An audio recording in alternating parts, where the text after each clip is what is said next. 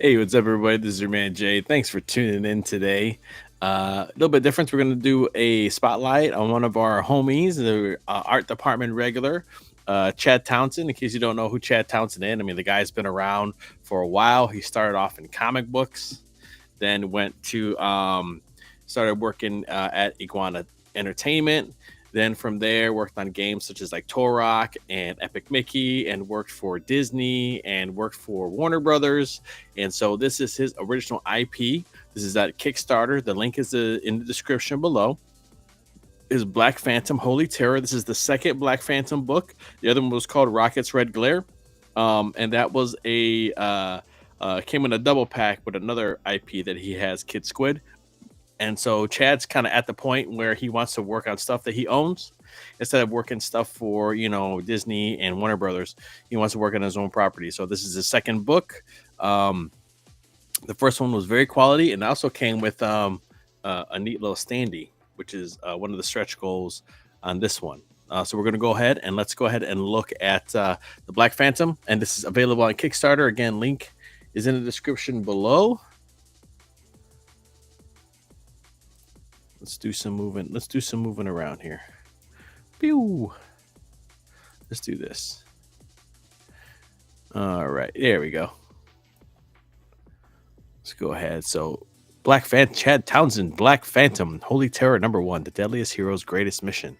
The world's fate hangs in the balance. So this is the main character, Black Phantom. This is his sidekick, Gremlin, which makes his appearance in this book. Black Phantom is a living dead man who's kept alive by a mystical key that's around his neck.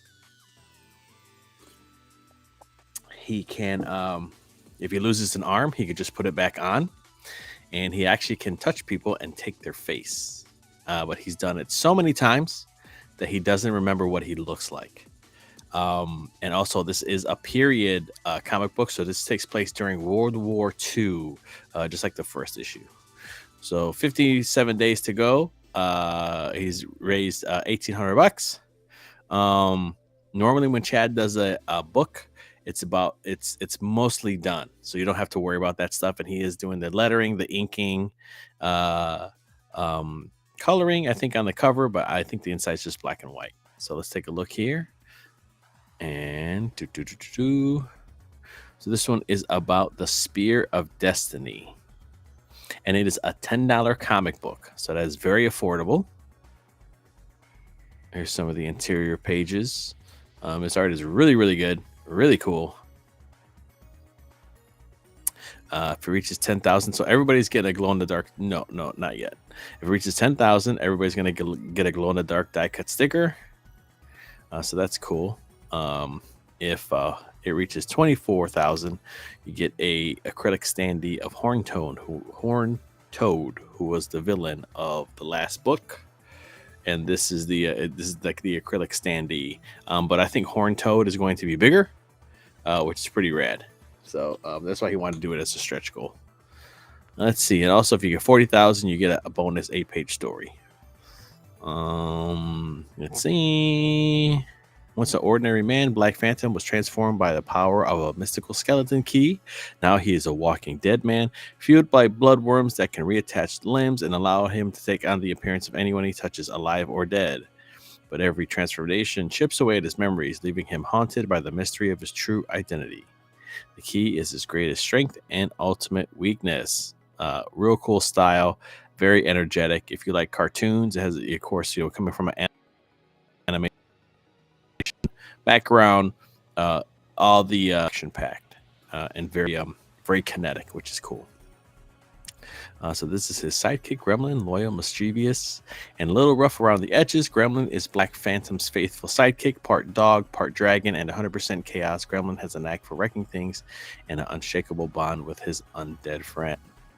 Yeah, let's see. You get a holochrome cover.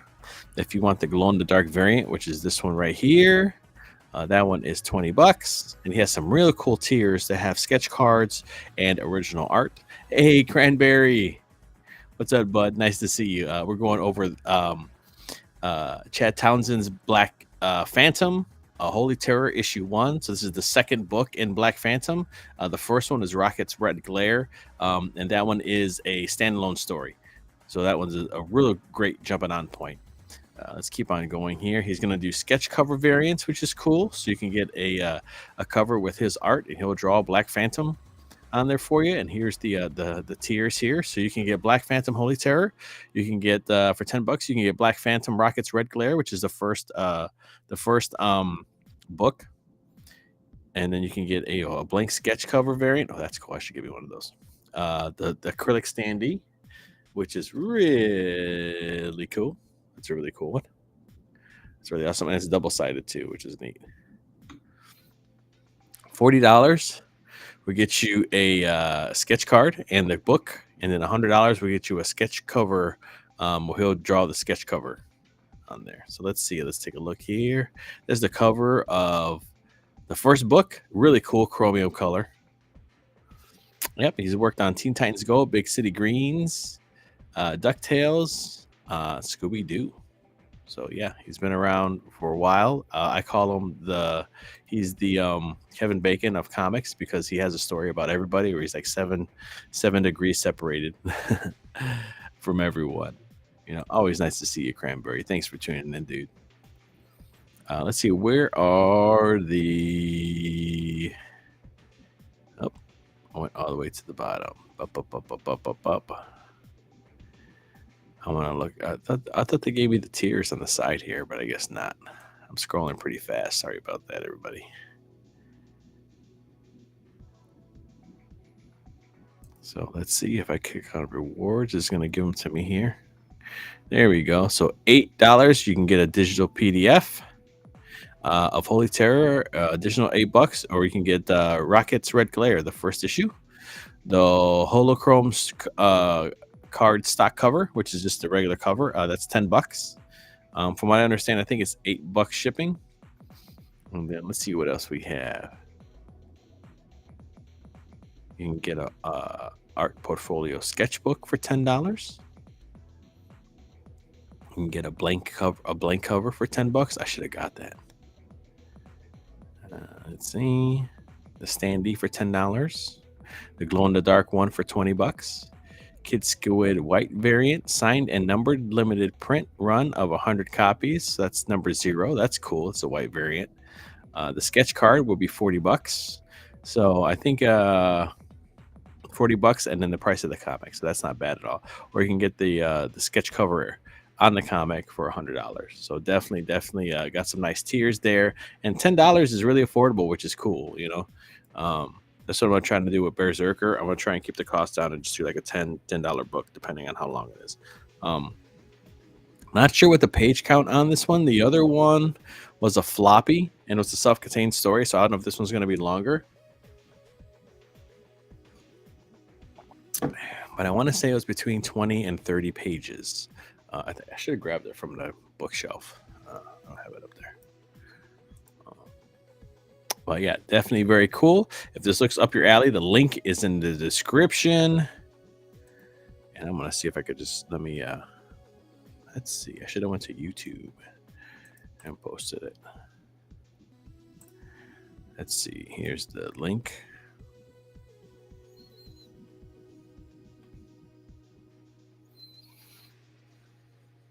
Did it work? Did it show up? There it is. I think. Yes. So links in the description, and it's also in the chat as well. Definitely go check that out. $10 is nothing to sneeze at for a book. That's a good price. Especially for something that's independent. That's really cool. So definitely go check that out. $10 Kickstarter. Link is in the description below.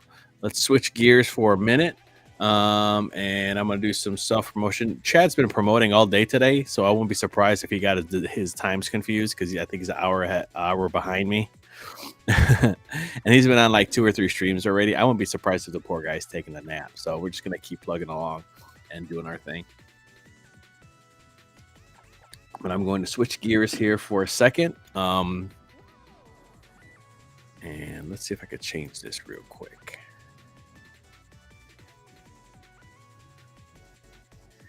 MightyBotStudio.com. That's where all my stuff is. Where you can read the Berserker Ashcan on Webtoons for free. You can purchase the 2nd edition Ashcan for $8 plus shipping, and that goes worldwide. You can go check out my Ko-Fi. You can check out here on YouTube, but you're already here. So if you're already here or you're on Twitter, make sure you check me out at YouTube. Everything is MightyBot Studio. There's no S at the end. Give us a follow, give us a like. By us, I mean me. So also what I'm also doing is I'm doing commissions. And let me see what the pricing was. I think I was doing $40 inked, $25 just blue or red line, and I was doing doodles. Well, not doodles, but actual pictures. There's a guy who kind of in the same circles, John Douglas, who's having some issues. His kiddo's having some issues, and they had to go to the hospital, and they didn't plan on being there that long, but it's turning into a big issue, so they want to offset some costs. So if you let me find him here. If you want to help him out, you can DM him, John A. Douglas. Let me find him here. And you could DM him and he'll give you the link to his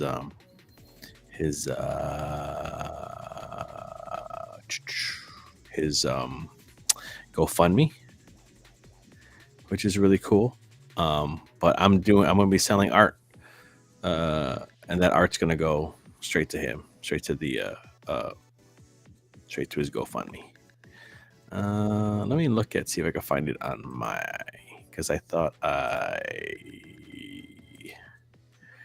retweeted that. Let's say yes, John Douglas. Here he is, John A. Douglas.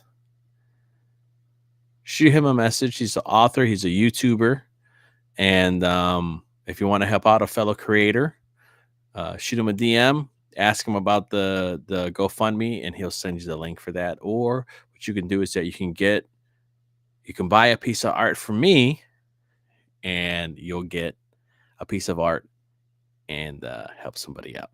So just wanted to put that out there. Let's do here.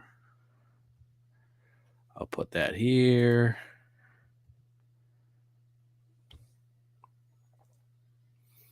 Was the music not going to link? Oh, this one went. Let's get this going. I uploaded a 40-minute song, so let's see if it's actually 40 minutes on Restream.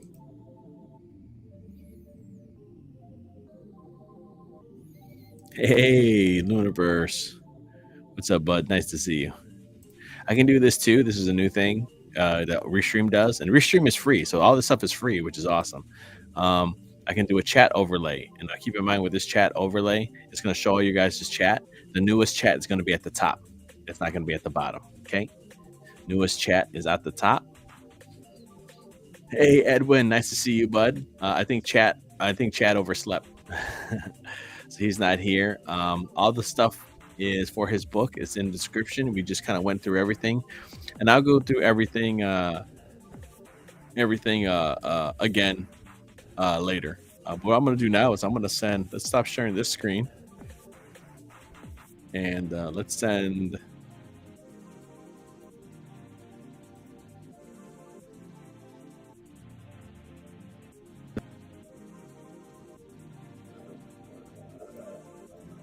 Paste. That's it.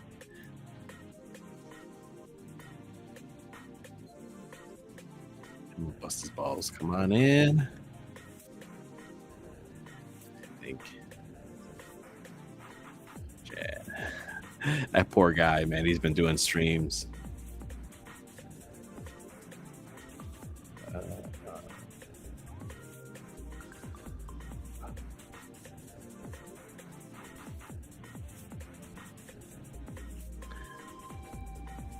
Wherever you're watching, hit the like, hit the subscribe button. If you're watching on Twitter, go check out the YouTube at MightyBot Studio. Like and subscribe for more art stuff here. I'm gonna get started here. I'm actually drawing some Black Phantom, and I'm doing digital, just so I can kind of tweak out some of the things I need to tweak out. Let me know if the music is too loud.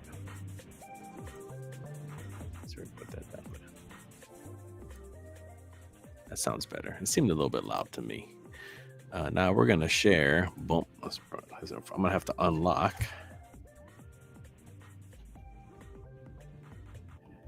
the iPad. Open up Procreate.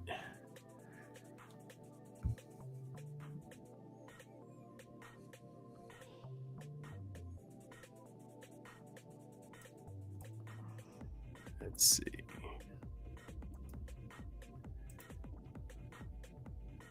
Cancel.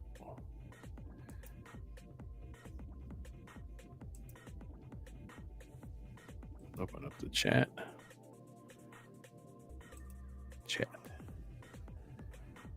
All right. Chadwick passed out. I don't know, man. Yeah, no, he's not here. So he might be thinking, maybe he was thinking 9:30 his time, because I'm an hour ahead of him. I'm on the East Coast, and he's Central time. That guy's been streaming like crazy. I know he was chatting with Devil Flyer. Hell, they might even be still streaming. Freaking, Devil Flyer goes, man. I'm curious. I'm gonna check.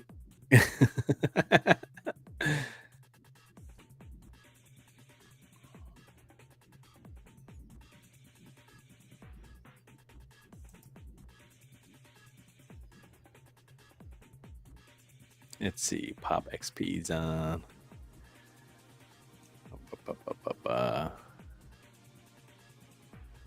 Oh no. Okay, they stopped 2 hours ago. About to say, you know how he does, man. You know how Devil Flyer once he gets going.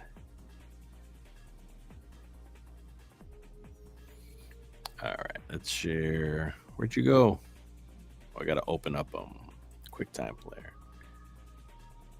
I did send the link to the group chat, like always. So feel free to hop on in, fellas. I know I am starting a little bit early. You know, sometimes it's rough to start at 10 o'clock. Where are you at? We're doing. I gotta open up QuickTime.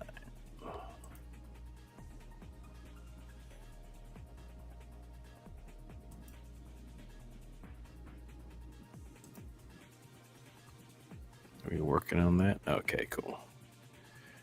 The stream.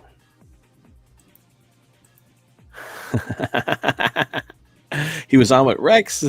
They had their tapioca and fall asleep watching Columbo. Yeah, I don't know. Talking about John Buscema. There's John Buscema.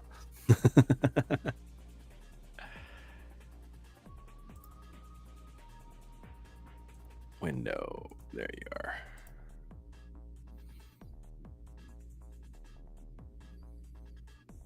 We're gonna work on some stuff here.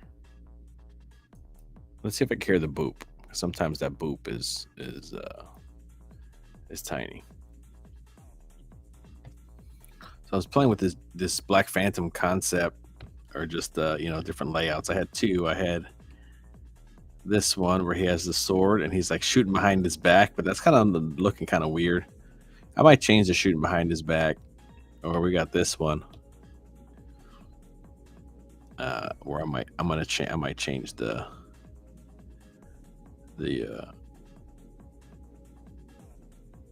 pose of this hand. I might put a gun in this other hand. So that's the nice thing about digital. I just copy and you know.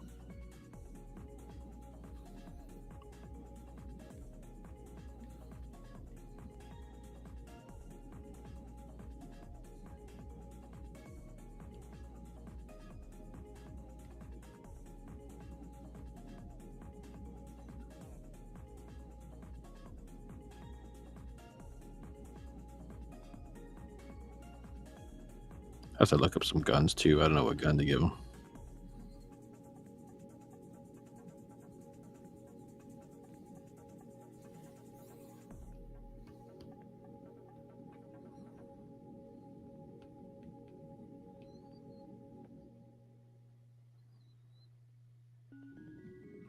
Yeah, Fraggot show's awesome, and I'm glad he's streaming again, dude.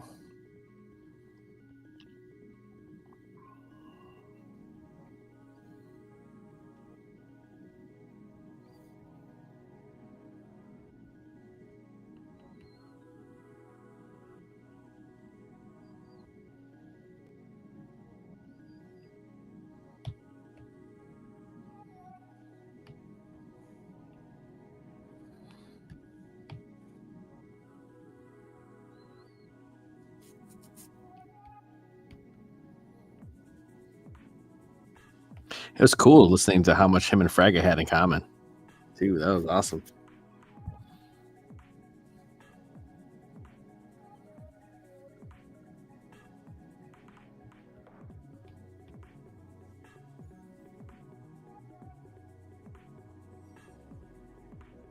Yeah, you know what? I was like, I was trying to get the mask right, and I was like, you know what, man? I'm just gonna cartoon it up, and I'm just gonna draw the face, and then just kind of, I'm just gonna draw the face on the mask.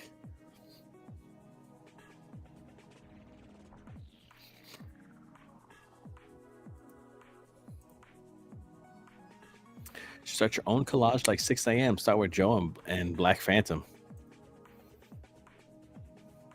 Long rifle or blunderbuss? Well, I don't know. It's World War II. It's a World War II, and I really wanted him shooting out of behind his back. So let me look up. Let's get some photo reference. WW2 guns. Or let's do pistols. Because it would be like 1911. Would be like the gun.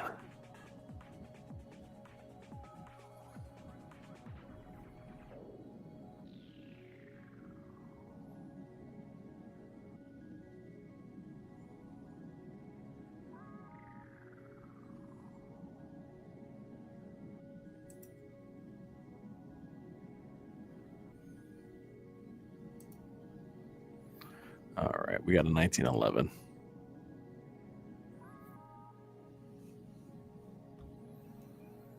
Let me rough this out real quick, and then I'll look at the chat.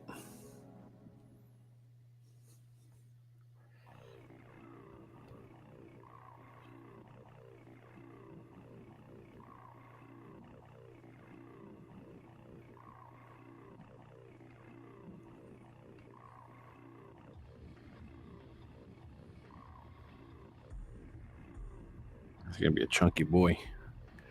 Chunky boy.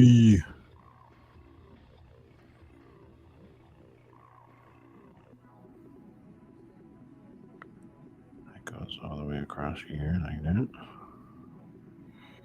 This is gonna go like that.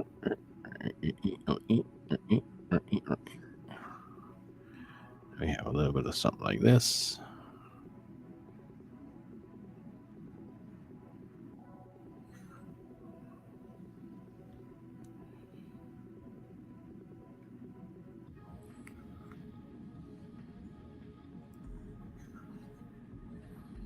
Yeah, I'm just listening to my kiddo cough, man. Poor girl.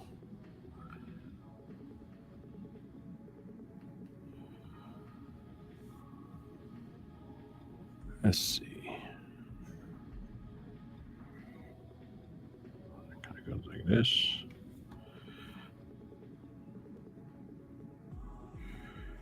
I think this.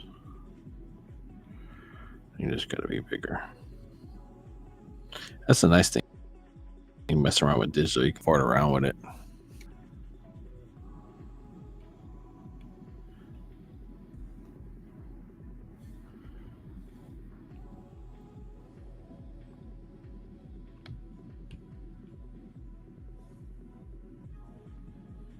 Or I could just throw it in there and just freaking like, oh, what's the gun look like? Oh, let me just trace that real quick and kind of get the bones and then expand upon it in your own style. That's kind of the nice thing that you could do with it too.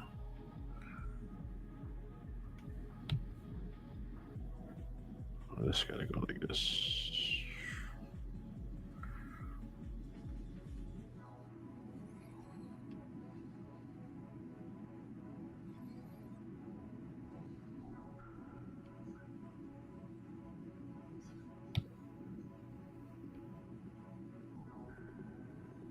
This card's really fat.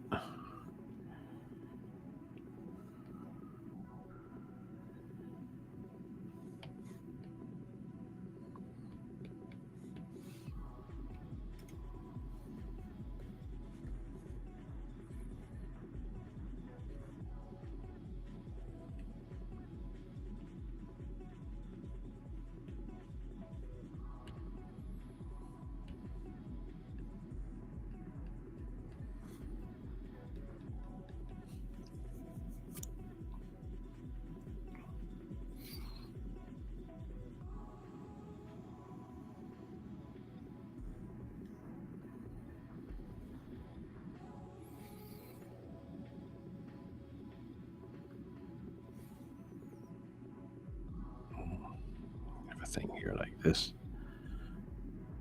This goes like this.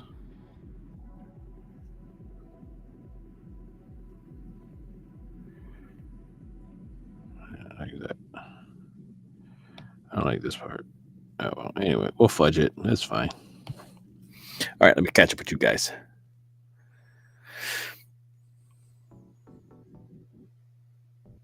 Let's see. He needs a Thompson, yeah. 45, yeah.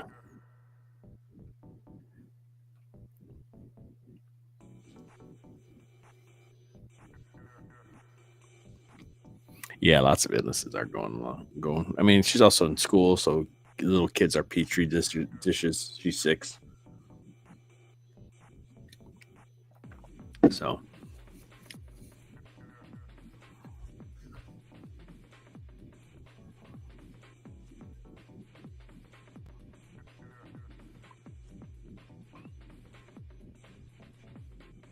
I'm really tempted to just freaking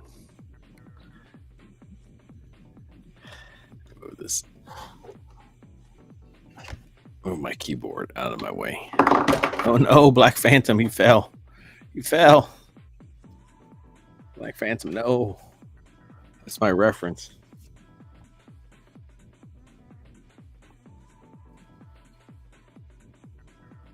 This is weird. This arm, this back arm. I just can't. It's just not. It's just not. It's like it's coming out of his back. I got to work on that. I still have everything. The first line art, this is a copy. So we're okay. This is a copy of the layer. This is the experimental copy.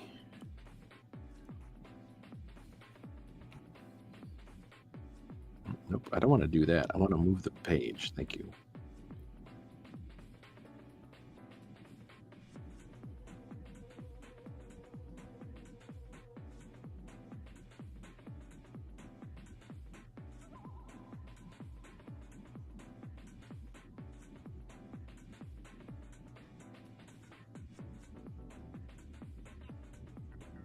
Okay, we'll come back to this one. We'll come back to this. Let's do. We're going to do another duplicate.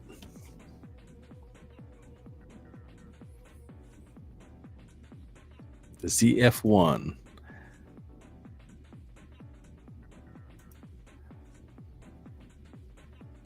Oh, I could look that up. Yeah, I was trying to get that closer to his body. I'll come back to that one. To be honest, it probably would be like how it is right here. How it is right here is showing up. How it is right here is probably it. To be honest. But this one we're gonna, let's see.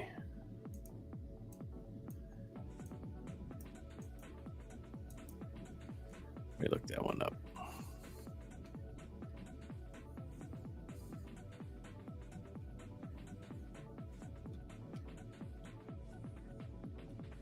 Oh. I don't think that counts.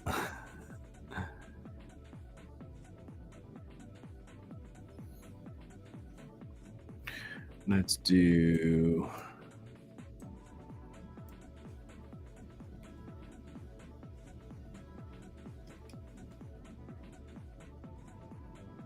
Thompson, World War II.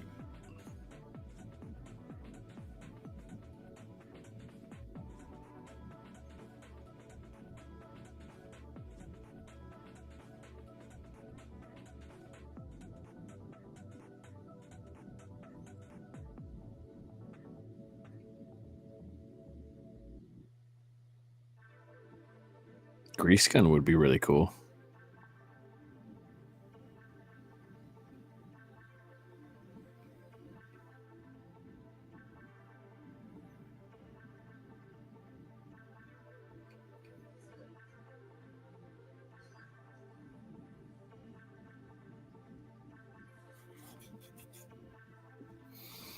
Let's try that. Let's see. Where is.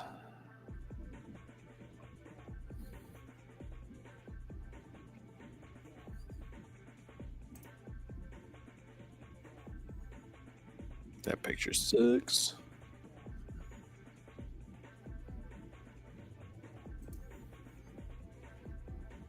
There's a lot of bits and bobs on it.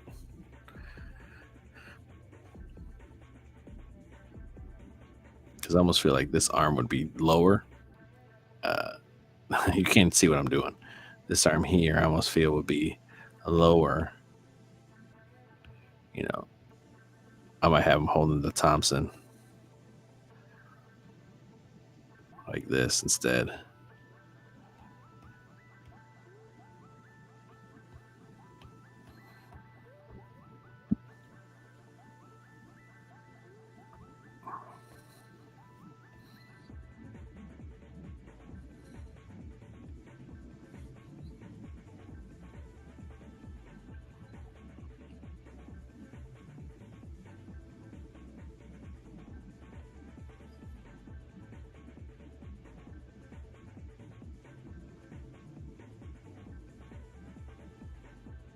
Probably would be longer though, and I'll probably have to bump them back some.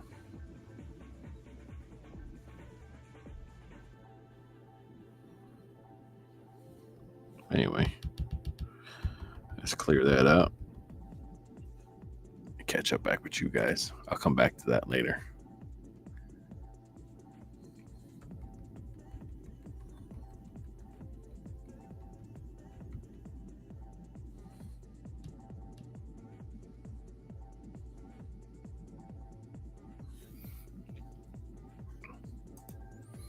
World War II.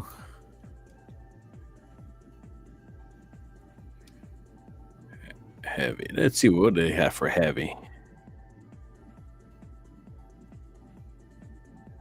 Heavy machine guns, man.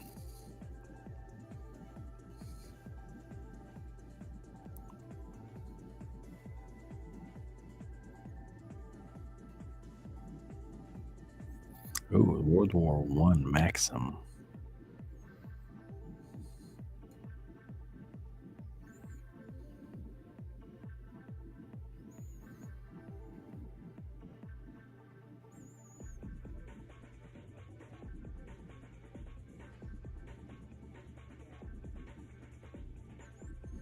Lewis would be cool.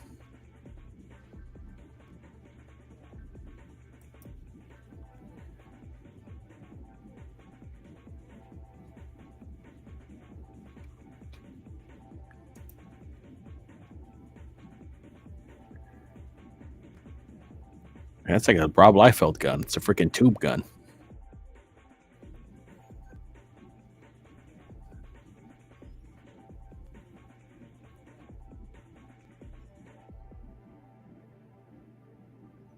It is pretty rad.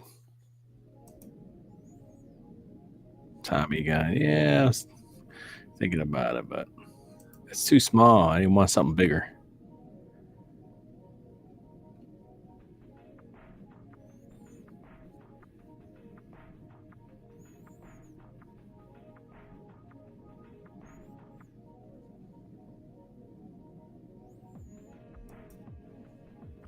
But the Germans had a cool one.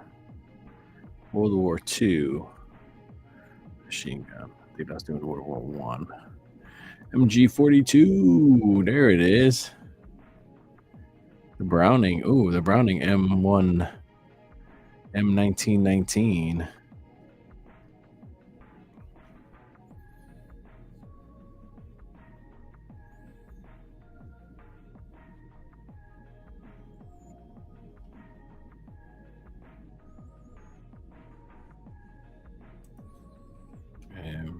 MG42. This one got a lot of bits and bobs on it.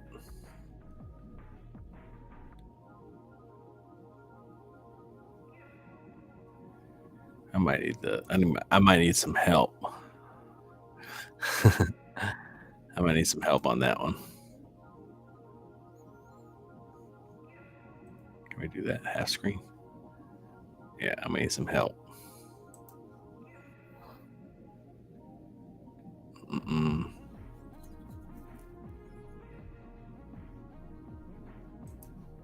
Can I do these? There we go. Yeah, I might need some help, quote unquote.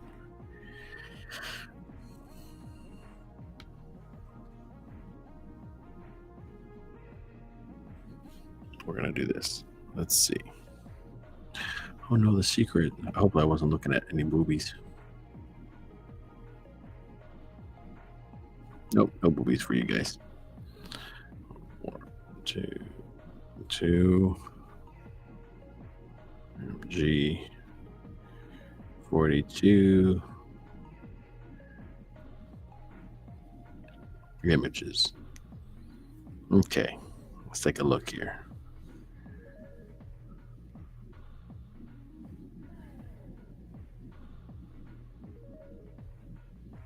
That's a cool one. I like the way that one looks.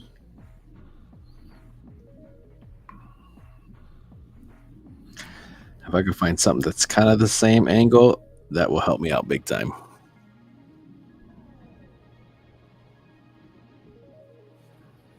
Just because like the proportions and stuff, I'll be here forever.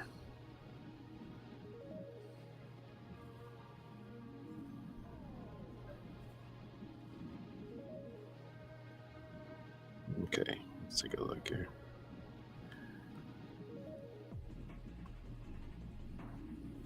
I want the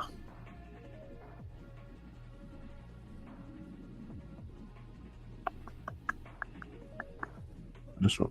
This one might be good.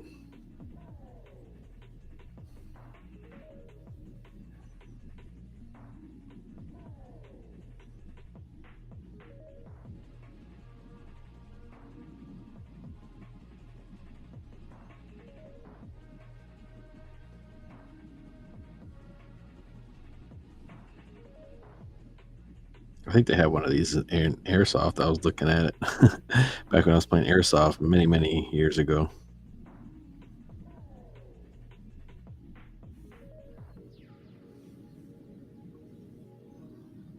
Hmm.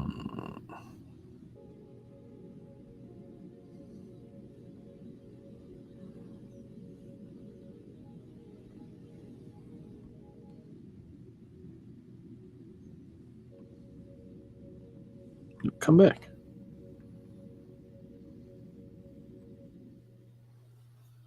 Where the hell they go?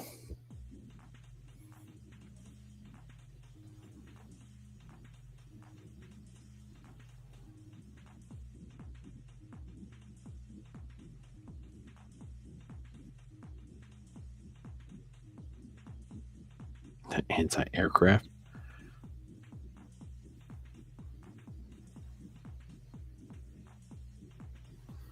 Okay.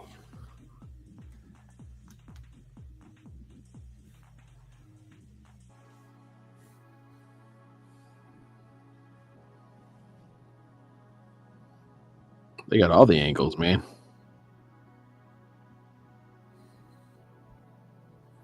Save that to photos.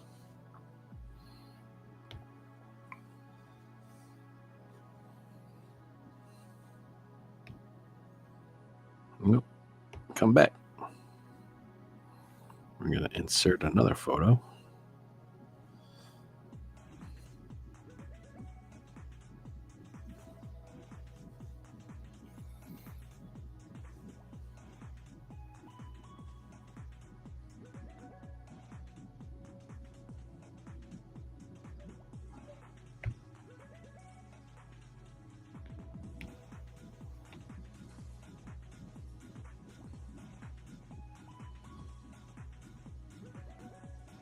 We're going to have more room now.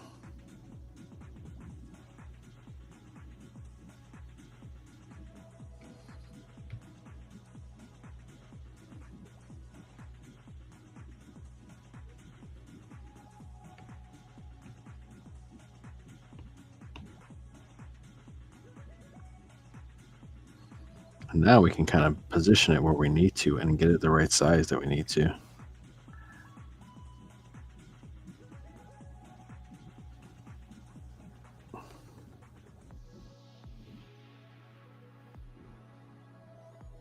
Yeah, a little bigger maybe.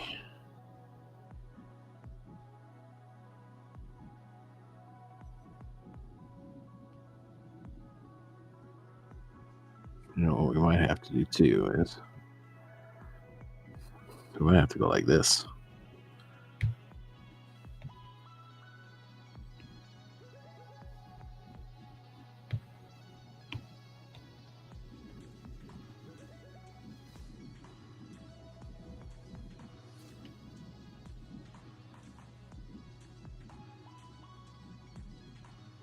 As dynamic as I wanted it.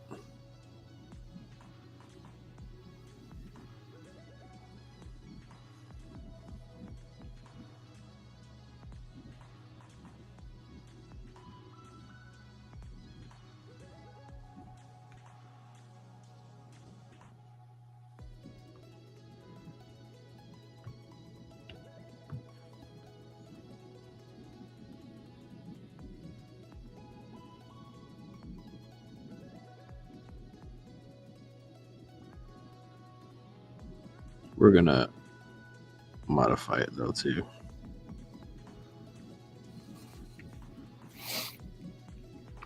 Yeah, right. Not too bad. Not too bad. Let's see. Let's do that half screen. What about this? What about that? I don't like that. Too damn close. I don't like it. All right, there we go. Anyway, I'll be down here. I'll be down here. I'll be down here.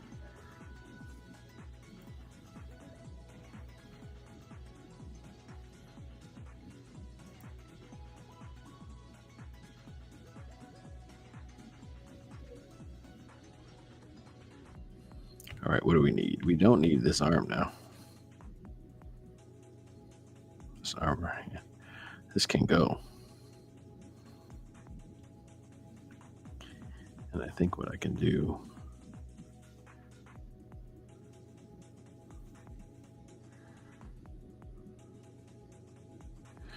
I wonder if we can do, let's duplicate that.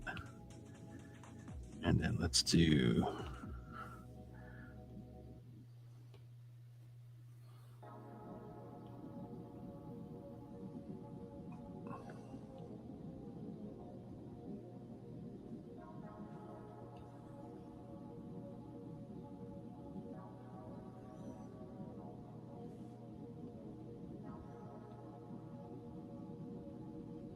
let's try that.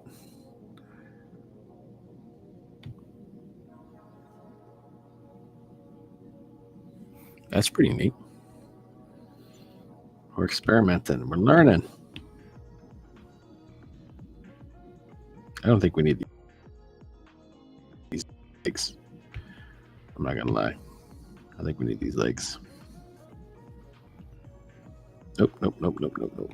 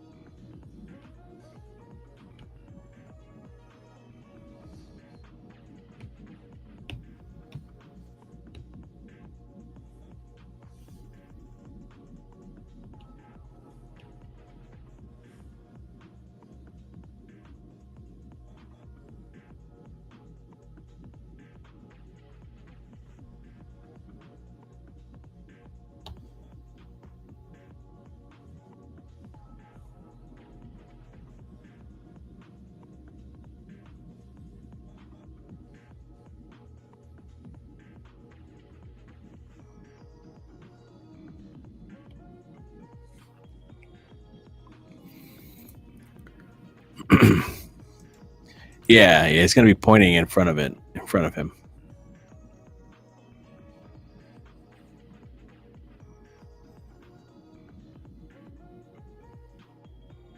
Yeah, it's going to be pointing in front of him. Man, from all the 3D sculpting I did miss drawing, I found it somehow easier. It sounds like it.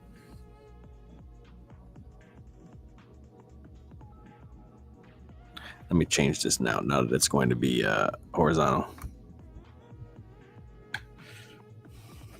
I'm going to rotate my pad thing now. And it should rotate on the screen. Yeah, and then you can be able to see it better. There we go.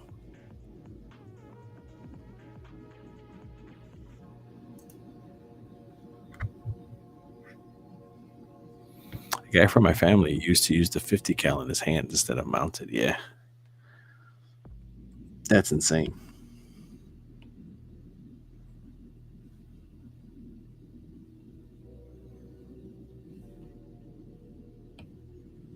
Let's get rid of this. I want to give like a cool handle on here. So this angle here is going to change now.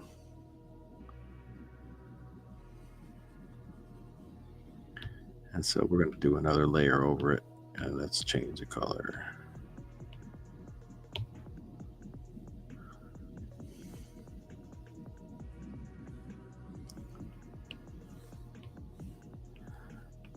It's going to be like this now.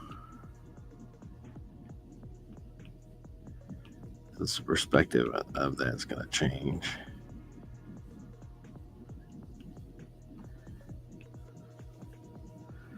This might have to come down some. The nice thing is like doing stuff like this is you kind of doing digital, you're kind of sculpting. You can kind of sculpt which, where you need stuff, which is cool.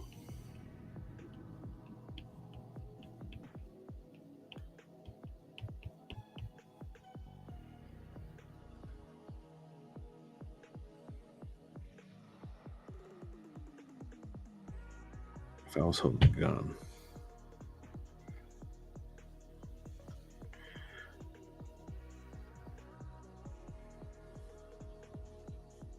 Might maybe be down here. And then let's try that.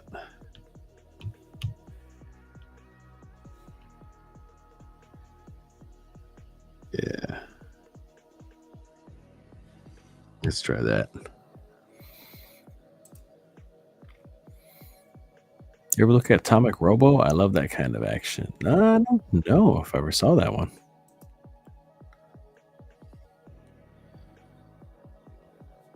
We're gonna play with it. We're gonna do heavy. We're gonna do heavy machine gun, fucking Black Phantom.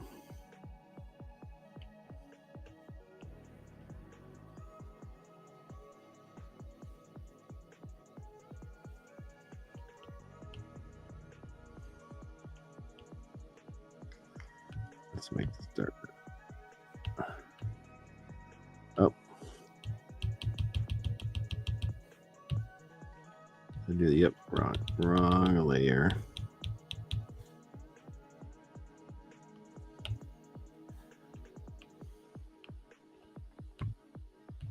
Yep, wrong layer. Okay. This here. I want to make this lighter. Okay, and then this one, we don't need that one anymore. Yeah, I think something like this. Hold on.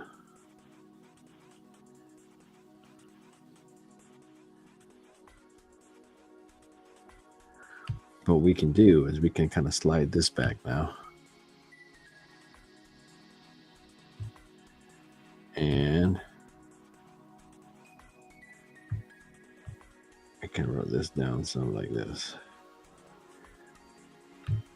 And so we got just a general idea of like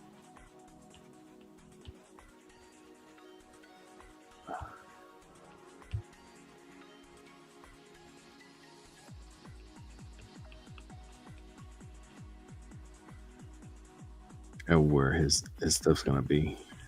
No. I want to do a cool let's do a cool handle coming off the side. And then now we're gonna do another.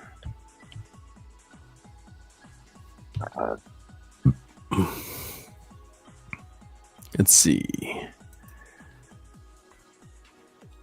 Yeah, I find it simpler for me, but it's just me probably because I get overwhelmed with other tools. Yeah.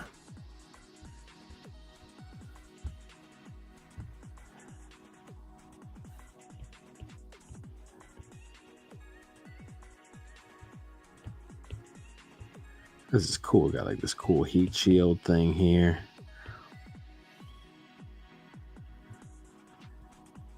I'm not gonna worry about this. I'm just gonna go straight across. And you have all these heat sinks. This might be cool.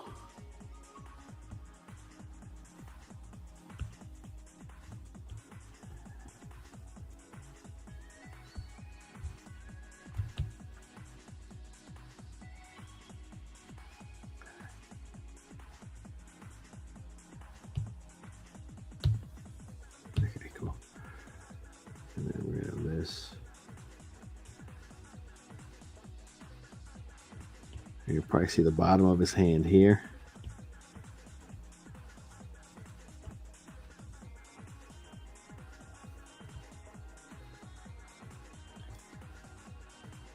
I'm not sure exactly what this is.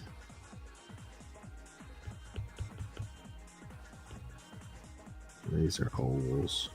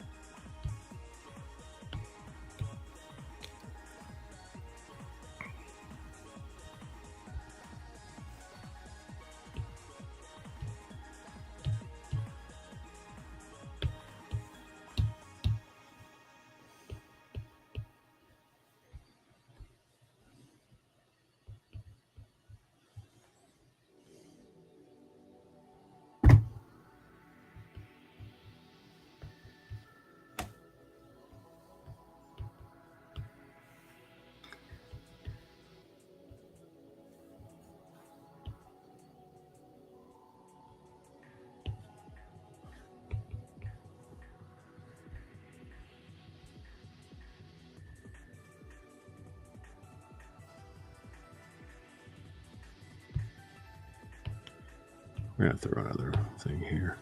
He has his. Let's see.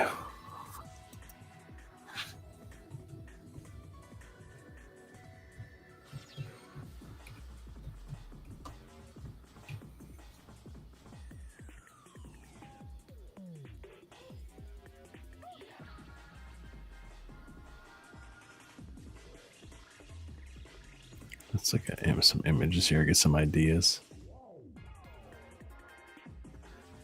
If they had any type of stuff like that.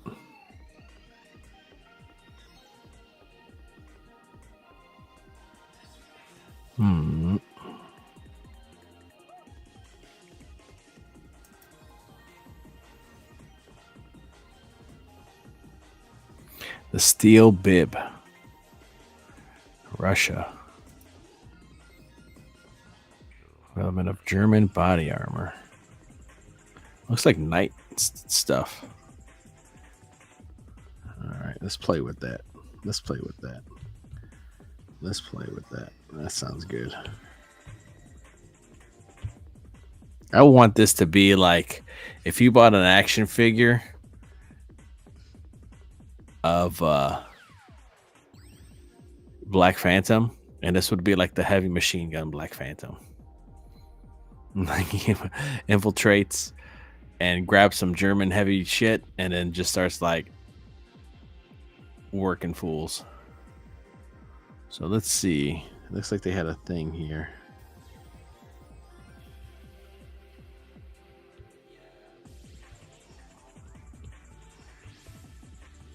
And they had little what you call it, like this. Looks like it came in like multiple things here.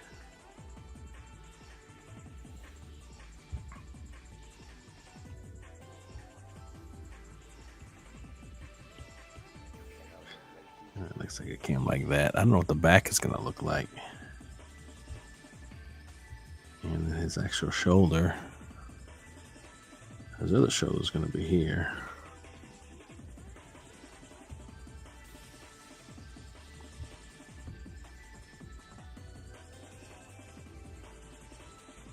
And then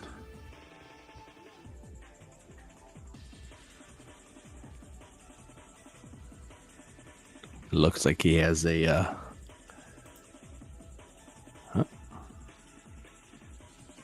oh, we got a homie in the back. We're gonna bring him out. If he'll let me. Hey, I thought you meant Eastern time. Eastern Standard Time. I think it's like 10:30 Eastern time, but I was like, you know what, man? You've been streaming all the time. Like, I thought maybe you just took a nap, man, and went to bed.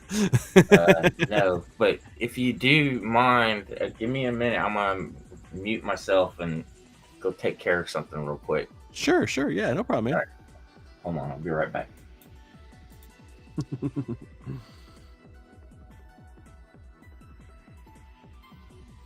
I think we'll do. What's a good? I think you should have a big old backpack.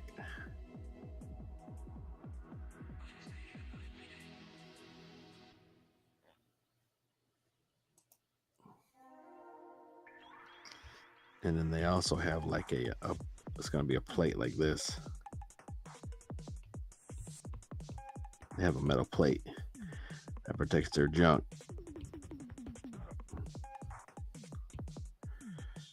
And then they also have like, I said, this is gonna.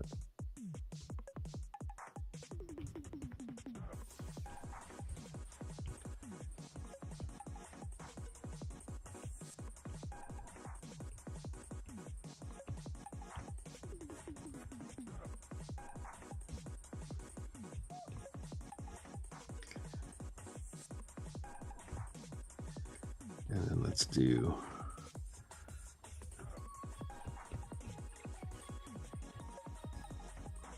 Let's add a pouch here.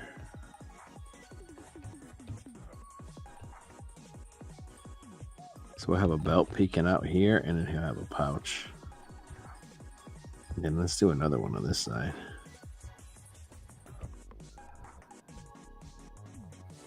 And then I'm going to take liberties, and we're going to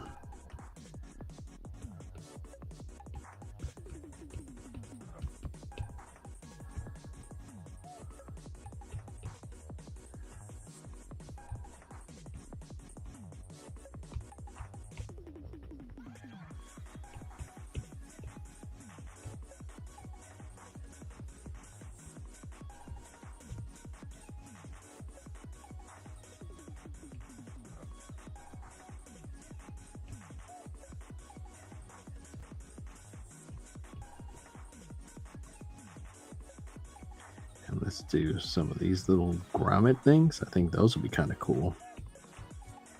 A neat design.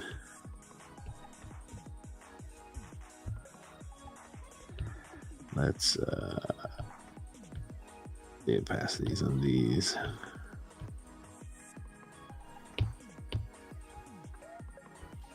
All right, I'm back. All right. Man, look at that. Yeah, I was like looking for a heavy machine gun, and then it was what if he like was wearing like heavy machine gun like stuff? So then I came across like prototype German body armor. And I was like, okay. And then I guess like Russians were prototyping like a steel bib, and they have like this cool like helmet with like built-in goggles. And someone throw that on his head and see. I was thinking about like, okay, if it was like a heavy machine, if it was a GI Joe of Black Phantom, but it's like heavy gunner Black Phantom. Oh, nice. And I was like, oh, let's try that. That's up my alley. Which is cool. So I can just fuck around. This was the original one that I had though. Let's see. Let me hide all this stuff. And so this is the original one I was doing of his full body. And I just couldn't get that arm in his back to look like he was shooting behind. I wanted him to shoot behind his back, behind the back draw. Yeah, and then it came out. It was all right, but then we're gonna push it. And we're gonna mess around with it. That's what that's the idea. That's awesome. No, don't make it all one layer. So I already showed your book, but we could do it again. No, that's fine. I can wait. It's no problem. I'm just here, I'm just here hanging out. We always do on the art department, man. There's no plan or nothing. I got the link in the description. I went through everything. Dude, I appreciate that. I don't know how I got confused on the time or mixed up, or I just thought you said 10:30 Eastern, so I hopped in at 10:30 your time. Oh yeah, no, it was 9:30. But you've been streaming all day, dude. You've been streaming all week. You streamed on Frago on what was that yesterday, and you were with Devil Flyer with him for a course. That's like a 6-hour stream. Anytime you hang out with Devil Flyer, it becomes a whole event. Yeah, I'm trying to do it every day though. I just decided this. I know this campaign's not going to be as good as the last or my first campaign, but I figure if I get in every little bit counts. Mm-hmm. Do it every day. Why don't you think it's going to be as big, or why don't you think it's going to be as good? I just think people are a little tight right now. Well, maybe, but it's a $10 book. I mean, that's pretty affordable. That's what I was trying to shoot for, is make it something everybody can easily get in on and support. So we'll see. It's just not doing it like as well as I did first day on my first campaign. You see what I'm saying? Yeah. That is true, though. I think crowdfunding in general is slowing down. I don't think it's a fault of anybody. Right. I just think in general, I think crowdfunding is just slowing down. I think the market's saturated now. It's a good possibility. I'm even going to go so far as to try making TikTok videos now for it. Yeah, why not, dude? One thing I was looking into was using AI to clip stream and make like make shorts out of streams. Mm. I was looking at that. There's like a program, I can't remember what it's called, but it would like grab you, say, okay, I want, when we were discussing, let's say, okay, when we were just talking about Black Phantom, I want 10 clips of us discussing Black Phantom. And you can get super detailed, and it'll make like 10 shorts. And I think like, yeah, and you have like so many credits to play with for free, or you can play a monthly thing and just do, I think, just What as much is as you this want. magic you're talking about? Oh man, I can't remember what it's called, but everybody's freaking using it. Like all these big YouTube people use it, and it subtitles it for you too. What? Yeah. What is this wizardry?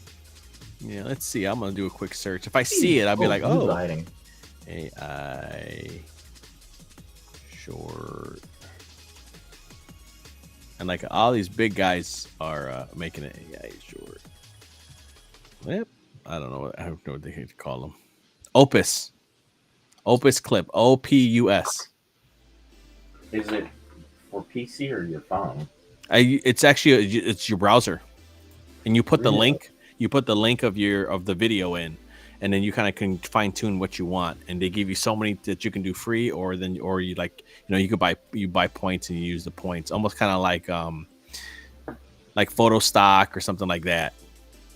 Opus clip. All right, I'll give it a shot. I tried it a few times, and I realized how much I say and I was like, I cannot do these highlights because I say and like all the time. Me too. And seeing like in freaking subtitles just makes me feel like an idiot. I'm like, this is dope. No, it's interesting because there's a video I saw just recently, a girl that publishes her books through Amazon Kindle. She was talking about how she utilizes TikTok to get sales for her book, and she has like 7 accounts that she makes one post a day on each of the accounts. Yeah, for her books, but she was saying she uses 4 pictures and text explaining about her book to sell it, and that's enough for her to generate income off of her TikTok. Wow. So she makes like $12,000 a month just from those vids, but she does it every day for 7 accounts. Jeez. I know. We're slacking, dude. I know. She's a lot younger too, so you can tell where her motivation is. She's like got the fire in her belly. Mm-hmm. So these dames, man, they got the drive. Let's see, this had like a weird like this looks Luniverse is like asking if she could join us. Luniverse. Yeah. What you working on, Luna?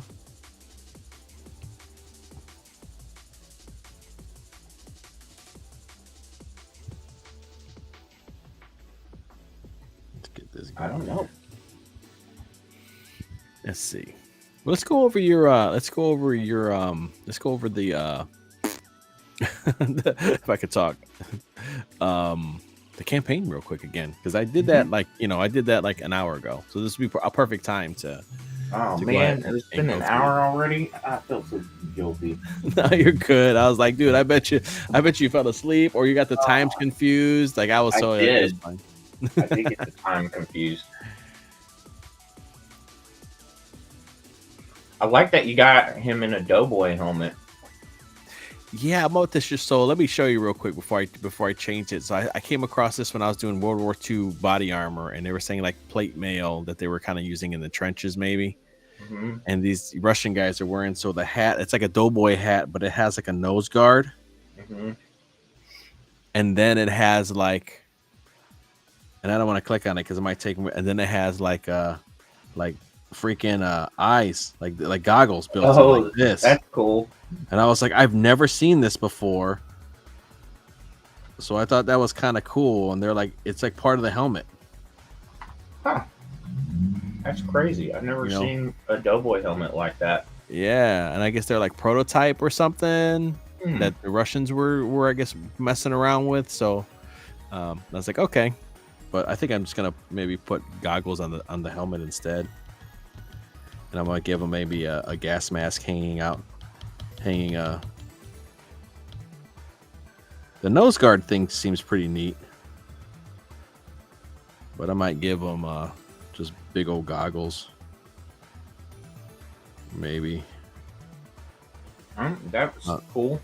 on the helmet. Like he infiltrates and steals some of their German stuff, and then just using all their crazy Hmm. heavy stuff against them. And maybe we'll put a Like a video game. The yeah, ammo, the ammo shoots all the same. Doesn't matter where it came from. yeah, something like that, and then like a gas mask maybe here.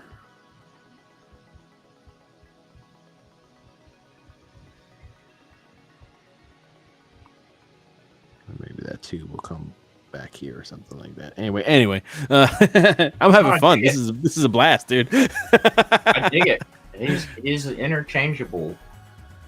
You could put other GI Joe's gear on him. Yeah, because I was listening to the you talking to Devil Flyer Hmm. and how I know you have like a World War I Hmm. kit and stuff like that. I think it'd be cool, since he's like an agent, if you gave him like different, not like varying outfits depending on the mission, would be super Yep, cool. Like that's what I'm. a camo, like a freaking jungle camo, Hmm. Black Phantom would be pretty freaking rad. Well, he's gonna get a different outfit change from issue 1 to 2. Okay. So you will find if you read issue 1 of Holy Terror, you'll find out why. Oh, that's cool. Yeah, I'm stoked. Mhm. I already backed it. Thank you. Already backed it. Link is in the description if you guys haven't checked it out already. Definitely check it out. $10 and it's $8 shipping in the US, dude. Chromium cover. Yep. For $40, you $40, you can get a head sketch. If you want a sketch cover, it's $100 to get a sketch cover. Hmm. Um, Man, like that's super cool. I gotta get me some blanks. I didn't know you had blanks on there. I The gotta get. shipping doesn't go up very much after you do your initial buy on the tier or pick your reward. Hmm. After that, the shipping is cheaper if you buy more items. Let me scoot this to the side so I can actually scroll. All right, let's go. Let's remove the overlay real quick so we could do that. There we go. So here we are on Kickstarter, Black Phantom Holy Terror. Hmm. The Deadliest Heroes Greatest. The Delicioso hero. My Alexa started talking to me. Oh shit! Now she's Mhm. gonna talk to me for sure because I said her name. Uh, the Deadliest Heroes Greatest Mission. Yeah, okay. Did read. I did read that right. If I could The read. Delius. Yeah, the ham sandwiches for everybody. Hey man, Hmm. that's not kosher. The world's fate hangs in the balance. This sounds great. I like the idea of the glow in the dark cover and the stretch goals with the sticker. But Chad, I'm gonna stop talking. I want you to explain, because if the It people sounds like are you already listening, pitched it. I'm just reading what's on here, dude. I It's know. super I easy. wrote it. So it's so easy. Hmm. Well, yeah. He's basically he goes on a hunt for the spirit destiny because a general took it and decided he's going to conquer the world. And every time, uh, it's kind of possessed. The spirit is kind of evil, depending on who has possession of it. Hmm. So basically, this general decides he wants to go after Russia after they won the war and try and conquer it. So he builds an army with the spear that pierced Christ Hmm. and raises like an army of the dead kind of thing. And Black Phantom goes after him.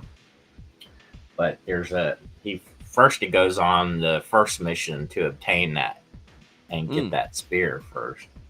So that page right there is from the first half of the book. nice. And how many pages are we looking at? 24, and I'm Okay. if it reaches a certain if I reach a certain um, amount, I'm gonna add an 8-page story to the book. But I wanted it to be quick and easy, and then if I do or if I finish it by June, the next book, part two will be ready before Christmas. Oh, nice. So it'll be shipped out. I hope to have it the next campaign started in July and then finished and shipped out for everybody by the end of the year. So 2 books this year. Yeah, that's awesome. That's a great goal to have, and I think it's feasible. I think the problem is sometimes people wait in between books too long, and then people don't stop Right. caring. You know, That's and what I'm trying to pass or subvert, because if I try to do a really thick book, I don't understand why I should be doing one campaign a year when I could keep them in front of people. yeah, Even if they don't buy it, like say issue 1, they could probably pick it up when 2 comes out. But at least they know I'm there hmm producing. yeah, you're fulfilling books, you're putting stuff out. Right.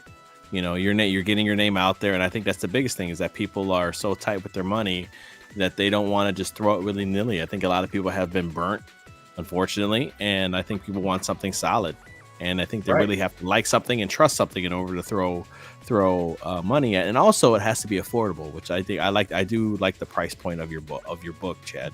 Um, I would like I'm to hoping. I would like to have Berserker a $10 book, too. I think that's a good Right. affordable book. I mean, I didn't have another book done to where I could package 2 books, and I know some people said, "Well, it was." I felt it was a really great deal what you had before. I'm like, that's true, but I don't have 2 books ready. But Yeah, next yeah. next time, But the goals catch to up tier work is on. nice too. They can Yep. get Rocket's Red Glare and this one. Yeah, I as think an it's an awesome add-on. catch up tier. Yeah. So if you missed it, yeah, grab it. Yeah, it's a cool one. Nice, short and sweet. And it was enough to I wanted more Black Phantom. I was like, oh, want more Black Phantom. That's good. Yeah, and I also wanted to do a special variant cover, which is hmm glow in the dark. That's cool. Yeah, that's It, awesome. The dark covers were always fun. right. But I figure the chromiums kind of bring in value as well. Yeah, it looks I, so good, man. Like the chromium it covers does. look so good.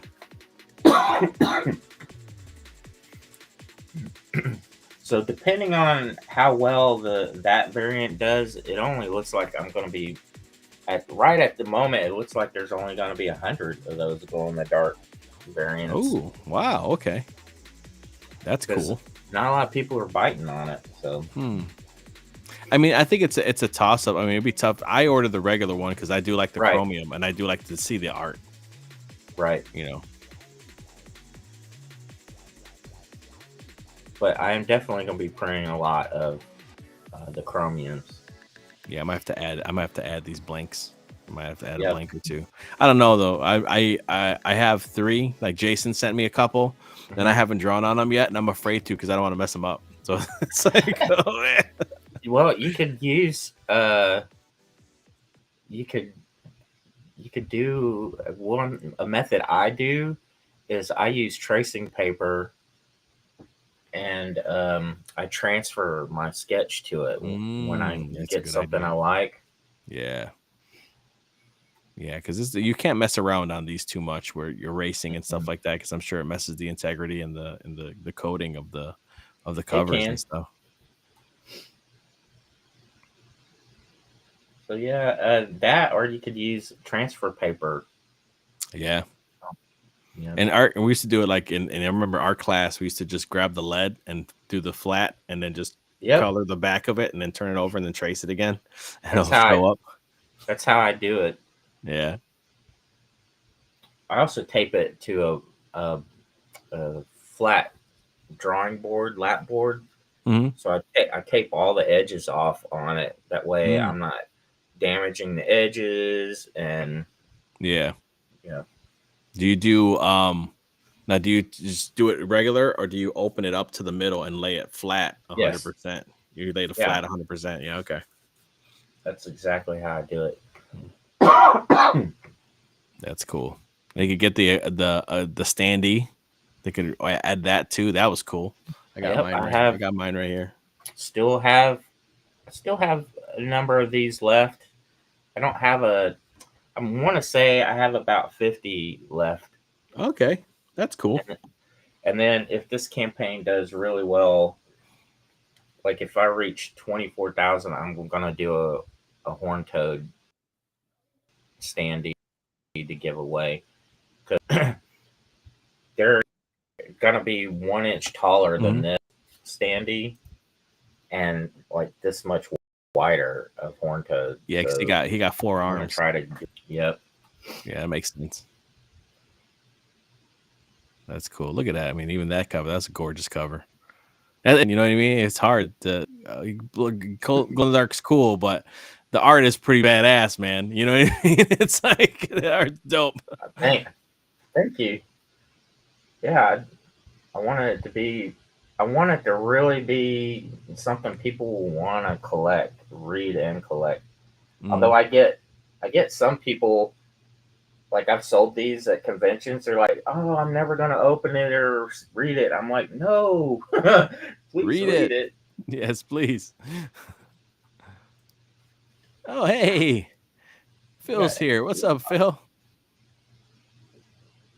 What's up, Philly Pop? Nice to see you, dude. Oh, my music stopped again. He didn't. He was going to have a stream tonight, but that didn't happen. Oh no! Well, let me know, Phil. You want the link, dude? I'll shoot you the link, dude. You can come on, hang out. We're not doing anything. We're just promoting Chad's awesome books, man. Yeah. Yeah, I would love to have you on. I met him at the at when I visited my folks in Chicago, and we shot the breeze and stuff. Super cool guy. Yeah, I've had Phil come to Texas and stay with me.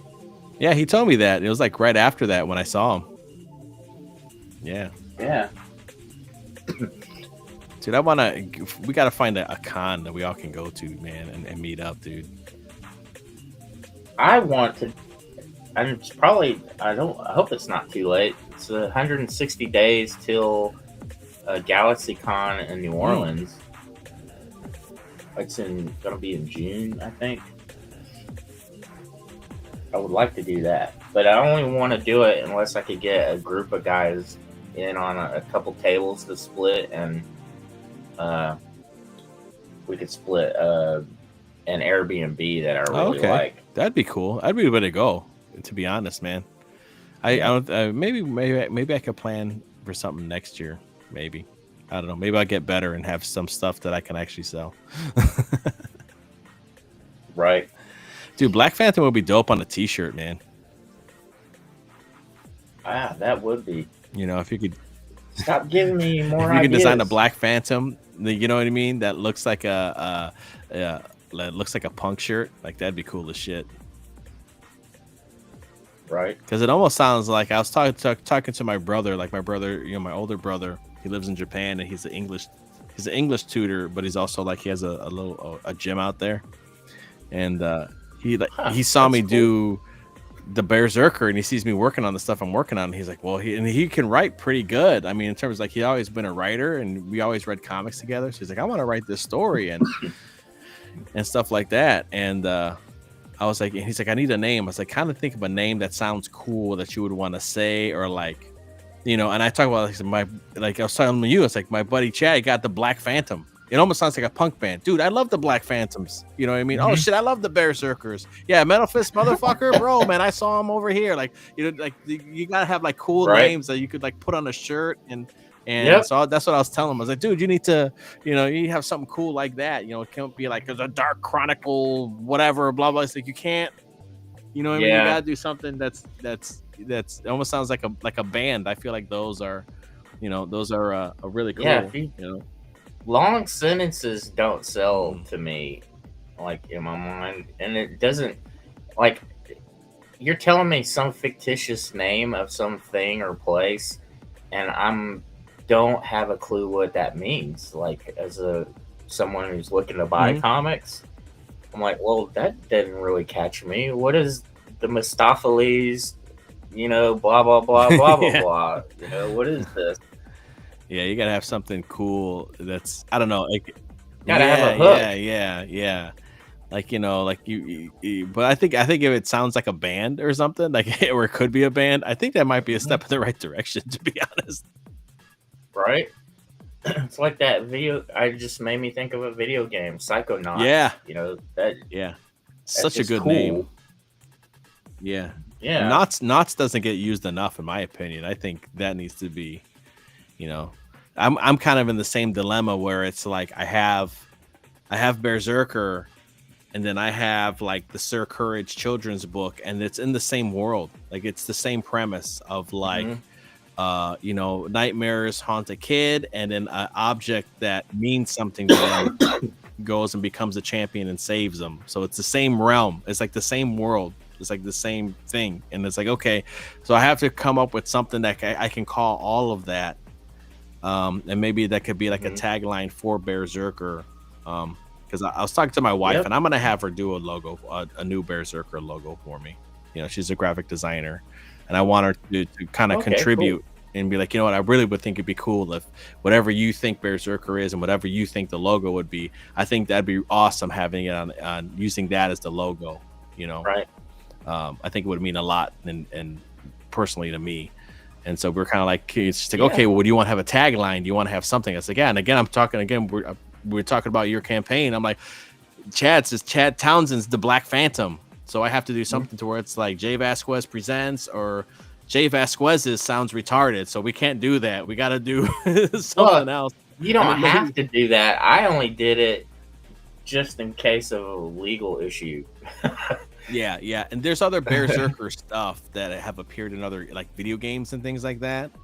No Right. comic, but there were like little game, like video game stuff in like 2000s, and it's so there's stuff that does exist. So I do want to put my name or something on there, so it doesn't get confused with any other stuff. Um, and so, but it's like okay, we got to come up with that and then put it in the logo and and stuff like that. So, but I was like, I like how you're like, okay, this is Right. your Black Phantom. It's like, all right, cool. You know, I did it just in yeah, it's a case. good call. It really.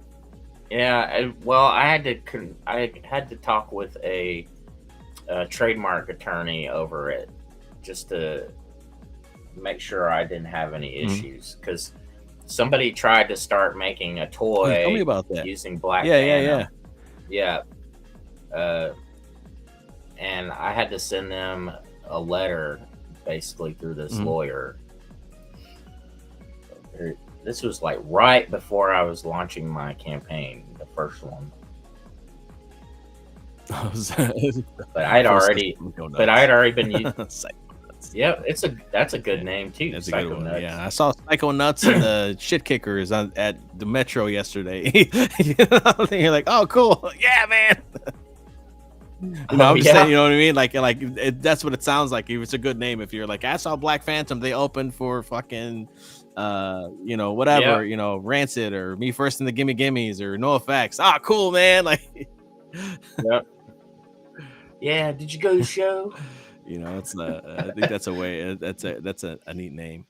You know, Yeah, even and the then I Lost chose. Pages, like you know what it is when you hear the Lost Pages. You're like, oh shit, man, that sounds interesting. Like it's mysterious. You want to, okay, what's it gonna be? It's a bunch of different stories. Oh, it's about this, and it comes from this book of this homeless dude who da da da da da. Ah, cool, man. Like, oh, I gotta read the Lost Pages, man. Like, oh shit, it Yeah, sounds cool. You gotta have something that sounds cool.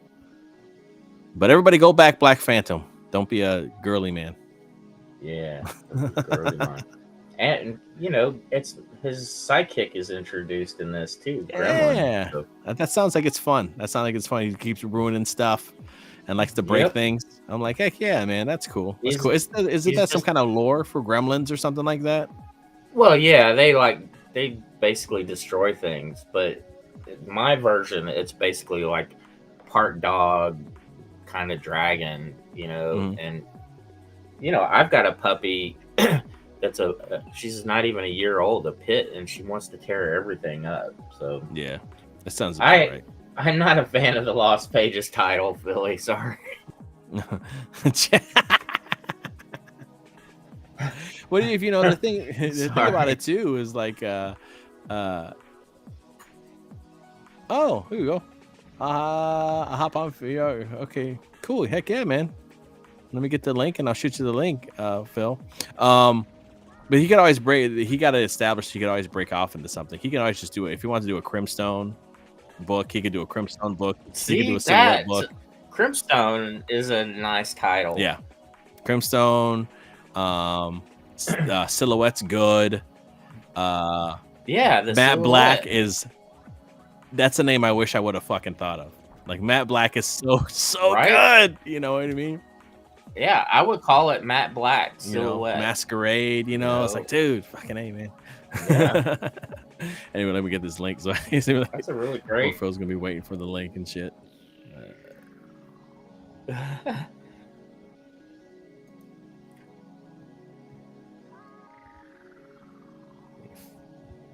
Find it if I can find him. Boop, boop, boop, boop. I'm gonna have to scroll back. It's been a minute since I messaged the guy. There it is. I hope you don't mind Yep. restream. I've been enjoying it. It's been working great. I think it's fine. I just discovered that you can stream on X without restream and have as many people as you want. I Oh, think. okay. Yeah, that's that spaces or whatever. Yep, you could do spaces with video. Cool. I'm gonna start sharing my art. Did you want to share anything else, Chad? Did you want to share any art or any screens or anything like No, that? I'm fine just shooting the breeze. I might doodle while talking with you. Cool. Let me. I might go I'm out here in a still second. I'm still Give me a second. finishing up just some lettering and that on the book, but it's all the line art's finished. Nice. Here, where's my thing? Oop.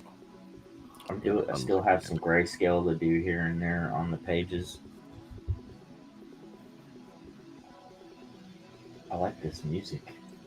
Yeah, this is I think it's System ST91. All this stuff sounds like PlayStation 1 music. It's really cool. Oh yeah. Yeah. It all sounds like this. All right, let's go. And My favorite PlayStation game is Battle Arena to Shinden. Hey Phil, what's up, dude? Oh, can you hear me? Yeah. Yes. What's up, boys? What's up? Fucking Billy's in the chat. What's up, Billy? Billy Basco. Billy Basco. Billy. It'll be. I tweeted this out and posted it up on my YouTube as well. Oh, thanks. Oh, thanks, man. Here. Yeah. Let me. Before I forget. Look at that guy. That's cool. Yeah, I was like, I'm gonna do a heavy gunner Black Phantom. That's awesome. So let's see if there's like a GI Joe. This would be the, and you would pull the ripcord on the back, and he'd like hold and vibrate. Cool. So I don't know. That might be something else. That might be too naughty. No, he'd have to come with the gun that you would have to have the pop caps that you would. Oh yeah. Remember those? I had the He-Man that would do that. You like turn the thing in his back and he would turn and it would pop it. Yeah. Was it the paper kind? That Yeah. Rolled. Man, No. I think it was the plastic. I think he had the plastic. I think. Man, I don't even know if you could get those anymore. Those little caps.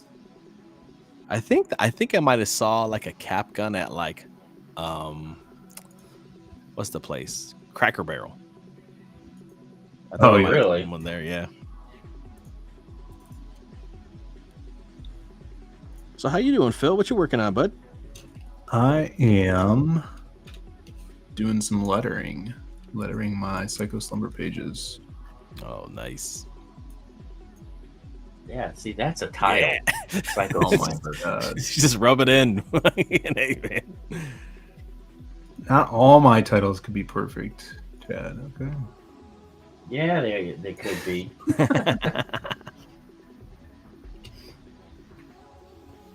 I remember I was on a stream with Chad and I was drawing cartoon stuff, and he was like, just not ripping my stuff apart, but he's like, no, you got to change that, and you need to do this, and you have a tangent there, and it's like, I was like, all right. Oh my goodness. So he could be brutal when he wants to, but I like it. I enjoy it. Billy says Ninja Gaiden 1 and 2 for Xbox is his favorite. See, I did not get into Xbox when it came out, so I don't have a favorite title on there. Yeah, my PlayStation 2 stopped working, so then I got an Xbox. Oh, really? The original Crackdown was great. Oh yeah, man. 2 was so disappointing, man. Yeah. And then 3, they did 3. Like, I didn't even know they did a third game. Yeah, I never played that one. I don't think anybody did, dude. That was like Terry Crews was the big promotional draw on that. I think at the time, Yeah. number 3. It took forever to come out too, and then I think they just like released it just to be like, okay, we put it out. Yeah. Don't tell anybody. Yeah, this is coming on cool. Oh, these bigger shoulder pads. Shoulder pads. Bigger shoulder pads. What's up, Cranberry Langers in the chat? Cranberry. Good to see you. Hey, Courtney. Nice to see you. Hello. Yeah, they just remastered. They did Ninja Gaiden 2 Black, and that looks sick. Right? People are like, video games are back. I really liked it on the NES when it came out. Ninja Gaiden. Yeah. Gaiden. One of those. It's tomato was what it was. I said Gaiden when I was a kid, too. but Gaiden sounds cool. Yeah, too. then the guy in the wizard was like, Ninja Gaiden, hi. And I was like, oh, that's how you say it. Holy shit. We never knew how you said it. They had to correct all us kids.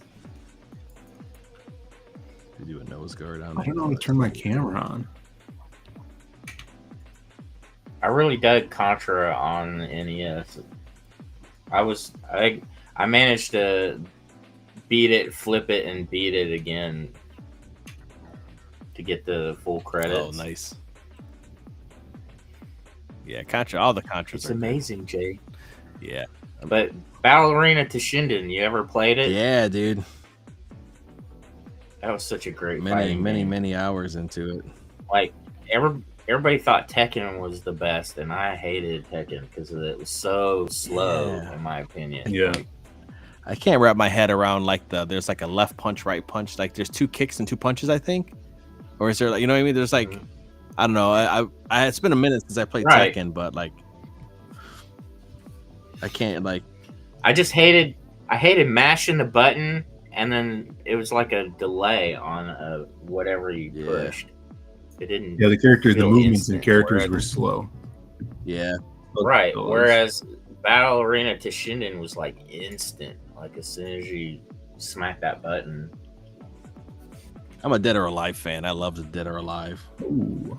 Like those are always cool. Billy said there is a new Gaiden with modern sprites. Yeah, they're doing a 2D one. Or they're making it.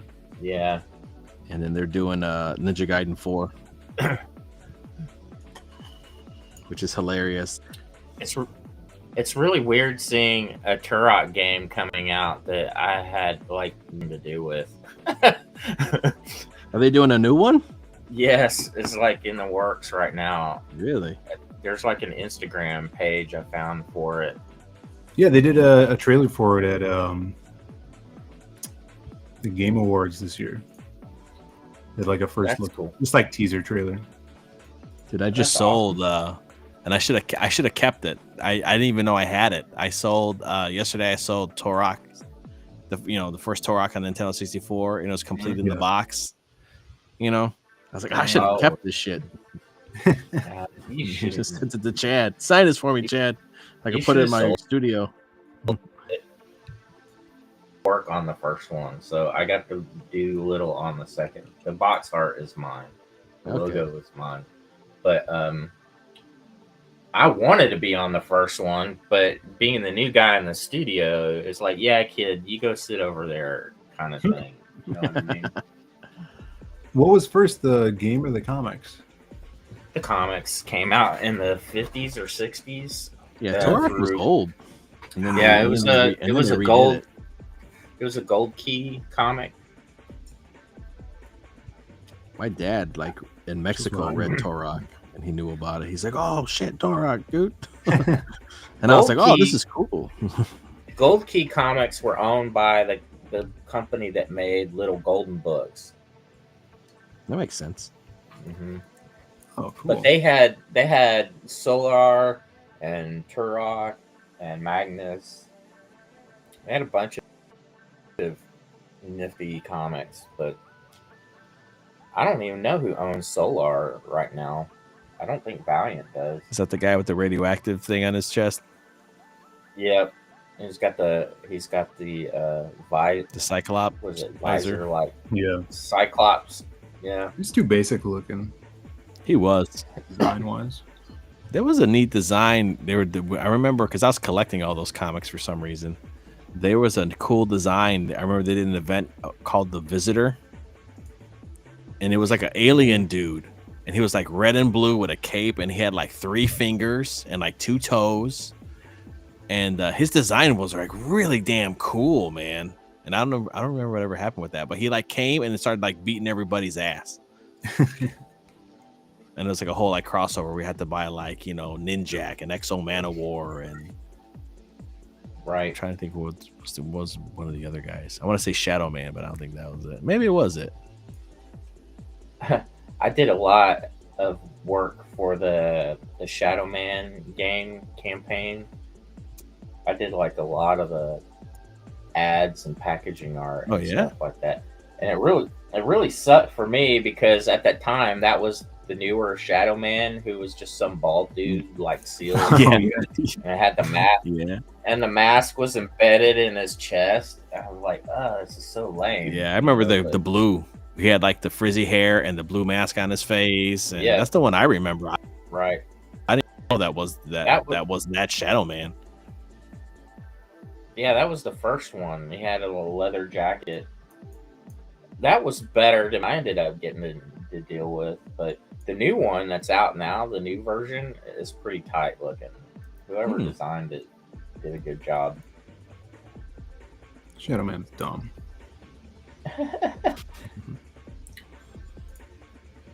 What else? He's always What else, dumb. Joey? Did you ever read any of those Valiant? Either of you? No. I think you would like Phil, Archer, and Armstrong. Is that the monkey? No, it's this big heavy set dude that's immortal, and his sidekick that looks like a kung fu fighter guy. Oh yeah. Yeah, it's kind of like an oddball Power Man and Iron Fist. I did read a later Valiant. I think is a spin-off character from Shadow Man, and it was this chick, Punk Mambo, and she was like female Constantine. She's British punk rock chick with a Okay. pink mohawk, and yeah, she's just like Constantine kind of voodoo stuff. Archer and Armstrong was drawn by Barry Windsor Smith. Oh, okay. Yeah. They gotta be Pretty good. Yeah, it was great. I remember they would lure you in with like artists, like cool artists, and then change them on you, and then you're just buying the book, thinking they'll come back, and they never do. You still do that. Yeah, that's true. Because I had like I bought Ninjak because Joe Quesada was on it, and then Bart Sears on Turok was awesome. Right. And then I think Bart Sears did Exo Manowar, a couple issues of that too, and I was like, yeah, this is the Brutes and Babes guy, like yeah. And then I just kept buying the book. I don't even know why. like after they changed the art and even like Turok, like they end up getting like his descendant or something becomes the new Turok, which is like some young kid and whatever. And I'm just like, I bought it for like 30 issues, and I don't know why. I should like stopped at like 10. Right. Yeah, I remember they would get now and then they would have like some really top tier artists, but I always thought the coloring was so terrible on the books because the method they used a watercolor method that looked like, I don't know how to explain it. Just never dug it. It wasn't digital? No, they used hand coloring Yeah. for a while. It looked chalky to me.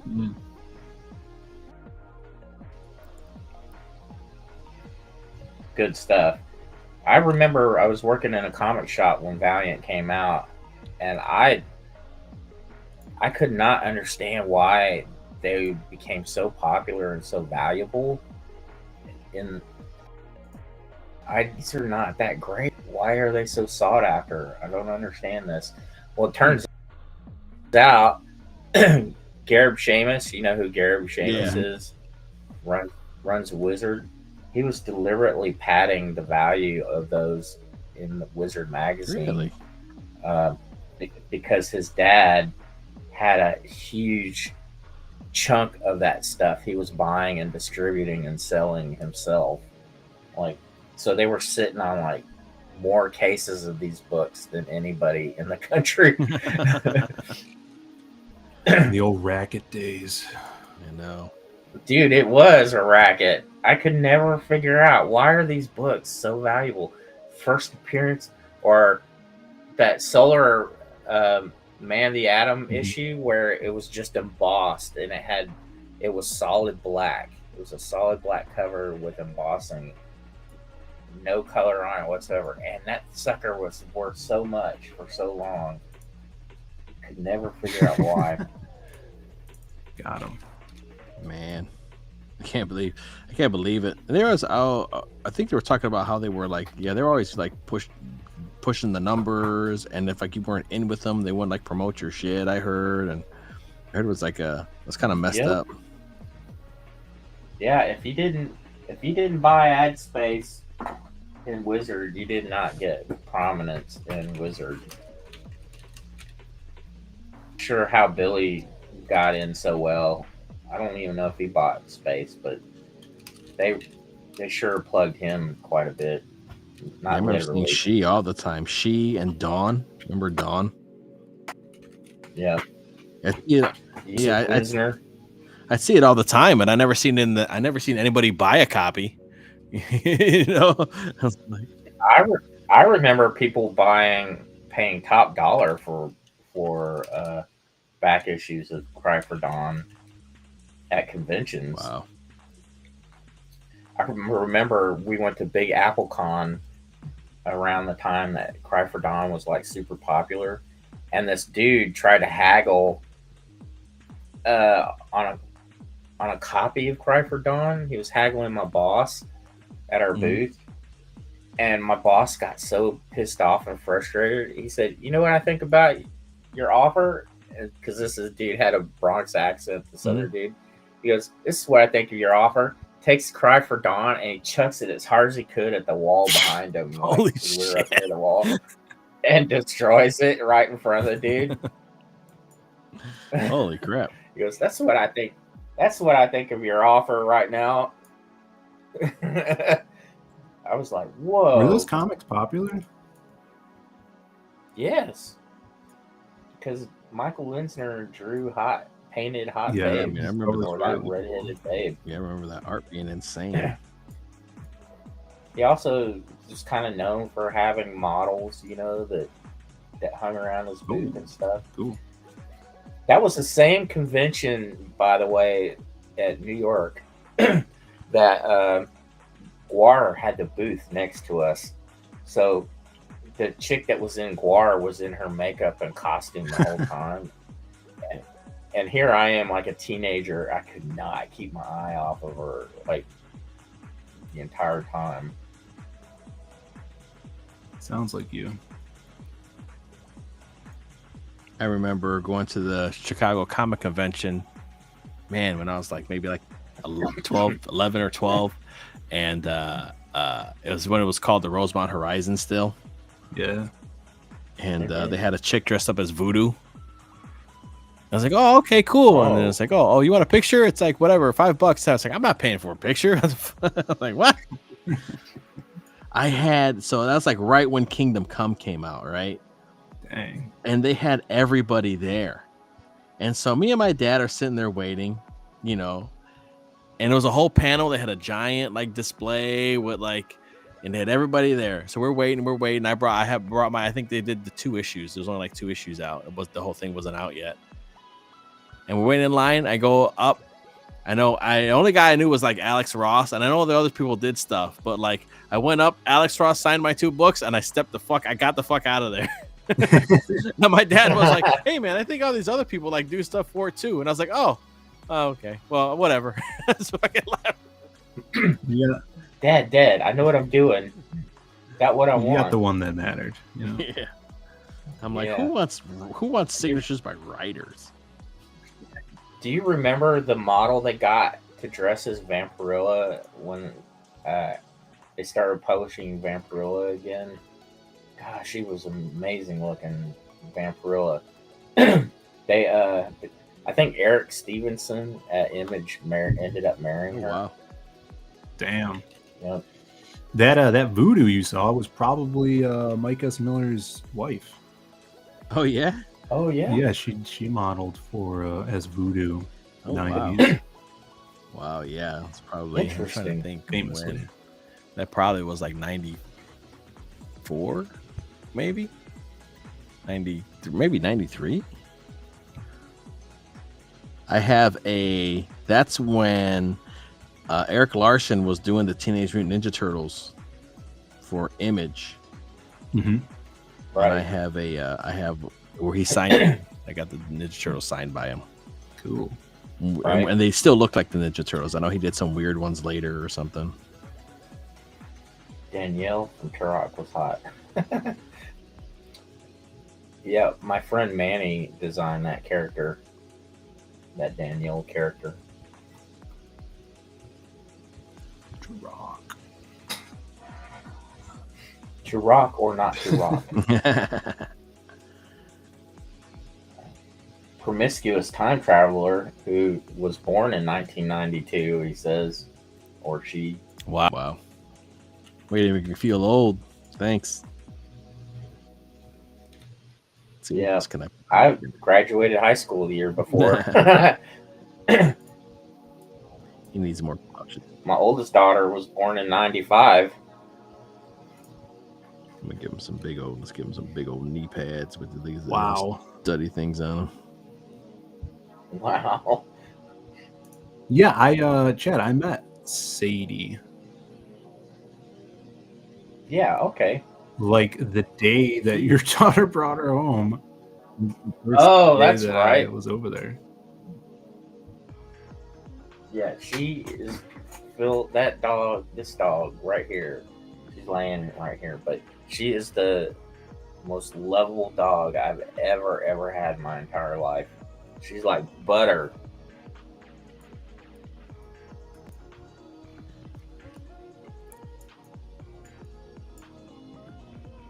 Great dog. Yeah, your dogs are great. Oh, you went to boot camp, Billy, in 92? Damn. Dang. Didn't learn a thing, did he? I know you guys aren't young bucks like me and Phil, man. I know.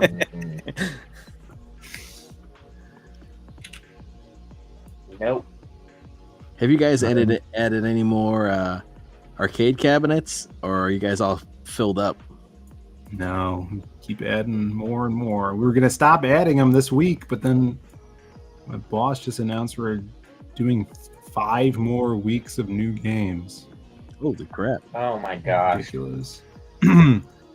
He needs a new warehouse. Well, now because there's no room, so what we have to Over do the for the block. next 5 weeks is we are combining games So like Capcom versus SNK 1 and 2, we're putting them in one cabinet instead of having them in separate cabinets. So we could have room for a new game that'll be by itself. So you're Frankensteining them. Yeah, we have a bunch of, we call them 2-in-1s, and they just have a switch on the side, and it just switches the JAMA input or whatever to the monitor. So now we could have, we're over. Do you guys also sell your machines too? No, unless we have like duplicates like in storage, but we rarely do that. And if we do, it's pretty rare unless it's through like other arcades in the area or so. Yeah, they're Neo Geo. I mean, everything's impressive, but their Neo Geo cabinets are like all 4 slots, all filled with different games. Mm-hmm. Yeah, very cool. I'll be going back up there this summer. Hell yeah. That sounds stressful, Philip. Nah. Your boss doesn't stress you out? No. It's very chill. It is nice going up there in the when it's cooler, because I remember it's still hot as hell in the summer in the building, Phil. Oh no, we just got 2 new air conditioning units put on, so nice. Yeah, I know, much better now. Yeah, back in the day it was rough, man. Yeah, the first like few summers we were open, I remember they would have the door bungee corded open in the front. Yeah. In the summer, they just have the doors open. That's crazy. Wow. Letting all the moisture in. You gotta let all the BO out, man. It's and you gotta sweating like crazy. All those arcade cabinets, they're just heat boxes, you know? Yeah. Yeah. All the tubes. Monitors. Yeah. They take up. It's so funny how much space is taken up inside those things. There's not much, yeah, it's just a wooden box with a stupid board and a monitor in it. Mm-hmm. Yeah, what made them think this is the ideal cabinet? Yeah, they're not space efficient, and most of them, like if they're Midway cabinets from the 90s, they used press board MDF, which is crazy dense, it's wood pressed into a freaking board, and so they break easy. And they're if they break, they crumble, and it makes a big mess, and it's hard to repair the breaks. But it's so dense, this stuff weighs like 300-400 pounds more.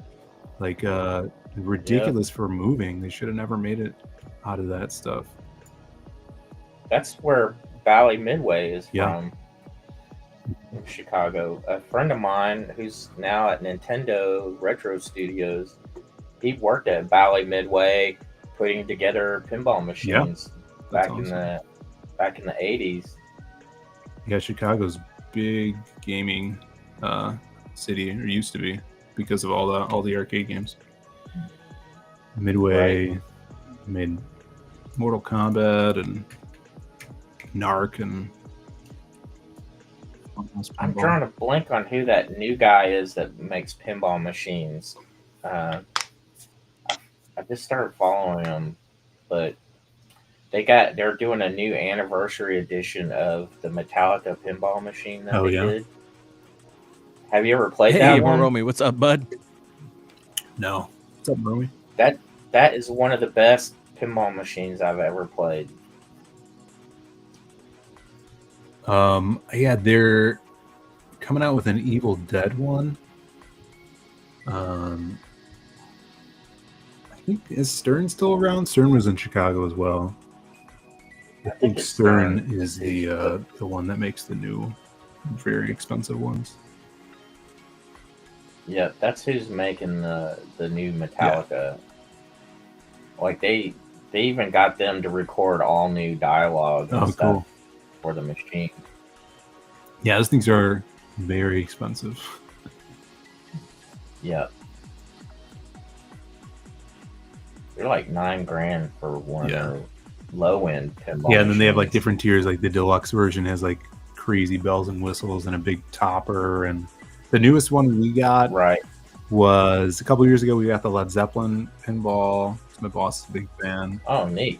And yeah, it's pretty cool. And then they just did a new Godzilla one, probably like a year ago as well. Yeah, we got that one. It's pretty cool.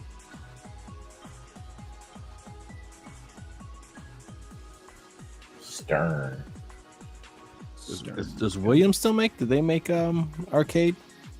Not arcade, but pinball machines. Didn't Williams used to? No, I think they went out of business too, because Williams was over here as well. Williams, Stern, and Midway. I think Williams was a partner or subsect of Midway, or maybe the other way around. Mm-hmm. Williams might have been first. But yeah, they made like a bunch of arcade games that we have, and pinball. Yeah.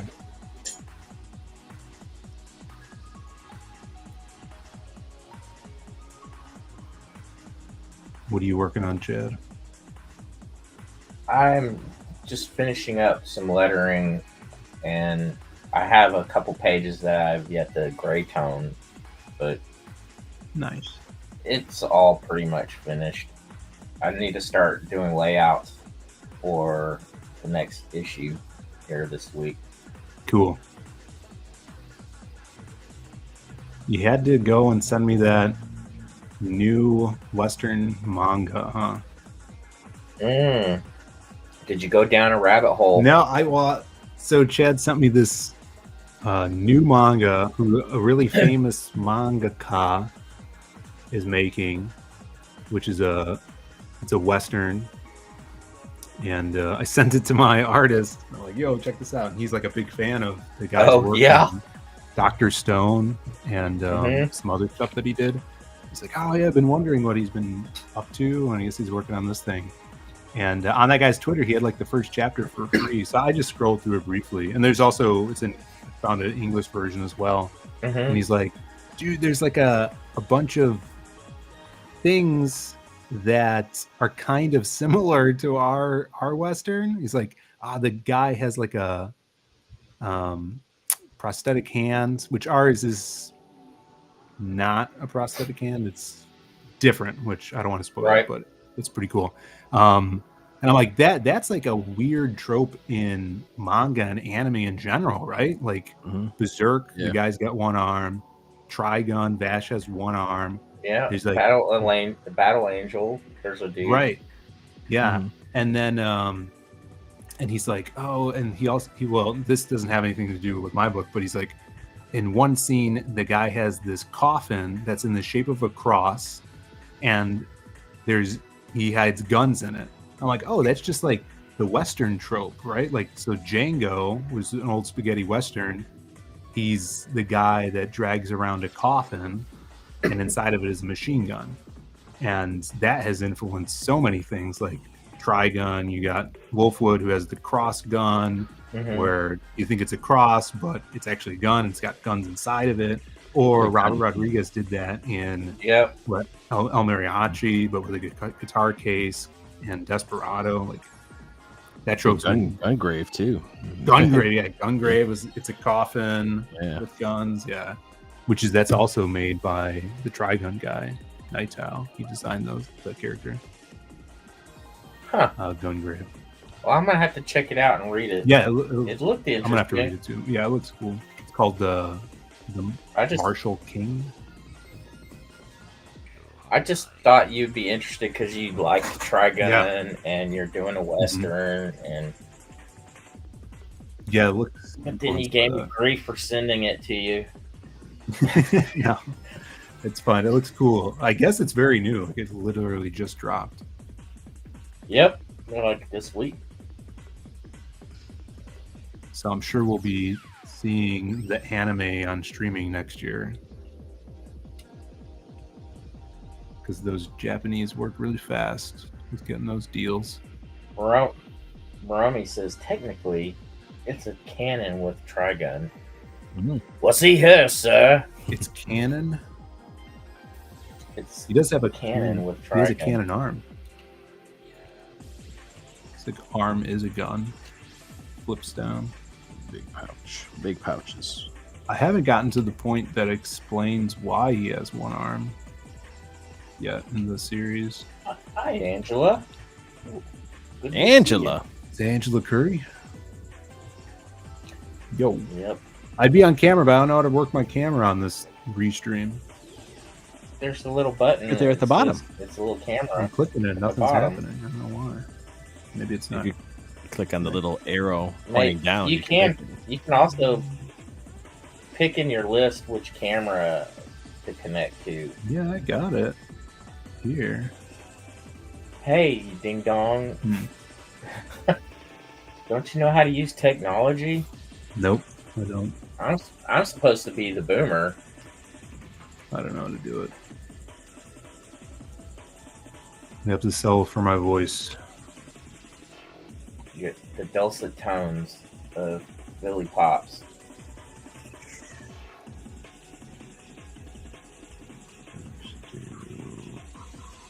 Hey, Angela, Indian food. Nice. Does she not like Indian food? No, her name Curry. Oh. Was playing on the word. Every time I hear Angela, I keep thinking of the Motley Crue song, Angela. Sorry. Can we do? Yeah, I've heard that. Maybe. That one doesn't help at all. Oh, How about here. Let me get more this in one? camera. Maybe? I like it below the Did best. you like that? I felt bad making everybody small. So I don't mind being small. It's nice for a change. It's turning out cold. Yeah, It Jay, is. I love J-Bot stuff. So, it is. I could see the sound effect would be Buddha Buddha Buddha Buddha. Yeah. Buddha. Just all in the back here, just filling up That's the whole awesome. back. In big fat letters. Angela, that's funny. I wish I could go on camera. Angela's letting it be known it's not casino or telephone operator tech guy. Who? I'm gonna give him a Dot, not feather or dot, basically. Yes, there is a Motley Crue song called Angela. Rob Wilson, what's up, bud, man? Yeah, Restream's great, dude. It's free, and I'm streaming on 2 platforms. And I can do multiple cameras. This is awesome. Bragging. You're bragging.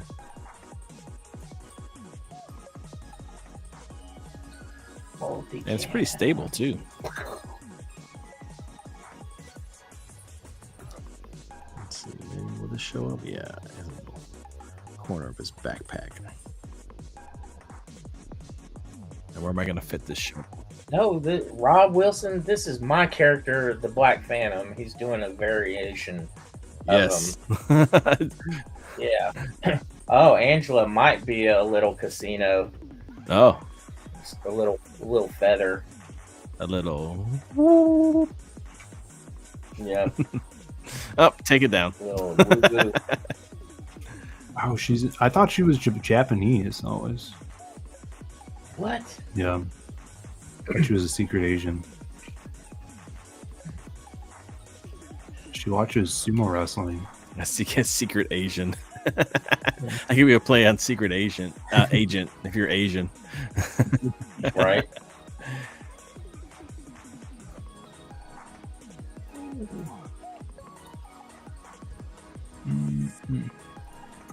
So they start saying their L's. Uh-oh. You have disgraced my family. My brother teaches English in Japan. He's like, dude, they drive me nuts, man. They're just freak. And then they just make up shit that sounds like what it's supposed to sound like. Oh, Yeah. really? Like That Makudanu could be is how they fun. say McDonald's. They're like Makudanu. My brother's like, what? It's like, you mean McDonald's? And they just call it Max. I'm going to Max. Yep. Curry is used all over Asia. I like Thai curry. Yep. I like Thai food when they put a little bit of that peanut curry Peanut in. sauce. Yeah, peanut sauce. Yeah, peanut sauce is. That sounds dirty.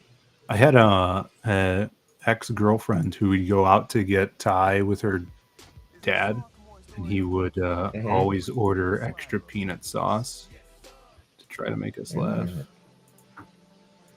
Peanut sauce. Peanut sauce. Add more stuff to this. My wife at the ball game will be in line to order food, and she goes, "You want peanuts? Peanuts?"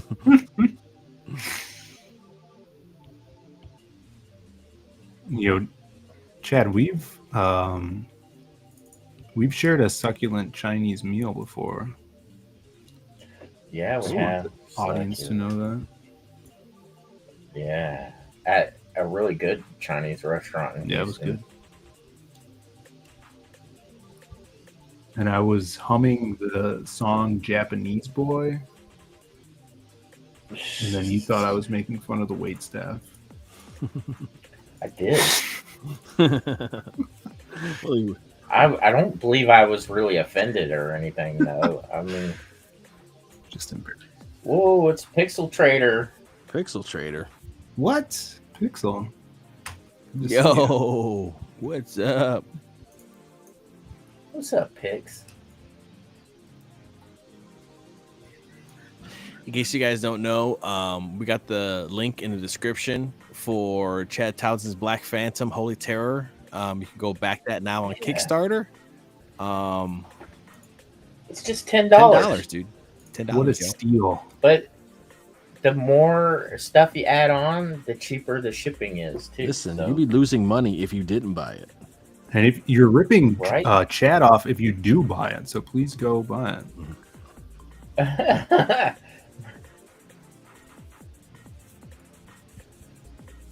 That's a steal. And that black was it the glow in the dark cover? You're doing that on this campaign? Yep, crazy, I know. Awesome.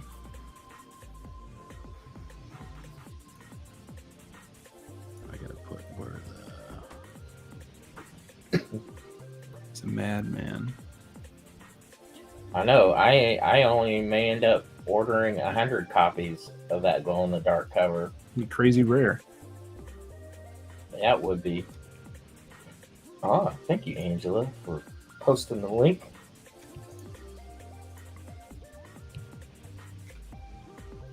So instead of streaming tonight, I watched the film. Well, I had tacos. Girlfriend made steak tacos, oh, that's and Ooh, steak taco. pretty good. And then I watched the film The Nice Guys. that one was kind of weird. Like Who's in that? Ryan Gosling and Russell Crowe. Yeah, I was trying to figure out where they were going with everything. I was just like, what is happening? Well, it's a Shane Black film. I love Shane Black stuff. My favorite Shane Black movie is Guess. Predator. Kiss Kiss Nope. Bang Bang. One more guess. Oh my god. Nope. Monster Squad. Monster Squad? You did that? I Yeah. didn't know that. Yeah, that's a great Shane Black movie. He wanted to redo it again, but it never I happened. wonder if the rights. Well, Universal could do it because they have all the rights to all the monsters. Yeah. Right.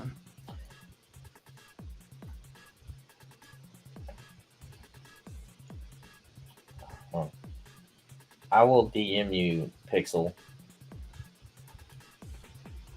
I wonder if they have a brush for like bullet stuff like that. For bullets? Bullet brush? Yeah. Probably.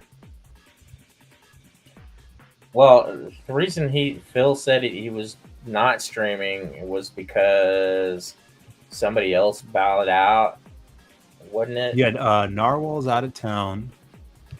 And Right. I have to get lettering done. So that's what I'm doing now. Yeah, that's a good reason, man. So, haha, you're trying to bust his balls. Yeah, I'm lettering right now, Dale. I'm doing it. Yep, he's doing it right now. You can like work and talk. It's cool. Yeah, I don't have to worry about like You can draw and talk. using my brain, though. I'm not very good at drinking and drawing. No. When I'm in a group, I mean, You ever do those? Do they have drinking draws by you, like at bars? yep, we were doing them quite often here in Houston. Nice. Yeah, I kind of went to some early on when I was trying to do comics, but I can't draw, so I was just there. You can draw. That's what's so crazy. No. You sound like my girlfriend, Chad. Well, I'm not She your must be girlfriend. smart. Play your cards right.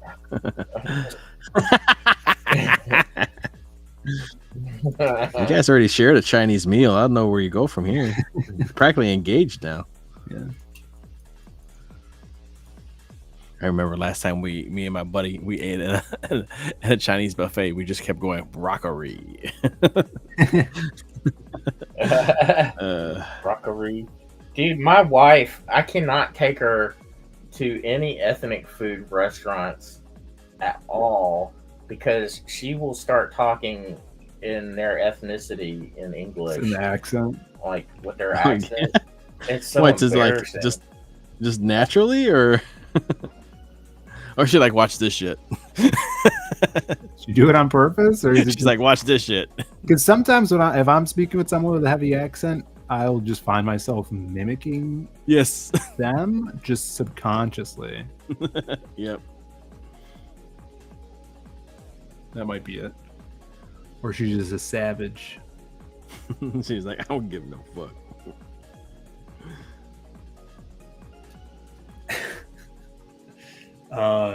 Yeah, but when I went to those drinking draws, I was all like, I was like 22, and I definitely couldn't draw. If I could draw at all now, I could not back then.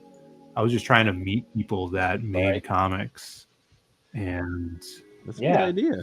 And talk them into drawing Yeah. your comics. no, I don't know. I thought it was networking, but they were all just like weebs. Yeah. know? Weeb. Yep. They were city The folk. term weeb did not come along until recently because it was not around when I worked in anime. Yeah. Like that. Yeah, Well, it probably wasn't cringe then either. That's the problem, is that sometimes you got, when stuff becomes mainstream, like it starts becoming cringe, like when when we started doing anime back on VHSs at freaking Suncoast Video, man, you got 2 episodes for $60 on a on a VHS, man, or you would wait for Sci-Fi to do their freaking anime month or whatever, and we called it Japanimation. There was no we know what anime was. Like we're like Japanimation, Right. dude. Japanime. And it was all like the movies. It was never like a slice of life or like as goofy as stuff got. It was maybe like Tenchi Muyo, but then also Ramna 1/2, and everything else was like Demon City Shinjuku and like freaking AD police and people getting their brains blown out and boobs and like all types of stuff, man. Wicked City. Yeah, Wicked City was a good one. Yeah, it's like, dude, here's some titties. All right, cool, man. It was like, we're like, what? Like it was counterculture. Now it's mainstream. So then you have Definitely, yeah. yeah. Yeah, I wonder. You don't really hear about like that genre of anime anymore. Like something like a super over the top, sexualized gore, demon shit that was coming out in the 80s in anime. Now I think now because it's so popular, and it's always been popular in Japan, but I feel like it's almost like homogenized now. Like a lot of the stuff looks the same. like 90% of the anime like looks the same, and you probably have the same studios do it, but it's like nothing like, nothing looks different. Like it's all like the same. All the protagonist looks the same. Everybody looks the same. All the characters are interchangeable. Yeah, sure. We think it looks the same. Yeah, somehow You know what I they mean? tell it apart. But that's just I because was you're about to say, just well, they're racist. Asian, so they all look the same anyway. So. But like they all do the same style. Like it's all even like the same style. It's like, dude. But I'm like, you had like studios. I think I want to say I think Madhouse was the ones that did all those like Yeah. Wicked City and stuff too. Mhm. But then they would like do different, like they did like Hajime no Ippo, and they had different styles to mimic the mangas. But a lot of the anime just looks the same. It has like the same style, like the same Madhouse is always little nose and stuff. kick-ass, though. Yeah. I remember though in the 80s, Chinese comic books look way different than Japanese manga. Do you Really? remember that? I have I a guess you weren't stack there of well that enough. one of my friends bought for me at the flea market, and it's nothing but like Oriental Heroes comics. Really? And these Right. I mean, they're dope. They're like probably from the 80s, early 90s, and the action Yeah, and the they're really good fights that looking. they're doing is like really good. And they were inking, and like the guy pretty much had like a sweatshop of artists doing stuff, and then he just put his name on everything. Right. But like I mean, it had a lot of cool ink work and like what was that? I remember seeing like this dude was coming down. It's all like kung fu stuff. So it's like this guy's fighting this guy, and so a guy's coming down with like a double drop kick type move, and the guy like couldn't block it, or like it was too strong, so he punches his feet to block it with like this super uppercut dragon punch thing, and it was just off the wall, like crazy stuff happening in these books, man. Like it's pretty damn cool. Yeah, they were really neat looking, but they had their own style. Like it was like their own. Like we look at Japanese anime had its own look for a long time. That was the same thing there. You can, I don't know where to go looking for those though. Yeah, he bought them at a flea market. But Yeah. I was buying them at a comic shop that was ordering them. I just thought they were really neat. So we can tie it together with some black lines and see where we stand.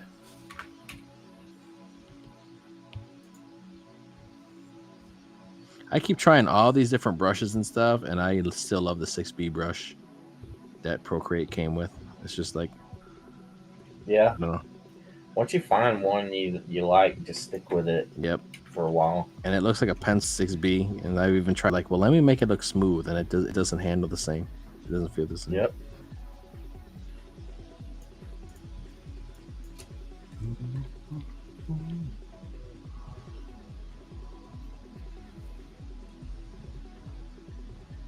Let's catch up with the chat. And there was something I wanted to mention about Chinese comics, and now I forgot. Oh well. Yeah, they were different. They had their own style, which was cool. Yeah, it was like pseudo anime. Like it was kind of anime, like early, like 80s anime, but it was different. They also did a lot of very ornate kind of graphic design on them too, and they would be all in gold ink and stuff.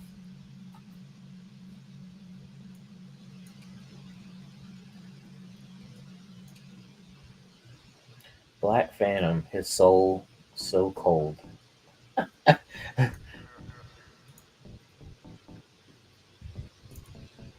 Chinese food is good. Yeah, this stream is making me hungry, man. I feel like I only eat Asian food and Mexican food and steak.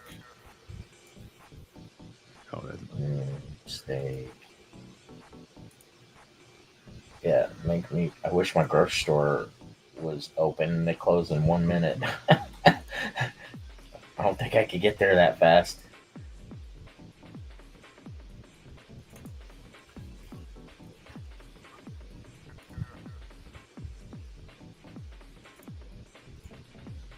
There we go.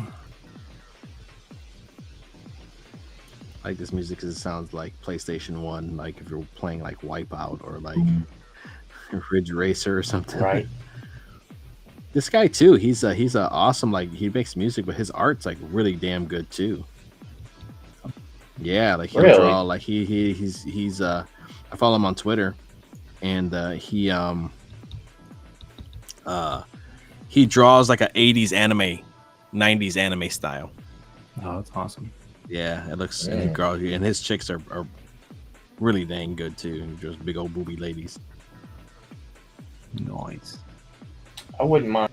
I wouldn't mind trying to branch out and draw a little bit more like that. All right, here we go. We're going with the haters on the Tex-Mex Mexican food debate. Mhm. It's not American. Is it authentic or is it Tex-Mex? I think Luna's in Texas. Oh, Although, like right down the street from me is an authentic Mexican food restaurant. That's pretty good. Listen, man, you just climb the fence and get authentic Mexican food. I wake up in cold sweats hearing deep voices telling me about Tex-Mex. Gotta go to the Tex-Mex place. It's the best. Never have better Mexican food. Oh, I know whose deep voice you're talking about. I like Tex-Mex though, so it doesn't matter. I like both Mexican. You gotta mix it up, man. Mix it up. I love, like I said, the Mexican restaurant down the street makes sandwiches that are so amazing. No, you're not. You're getting all snobby, Luna. That's what it is. Don't be a hater. Don't be a hater, cuz. We accept it. We appreciate it. Yeah, my there's a Mexican like taco place across the street from my office that has. I didn't know they had barbacoa. It's so good. Barbacoa torta. Yeah. Everything on it. That shit gives me heartburn bad. Dang. I'm like, really? Barbacoa, yeah. Right. My mother-in-law made some chili, and it was the other day, and it was spicy, and I'm like, this is gonna give me heartburn for sure, and it didn't. I was like, oh, this is dope. Nice. Dodge the bullet. That's good. I'm like, why? So, how do you like your chili? I like my chili thick. Yeah. My ladies. Some people are like, I like it thick. Some people are like beans, no beans. I don't. You know what? To be honest, I don't think I've ever ate a chili I didn't like. So beans, no beans, whatever, man. Yeah.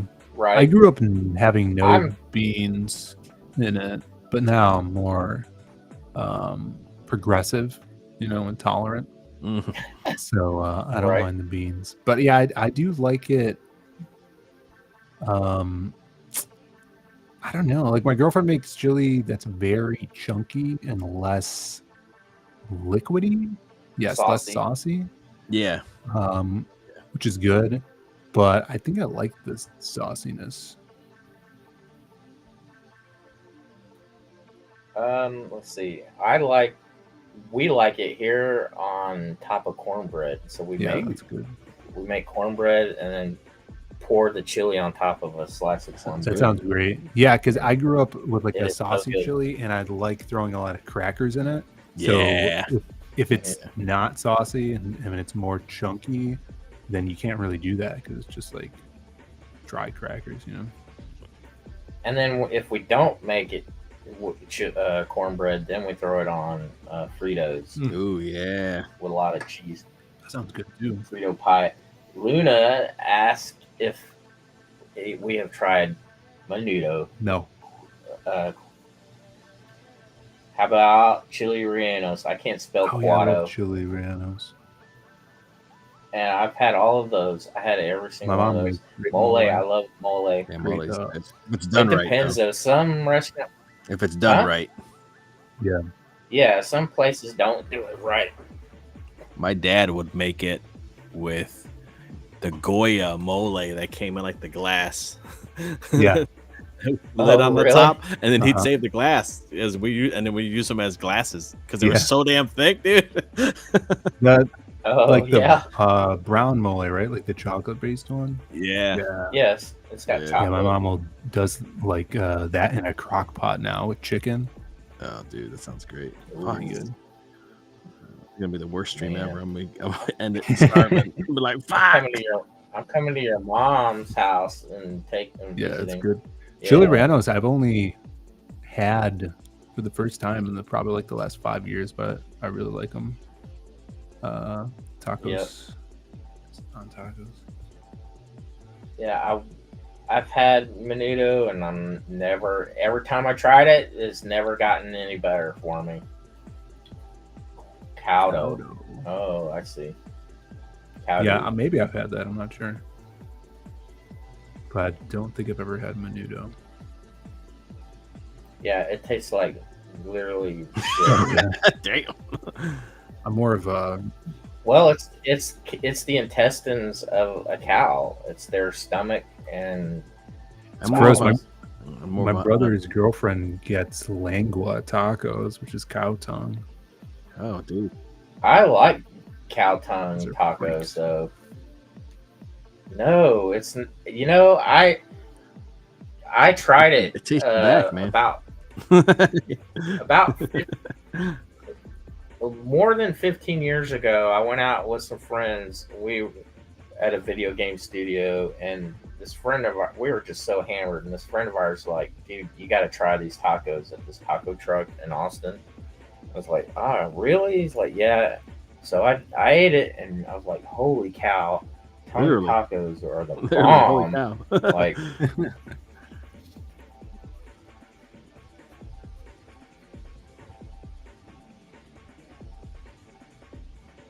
Angela said she had homemade chili rellenos made by a real Mexican.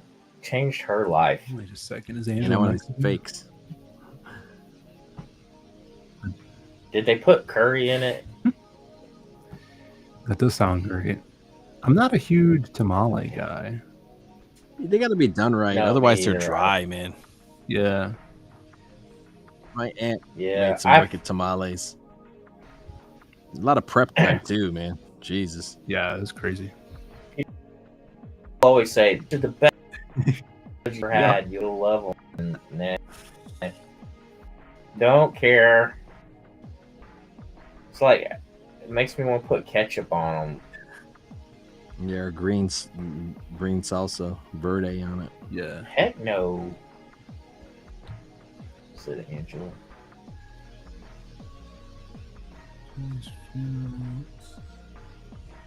This piece is coming out. I'm surprising myself. I don't know what's happening. Food stream. I'm hungry. Well, it's late at night. You know, some of us may or may not have had some THC of some sort. How dare you? Accusing me? What are you accusing me of?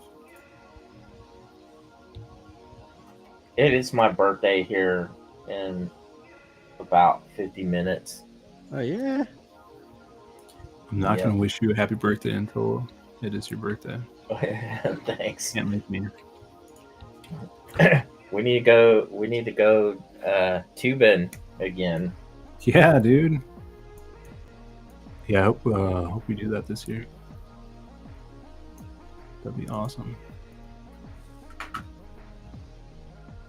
Tubing, that's an arcade game. Oh yeah. Yeah. Luna That's a pretty says fun one. tamales can be ruined due to the funky taste of the corn shell, the shuck, or husk, you mean, Yeah. or lack of flavor from the meat. Yep. I love. Now you make me want to grill some corn on the cob. Ooh, yeah. Throw it on the grill. I gotta for find 30 that minutes. clip of that kid who's talking about corn on the cob and how much he loves it. It's got the juice. Yep, he's like, it's corn on the cob. Thank you, Angela. Corn. Cone. We gotta. So my wife has season tickets at the Astros, and there's a guy that sells popcorn and walks around. He goes popcorn, Popcorn. That's how you do it, man. Elote is good. Yes. Oh hell yeah! And he's actually a Jewish guy, and that's how he sang it. Elote. That's elote. He's like popcorn. Popcorn.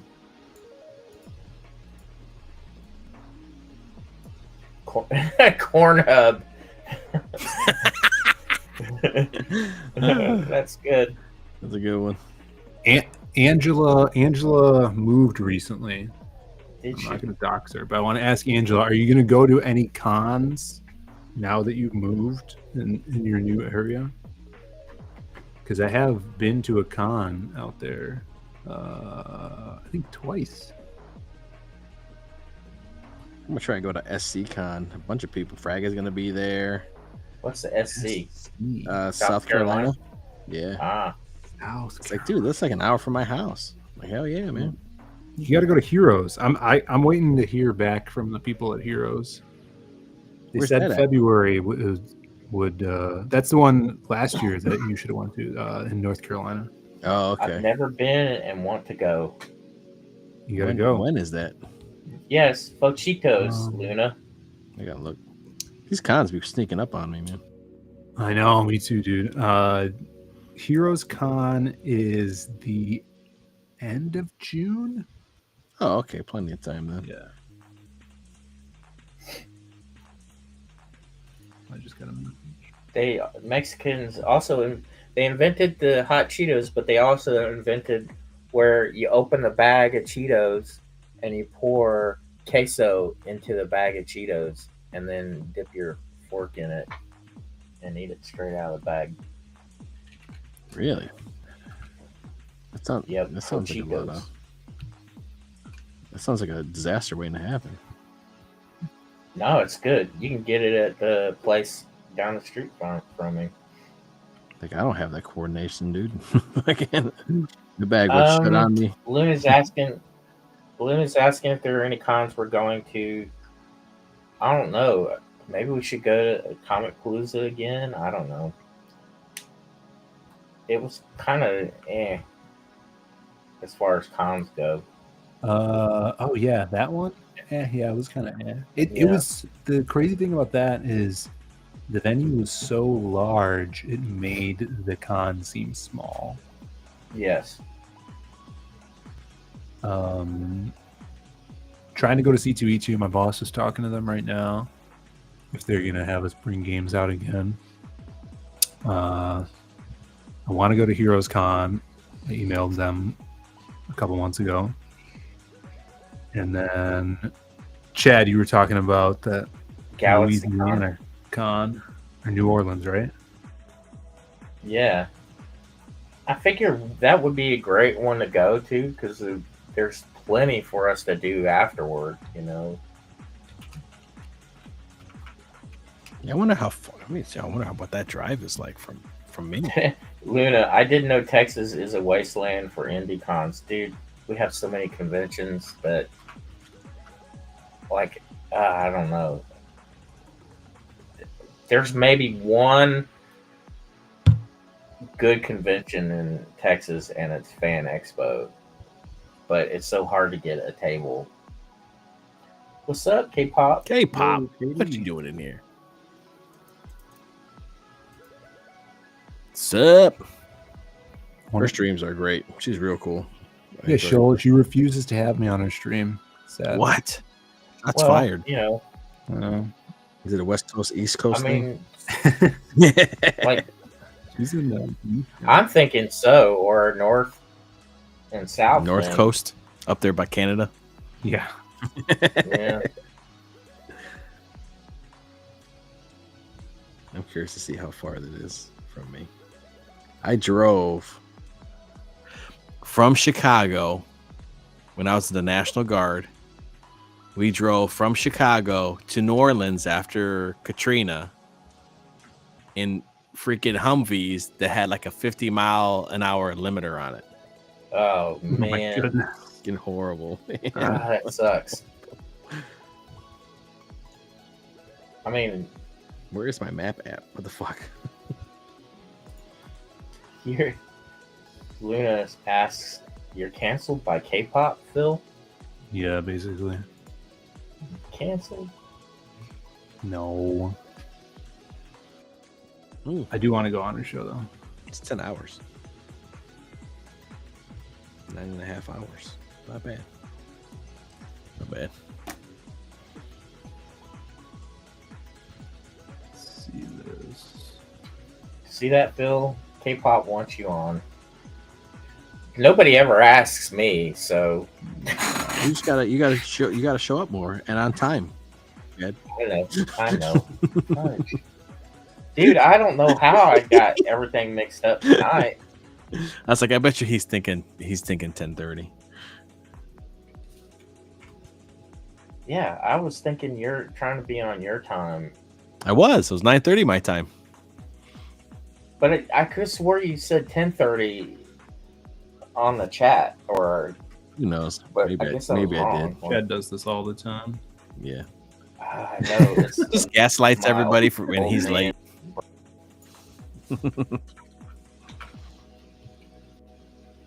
Yes, Luna, at 50 miles an hour, it took 10 hours to drive from Chicago to Nolens. We also had to stop a bunch of times too. It actually took us. I think we stopped at a halfway point. But it was that was crazy. Yeah, Katrina was no good. Like, we ended up, I'm not trying to badmouth people, but we ended up, our crime sure spiked after that. We went to some of the places that we were at, because we were what we did is we pulled security because the city was evacuated. So the only people that were there were the people that were like stayed and Right. didn't evacuate. And so we would see them and we'd, hey, we'd do patrols and we had checkpoints that you couldn't enter. Nobody else could enter the city. And Red Cross was there. And so we do with security at Red Cross and stuff like that. But some of these places is like, dude, this place was to die before Katrina came. Like you were just looking at some of these neighborhoods, it was like, damn, bro. Yeah, it didn't make it look any better. Didn't wash it. Yeah, Luna, to get out of Texas from Houston, if I were to drive to San Diego or Los Angeles right now from Houston, Texas would be half my trip. Yep. That's how big Texas is. It's too big. It is, man. No, we must dominate. We will have Mexico soon. Mwahahaha. I was supposed to go to a Mexican convention this year. Were you? Yeah, Yeah, you like you might pass for Mexican. tall, too tall. Yeah, we were invited by the 656 guys to this book fair in Juarez. Oh, dude. No. But here's the thing: it's a 10-day long book fair, Thanks.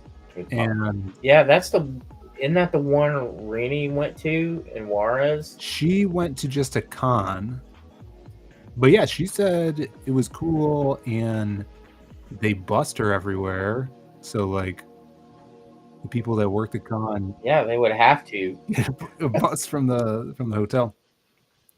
But I'm waiting to hear about it, and then I don't know if we're still gonna go. I don't know, man. I thought she was crazy for going. Well, here Brandon's like Juarez. always wants to go to Mexico and stuff, but he's like, yeah, I don't know if we should go to this one this time. Right. But I'm still waiting to hear back from the guys. Yeah, it was just a con. The one that she went to was just a weekend thing. This is freaking a week long.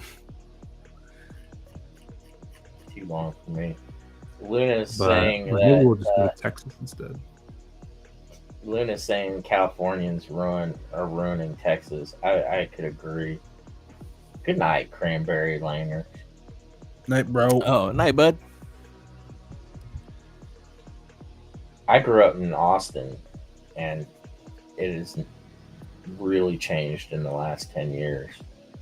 It's strikingly noticeable. Phil and Adam's Kickstarter. Thanks, K-pop. Psycho Slumber. Oh yeah. Get you some psychotic sleep. Yeah, that Simon design's really good. Yes, kick ass. I was super happy with that. He was actually designed. I worked with Oliver, the guy who's doing my Western, and he did that the back cover to the book as well. He just finished that this week.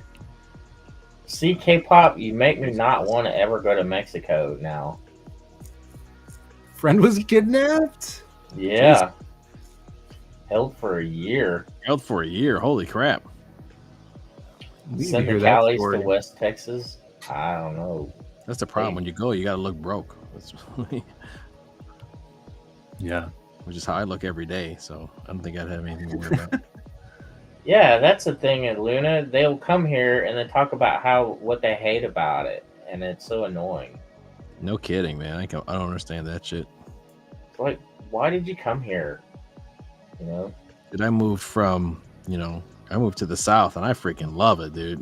Like, right? It's great. No, don't change a thing. I don't care. Yeah, but a lot of people I do know that have moved here, one thing that they like is the fact that everybody's just so friendly. Yeah.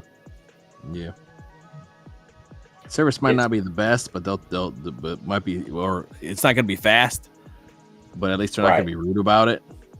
Yes, that goes for like growing up in Austin. The traffic is so slow in Austin, and that's because nobody cares. They're taking their sweet time. They're not in a hurry. Say K-pop says yes. Right before Thanksgiving, she was there for work. See, I'm not trying to be sexist, but being a young woman in Juarez is not a good idea. Like, yeah, I don't think my brother and I are going to get kidnapped. If anything, we'll just get shot. No, because we're both 6'5". This will go straight to the. Yeah, you're giants. Yeah. RJ William, hail. Hey, RJ.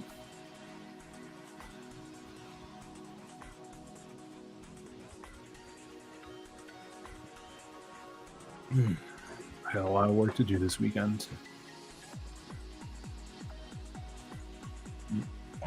Moromi said he grew up in the North and Midwest. After high school, never lived in the North again.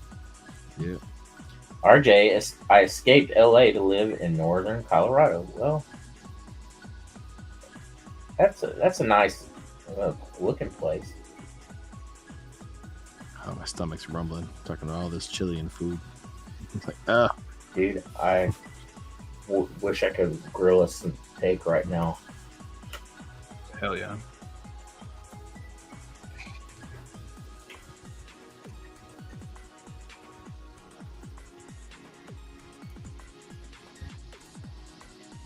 Luna, I mean, it's murder or kidnap if you go to Mexico. Take your pick. I'll have the murder, please. Dale A. Oh, he was already here. Take it back, Dale.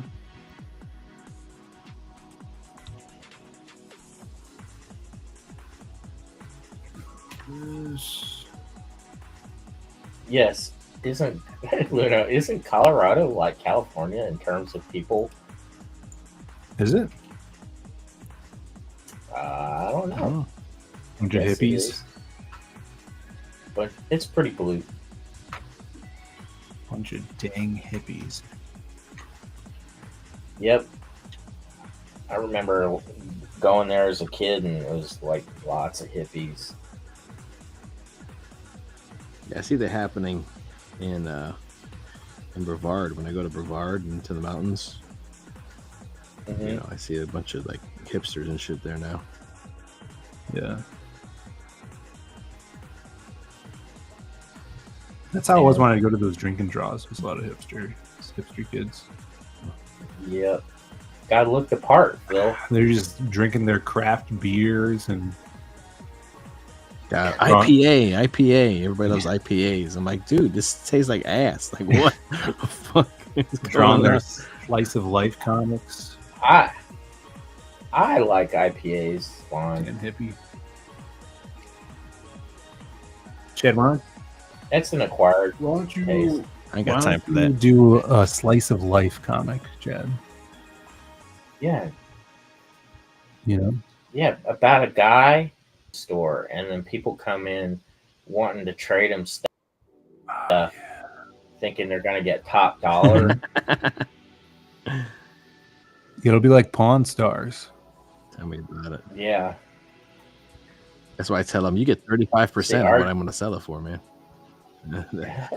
RJ says, not really. Denver and Boulder are full of hippies. Most of the small towns are like everywhere else. Yeah.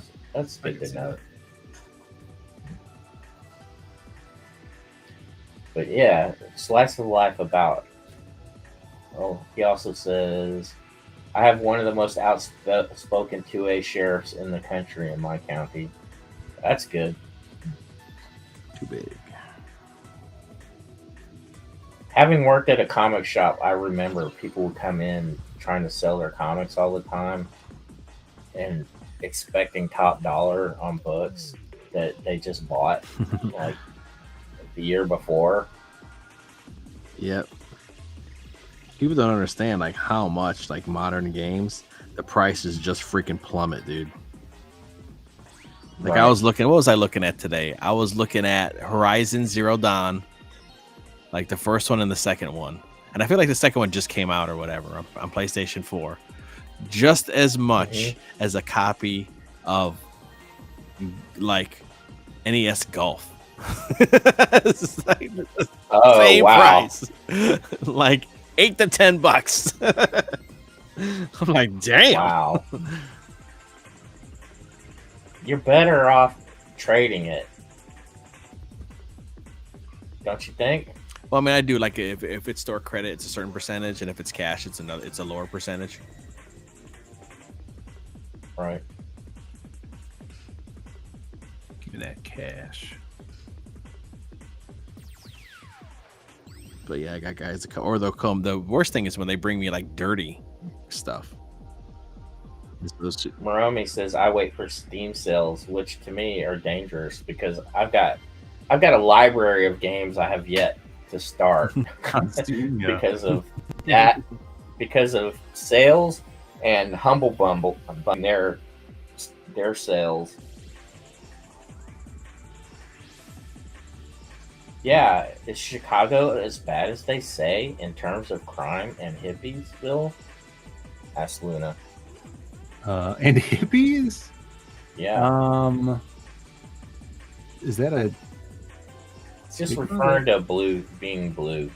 Oh. I mean, it's pretty blue, but the farther you get outside of the city, the more regular it gets. And that, I mean, that's with anywhere. Like if you look at the voting map of Illinois, it's ridiculous. Literally the only reason Illinois is blue is because of the city. Yeah, I heard they were trying to do something to succeed or something. Southern Illinois. Oh yeah.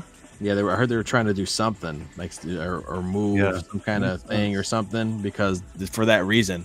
Is that you got like a small section that's blue and everything else is freaking red. Like it's like 80% red, like the whole state. But the city gets to decide everything. So they should divide it between Cubbies and White Sox fans. They're both in Chicago. Wouldn't help any. I know, just split it. South and north. But I mean, the crime is just in the outskirts of the city, right? So like you have the center, which is gorgeous downtown Chicago. It's awesome, beautiful lights at night. And then you have the outskirts, surrounding areas. Yeah, from what I remember, Mayor Daley was really pushing for all that stuff. A lot of that stuff happened. Yeah. because of daily, and that guy was in there. Jesus Christ, Mhm. forever, man. I think I was in kindergarten. I think I was going to high school. Daly was still there. Like, it's like Jesus. Yep.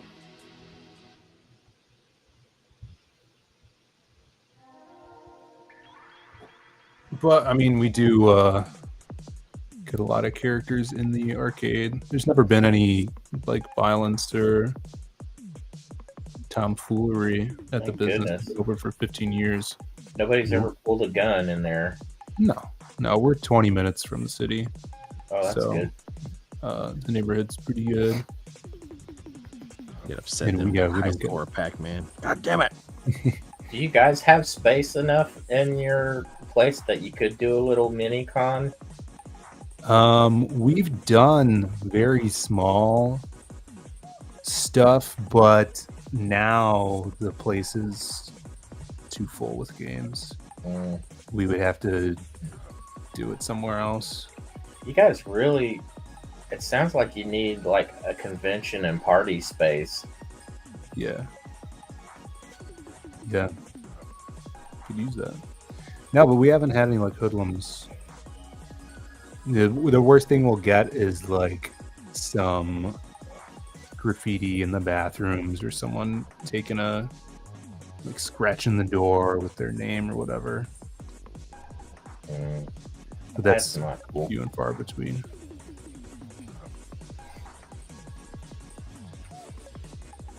Yeah, we had like a father and son tag the side of our truck. What the last hell? year. Yeah, That's bizarre. with like spray paint. So you caught them on camera doing it? Yeah, Like, this is how you do Tony. it, son. And you sign We're your name good. real big. We're totally gonna get away with this.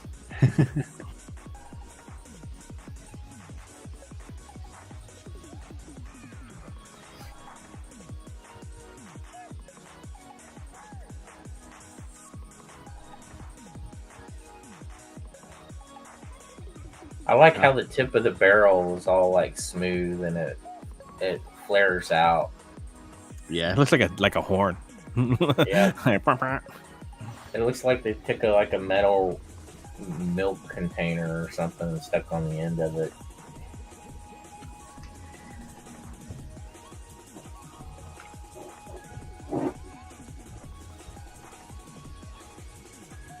I didn't realize there's like a spline function built in your line after you draw it. That's crazy. Yeah, yeah, that's a neat one. That's a neat feature that they got. I try not to use it too often, though. To be Oh, honest, I would. I'd use it all the time. I mean, for like stuff like this, yeah, but it's like then stuff starts looking too exact when you use it all the time. You know what I mean? I agree. That's Start why. looking like wooden. That's why. Like this long line here, I'm gonna use it because this line would be crooked as shit if I didn't use it. It looks like a water gun or a milk gun, says Luna. Yeah. So, when I did do prop designs on shows and that, I try to draw it by hand as much as possible because the lines look a lot better. Like there's a more character, I guess you could say, to it. Mm-hmm. But I will use splines every now and then. Like For right some here, I'm things. about to use it right here for this busted ass circle I just did. Boom. Nice.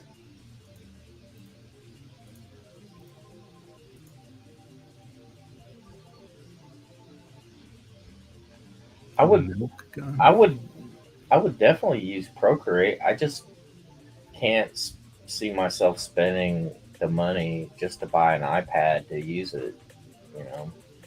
Yeah, I mean it's perfect for what I got because I don't have a computer that does this stuff. You know, Right. this is a round one. But I hear Procreate's working on a Windows version. They did another thing too. You could do little animation on it, but they also came out with a program called Dreams that you can Right. do animation on your iPad. These look dumb. I'm just gonna make them circles. Yeah, here Procreate's good for that. That's what Doug Mankey uses for his animations. Just animates all on the tablet. Phil's a real fan. Well, I mean, it's like Just teasing. we're like buddies, so like it's like how I'm like a fan of yours. We're buddies. I know. I'm just teasing. I'm just saying. It reminds me of your love for Bisley. You get to. I mean, yeah. I mean, don't you love your buddy, Chad? Yeah, I love you, buddy. I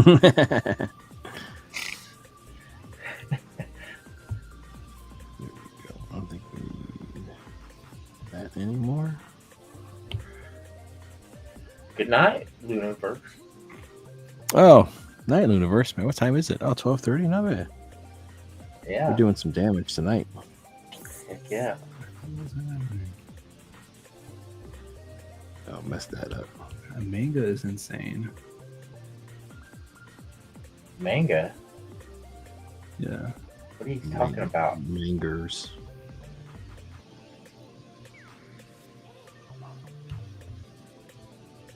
Are you whispering to somebody? No, I'm looking at this manger. The Western one? Yeah. What's it called? The Martial King.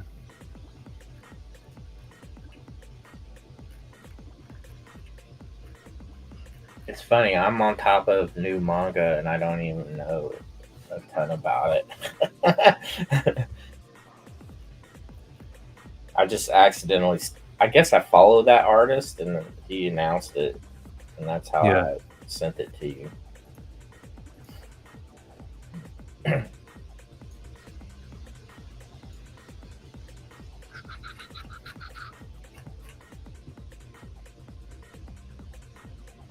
Animation does take a lot of time.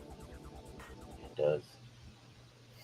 So yes, if anybody's printing in Canada, you have nothing to worry about. There are going to be no tariffs on printed books and periodicals and things like that.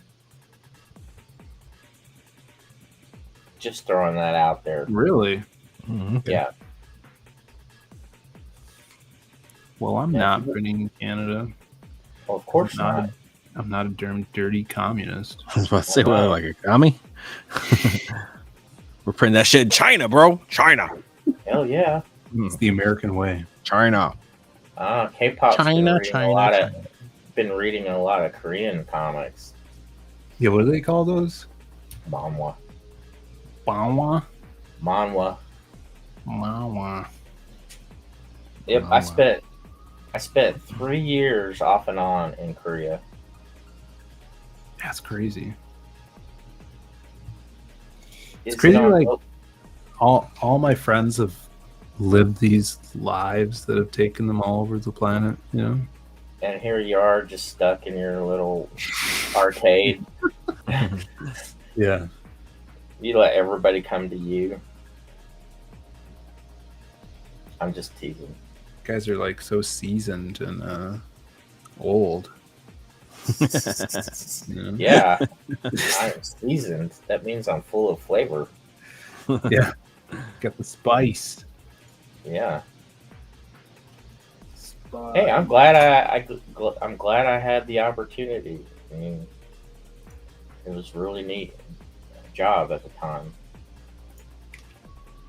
Yeah, it's awesome. Is it good food over there? Yes, it's actually there's a lot of good Korean food there, but it's surprisingly they have every fast food and restaurant chain you can name there, except one. I did not see any Taco Bells while I was there. Oh wow, because they're racist.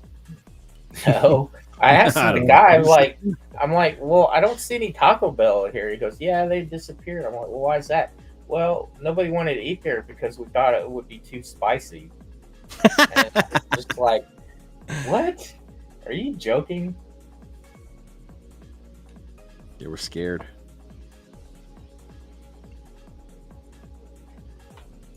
But No, I was shocked. I got off the airplane the first time in Incheon, uh, at the airport there, and there's a huge banner as I'm walking through the airport that says, and it's a super nice airport, huge, super massive banner that says, "Welcome to DQ Country," and I'm like, "What the?"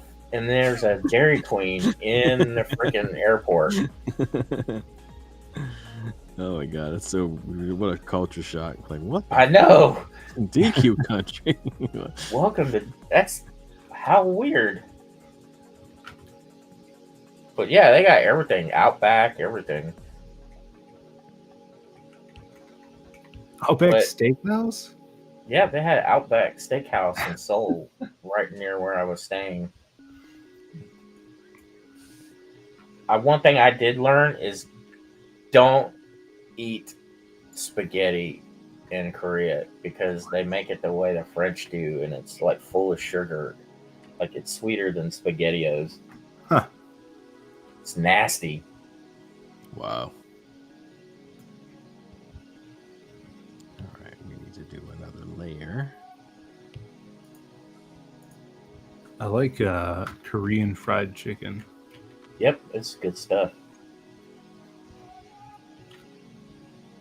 We got at the one of the malls over here. We have this place called Kong Dog, and they do like Korean corn dogs. What? With that cheese? Sounds insane. Yeah, and it's like deep fried. It's a corn dog. It has cheese in it and the dog, and then they'll roll it in like flaming hot Cheetos or something. Jesus, that sounds amazing. I like it. And then they also have Korean fried chicken there, which is the crispiest chicken ever. It's really good. They double fry it, whatever that means.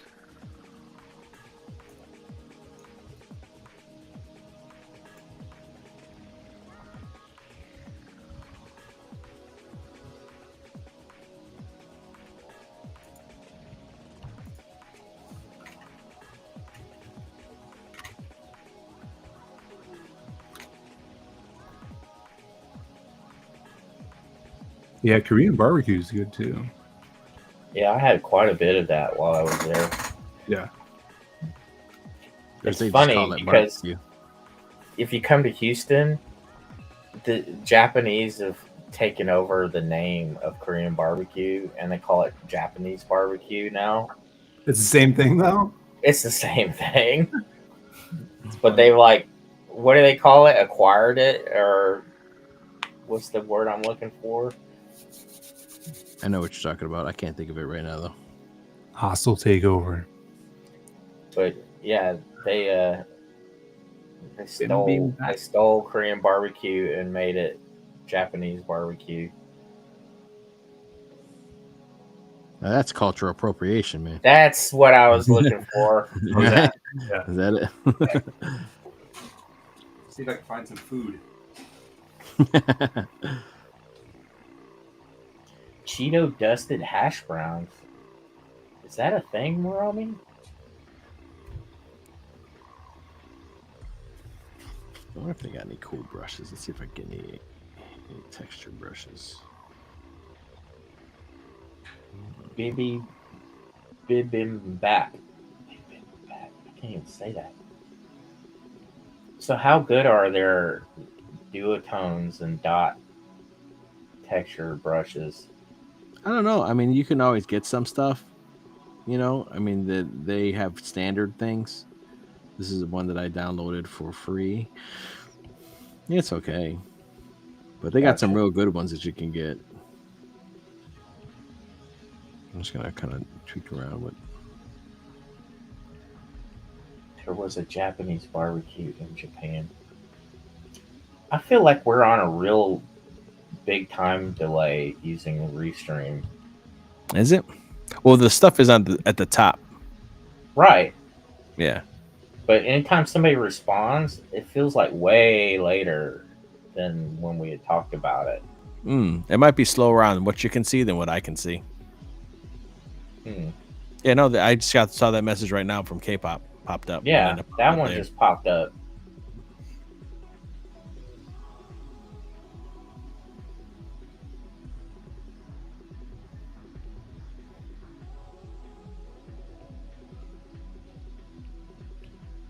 Houston has I don't like that.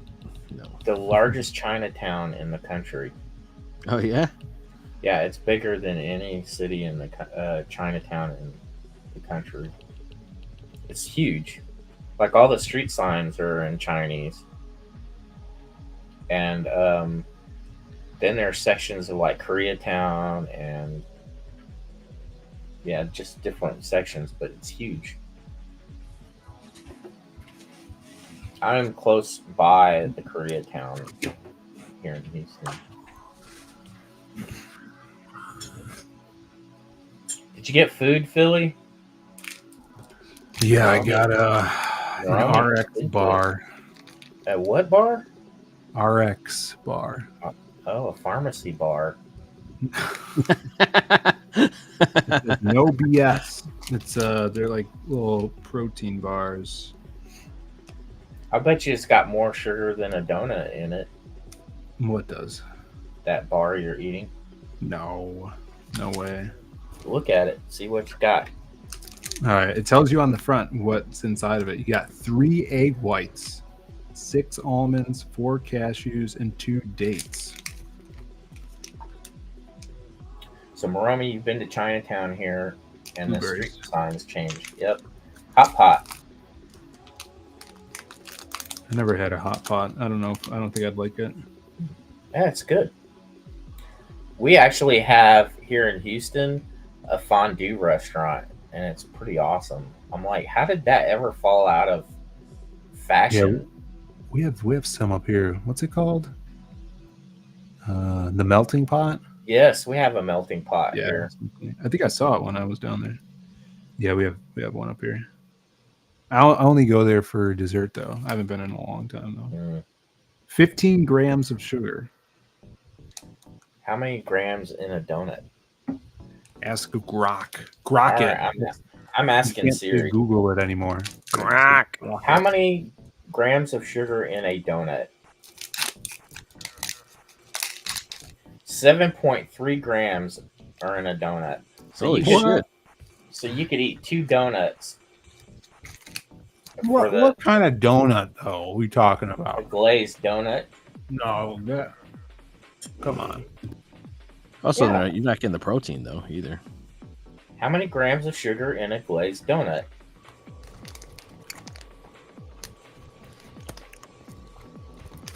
That's true. Yeah, it's like 7.5 to 10 grams in a donut. This is 180 calories. I think it's 12 grams of protein. Well, plus, if it's like a workout or you- something, they want to give You you some could eat a glucose. donut and be better off. No, this is protein in it. Yeah, it says it could be bugs. I mean, mashed together, they hold the nuts and stuff I did a together. massive arm day today. So good.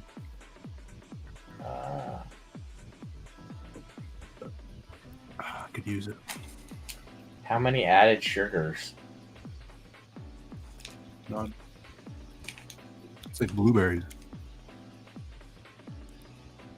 and dates. Whatever. What are dates? They're like, Ask I don't Siri know. what dates are. Chad. Bad dates. It's made it come. How many sugars are in a They're date? like, I want to say like it's like a plum, or I don't think so. It's like There's like a big something- grape. Yeah. How something much like that. sugar in a Apricot, date? maybe, but No, what is a date? Hold on. It says 100 grams of sugar in a date, dude. All right. that's when you take your So sweetheart out. you're eating more than a donut now at this point. No. What is a date? Ask Siri what a Alright. date is. What is a date? I don't want to know Date the is a date, time. Siri. What is the fruit? A date. What is it?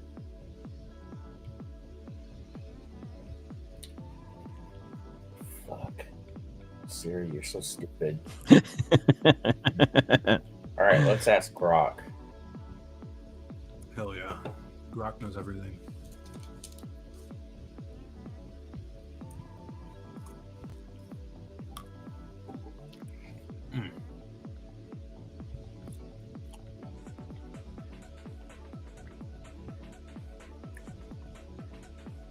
Dates are yummy.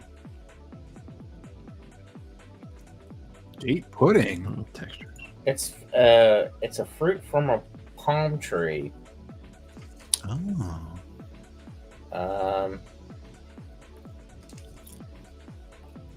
Palm tree, huh? They have a sweet flavor, often described as caramel-like, with a chewy texture. Okay.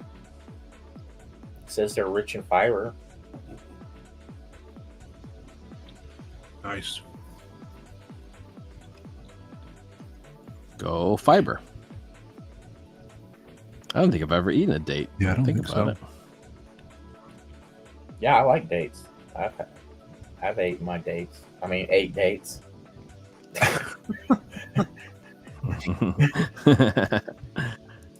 It's not how I meant it to come out. Could be two ways. You could either be a G or a Yeah. serial killer. We don't know. I was thinking- Slip of the lip. I came home from work today. I put on some George Michael on the record player. Hey, baby. Pretty nice. That's not how you treat a friend.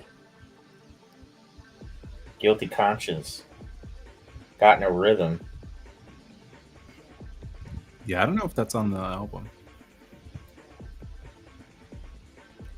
I never knew how to treat a Album. friend.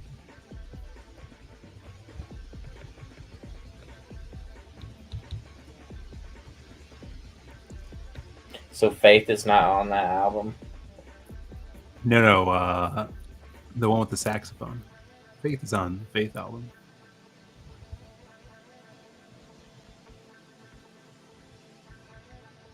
I think that predates it. I'm not sure. I just wish I looked like George Michael, you know? You do. Leather pants, You wish you had poofy, flowy leather hair. jacket, the jeans. Yeah, No, I wake me really up. want the crucifix dangle earring is what I want. Marami, wake me up before you go. Go. Yeah, so it makes you wonder, is he talking about his partner and Wham in that song, Marami? Wake him up before he leaves.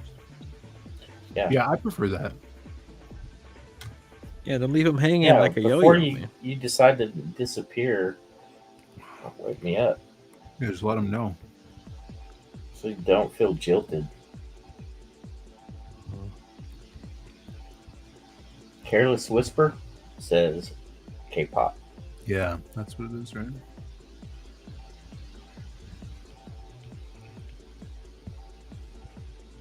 Man, Jay, you just keep getting better and better.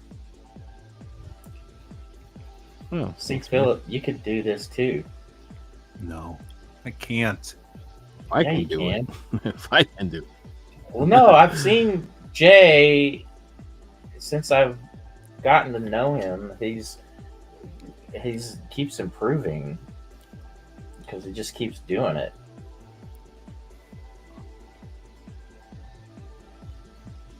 Yeah.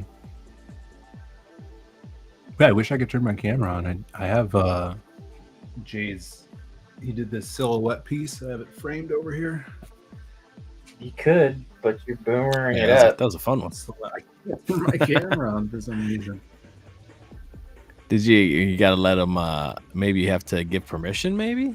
Here, let me I don't know. I'm sorry, reload man. this. Yeah, try that.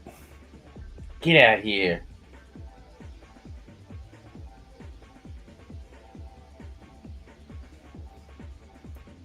Oh, Oh, it turned on for a second.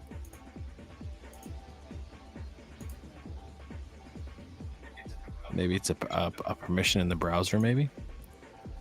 When I came in, I put a camera. It's on. Camera allowed. When I hover over the camera button, it says press V. I press V and nothing happens. Oh yeah, because you could turn it on and off with the button, which is cool. Not working. Did you click the arrow that's next to it? There's 2 cameras. But oh, does this work? No. Press V. No. Let me see if I get and then I'll add them again. Nope. Damn, dude, that sucks. Yeah, it's weird. I wonder if it's some kind of permission on the browser or something.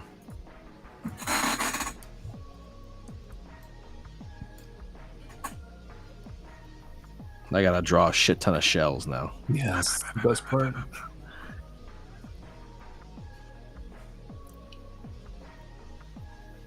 How should I draw the muzzle? Because I'm gonna have to draw a muzzle flash now. What was I even putting on this layer? I hate that when you're like working on something. And I was like, I got this layer. What the hell's on this layer? I don't remember. And then you're like clicking on and off, trying to figure out what the hell you put on that layer. It's like, I don't think I put anything on this layer.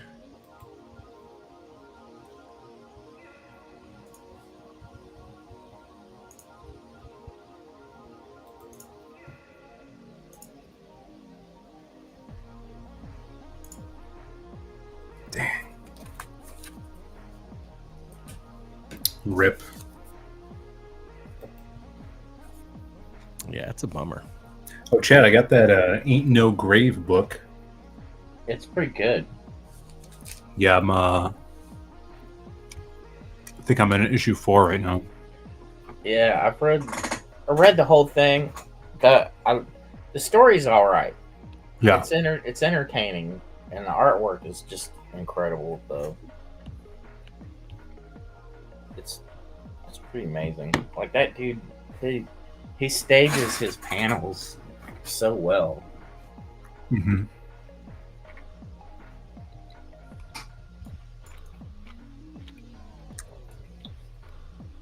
I think the one that I'm on is the silent issue. Oh yeah. He did like a no dialogue book, Yep. I think. I Bancroft has read- talked about it. I read that, and then I read also about a week or two ago the other book they did, the Me You Know in the Dark. Yeah. I don't recommend that. No? No. What's that about? It's just about this artist who goes away and rents a house somewhere else to get out of like the city or whatever, and goes to a small town so she can work on her next art gallery showing for her gallery person or whatever. So she goes there to spend like better part of a year doing this, and there's some, I wouldn't say it's a ghost in the house because it's like a physical being, but it's almost like some monster that lives in the house that becomes friends with her, and they live it lives in darkness. And man, I'd end up spoiling it if I went any further. No, I'm not going to read it. But they end up having like this physical relationship, and the monster gets like very possessive of her to the point where she can't leave the house or whatever. And that's pretty much the gist of it. And you find out how she solves the whole thing, but it's like it drags for 5-6 issues. Yeah. And it could have easily been told in one comic.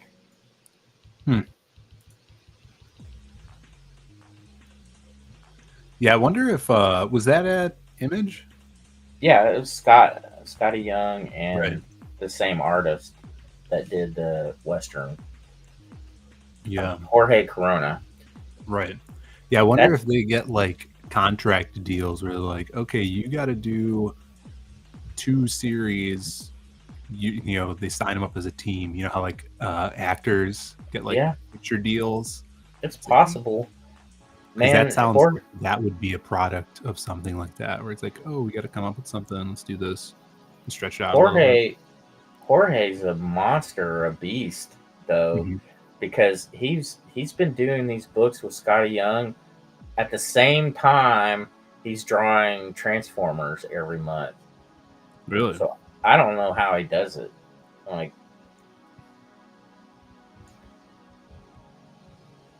is he on the new? Yes. Did he take over for Daniel Warren Johnson, or is it a different series? Yeah, he took over. Daniel Warren Johnson only drew like the first couple issues. I'm sorry, Promiscuous Time Traveler. To me, You Love in the Dark is your favorite Corona project. Sorry. I just didn't. It just kind of didn't do it for me. I thought it was too long. As beautiful as the art is, and the pacing is great, and it does keep you hooked. Yeah. But if you really boil it down, it was a story that could have been told in 20 pages. I mean, and it could have been told in a typical Tales from the Crypt or something. Dang. I checked out Daniel Warren Johnson's The Moon is Following Us. And I think I got like the first issue of that, and I don't know. I didn't feel like getting the second one. Is he drawing it? No. No, he's not. Yeah, see these guys like I mean Scotty Young too. They branch off and do their like own projects that they're just writing and having someone else draw. They're too good to draw anymore. Probably more money in it. I could write like stories. It kind of feels like they're too good to draw anymore. But that's something that I feel like we're seeing more now than like older artists. You know, I mean, of course, there's like the image guys that did that and started writing, but there's like guys from the 80s that are just renowned, legendary artists that never stepped into just writing, you know? Right. Except McFarlane. Yeah, he's totally switched. Has Jim Lee done that ever? No. Where he's just writing for someone else? No, he's not done anything like he's just happy drawing whatever the popular book is. You know. Well, now he's coming back to Hush with Loeb, right? Yeah, I didn't like Hush. Wow. Sorry. Wow. Shots fired. Was it because they switched who Hush actually was going to be? No, my beef with it was the doctor. Yeah. That he knew growing up. The guy that was the doctor. Yeah, Tommy. All right. That dude wanted to kill Bruce Wayne so badly. Yeah. And he had him almost dead on the operating table in the first issue, within the first half of the book. And he just couldn't just kill him off. There would be no story then, Chad. There wasn't a story though. Like, you see what my point? He could have been dead if the villain had him on the operating table and wanted him dead.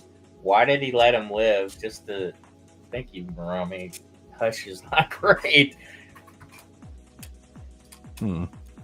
It's like the Dark Knight Rises. I hate to analyze a story like that, but it just didn't make any sense to me when I finally got to the end. Yeah, you got to have something that sometimes you get caught up. I guess maybe people get caught up in the twist. Maybe, they're never gonna see this coming. Like even like with Dark Knight Rises, where it's like, I'm the daughter of Ra's al Ghul. It's like, dude, we just slept together. Batman won. No matter what you do now, like, right. Yeah.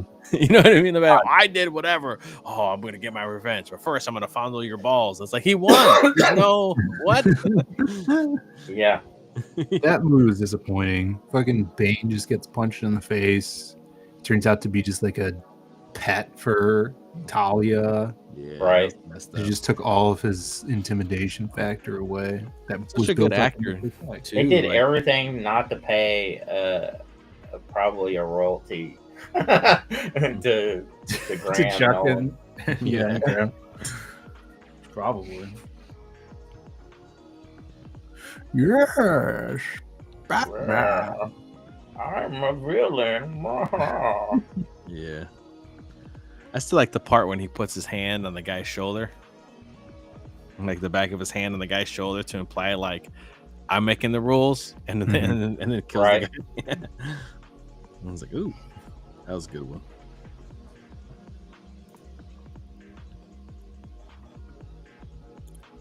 I don't like those lines. Those lines suck. So Marami says Chuck and Graham, they didn't pay them.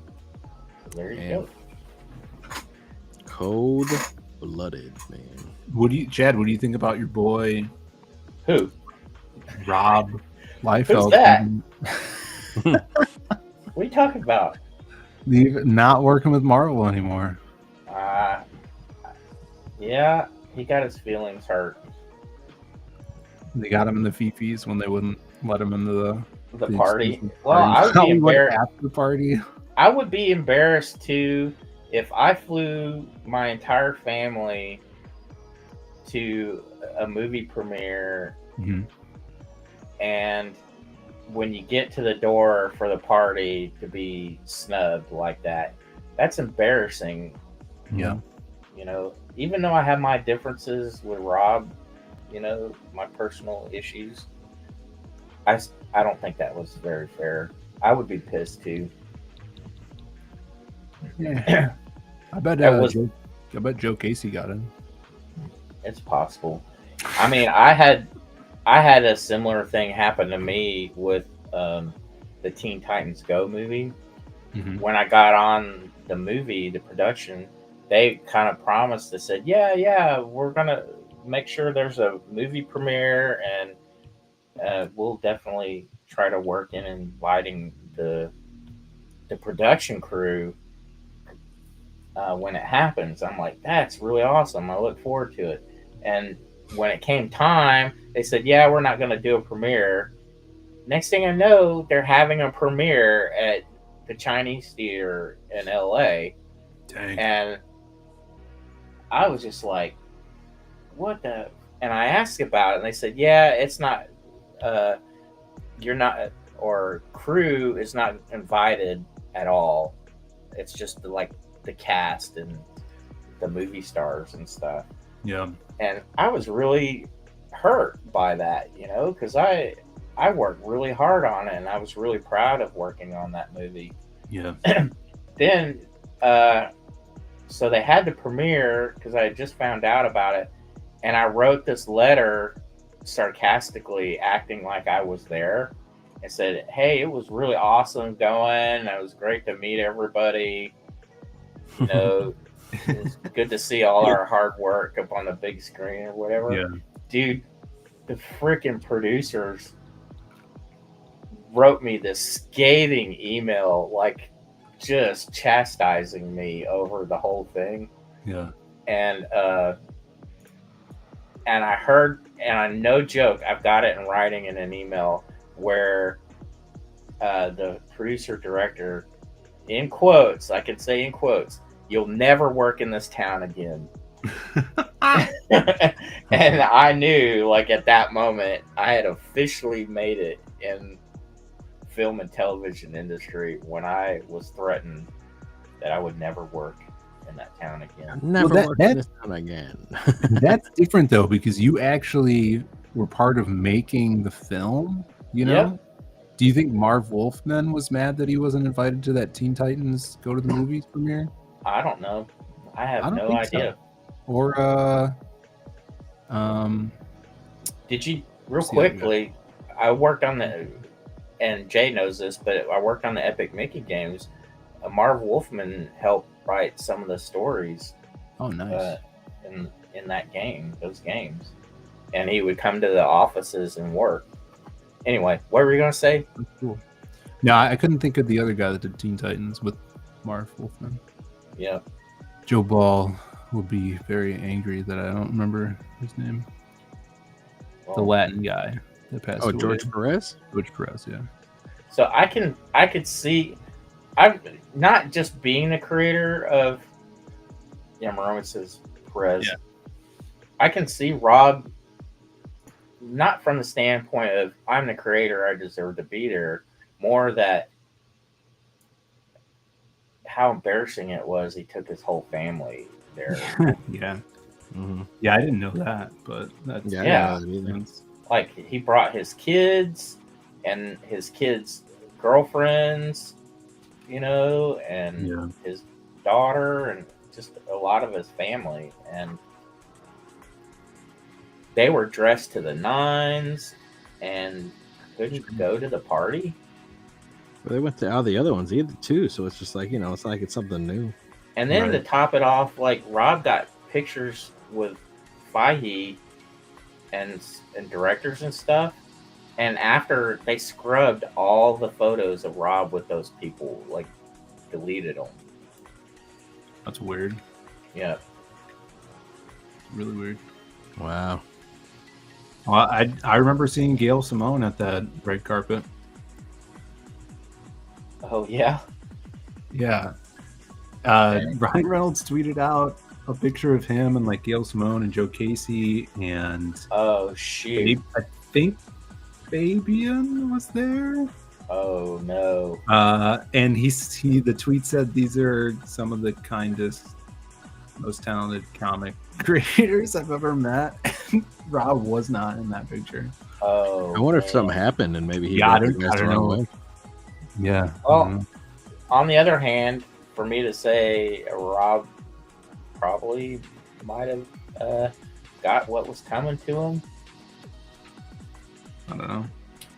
it's My possible. brother was telling me there's a documentary I think on Netflix or something about Rob Liefeld. He was like, yeah, he's an asshole. I was like, really? He's like, yeah, man. I watched the thing and see he's an asshole. I was like, well, I don't know. Well, there you go. I worked for Rob. For Yeah, a he told while. me. I think I know that story. Yeah. Or maybe it was the Mike Judge one. Tell me a Mike Judge story, Like Judge. or maybe one of your friends. K-pop said, "Phil, Joe's gonna refuse to do more art cards now. Way to go!" He remembered. He remembered. We all saw it. Don't narc on him, K-pop. Oh yeah. I know. I forgot George Perez's name. Sorry. That guy was a workhorse. No kidding, man. Didn't appreciate the style at the time, but you go back and look at it now, you're like, this is fucking amazing. Yeah. It's a lot of stuff growing up in the 90s you didn't appreciate. Like, I hated Big Nola stuff. Yeah. Like, this stuff sucks. Now I'm like, this is amazing. It's great. Yeah, it's your tastes have grown and changed. And I you look hated. at stuff like Rob, and I'm like, this is ass. Yeah. Juggernaut's always cool. I hated Mignola when I was a kid, and about the time when Hellboy started, I had already started to grow to like him. Like I loved his Dracula that he did, Yeah. but my favorite Mignola is Cosmic Odyssey. Cosmic Odyssey. Yeah, it was a mini series in prestige format. I think I remember the covers. Well, check out that Batman he did. That looks pretty sick. Yeah. Now I look at Mignola and I think he's just a stamp tool of himself now. Yeah, yeah. I definitely like his old Hellboy stuff compared to his kind of like simplified style now.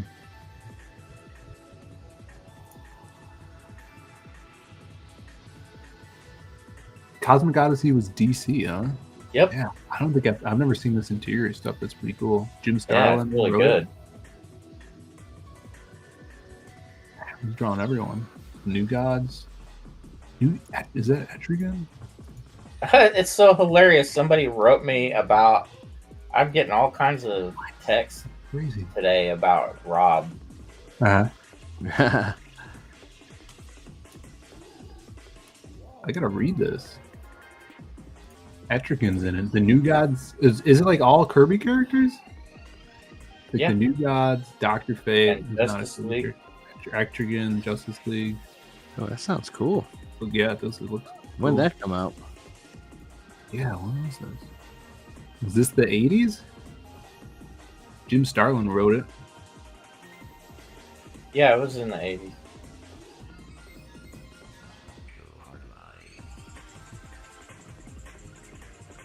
Here's a synopsis.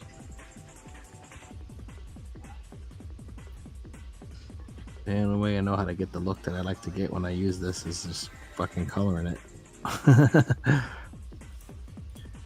Which is fun, but after a while, my damn hand hurts. I love that helmet. That's so cool.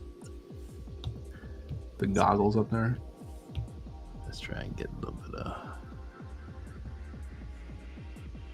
It's funny, the guy that created that female character for Turok is texting me all of a sudden right now about Rob. It's so ironic. Unless he's listening to the stream, which I doubt it. I thought the timing was really hilarious.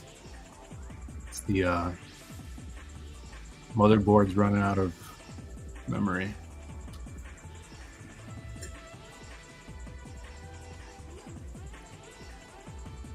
Simulations making connections. It's getting too deep. We got to abort. It's glitching. The streams are crossing. Yeah, I know it's weird just to be like, yay, and all of a sudden they're like, yeah, fuck that guy.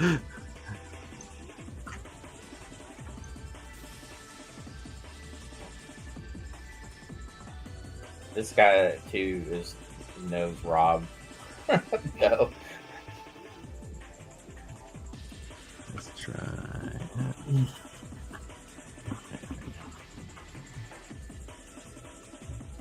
Even my oldest daughter, texted me today. She goes, "Dad, is this the guy that?" I'm like, "Yeah." Is that him? Yeah. This the guy? Yep. This is a screw Rob household. Yep. I have never seen a Deadpool movie or bought a Deadpool comic Wow. since I worked for him. I will not give that dude one single penny. I don't know if I heard this story, but then you don't have to tell if you don't want to. I'm not telling it. It's That's not fine. good. I don't need the drama in my life. But you're missing Gambit if you don't see the new Deadpool film. Yeah, the fat Gambit. He's not fat, okay? He looks tubby. he's Have you big seen him? boned. Have you seen him recently? He did a dance video in a football club locker room thing or whatever. Hmm. He's gotten skinnier since. Oh, hell yeah. Since That's good. He's ramping up. He's getting back into shape. They said that Gambit and Kitty Pryde are going to be part of the MCU. That's good. I mean, good for him. Good for me, you mean? Yeah, good for you. Let's see. You're gonna get me started on Gambit, aren't you? You're just trying You to. love Gambit. I don't like Gambit. You like Gambit as much as you like the title The Lost Pages. My whole thing with Gambit is I never understood what he has anything to do with New Orleans. Like, He's from there. He Right, wears but the what New is his- Orleans. He what- wears the city hats. That's like the. what's the hair and the trench coat and He's the a costume and a staff and throwing playing cards have to do with his history? Like, Well, I just wanted to give him something spicy. Gambit, you know, it's We're kind of eating like jambalaya. Gamble. He's kind of like Gamble, so he has cards. no body shaming Gambit, says promiscuous time travel. What if I like fat Gambit? Gambit. You're just upsetting him this whole stream, man. Shitting on the book he likes, shitting on the character he likes, Chad. I know. The title. Yeah. I feel like they're gonna have work cut out for them to. I don't see them doing a solo Gambit film. I think he'll always be a part of something. Gambit has almost never worked in a solo scenario.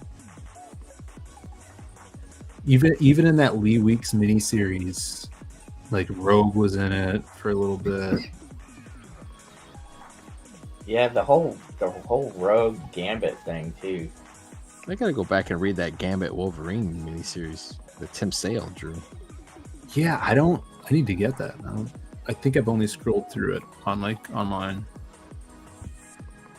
That's another one that I was like, it's Wolverine. I love Wolverine, but man, this art sucks. I hate this.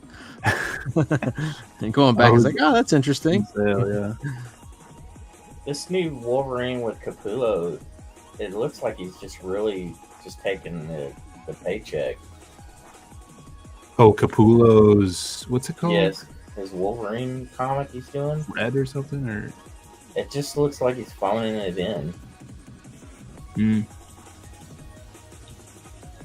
Yeah, it's nothing like mind blowing. He was working on Creech before he started doing the Wolverine book. Yeah, you should have just kept doing that. And the pages he was showing from that looked really good. Like, yep. Maybe he's looking to do a good paid gig and then jump back on his stuff so he could take his time with it. Maybe. Yep. Yeah, those Creech pages did look good. Yeah, Maromi says, I heard Gambit was originally a Sinister clone. Yeah, I think the idea was going to be like he was created by Sinister.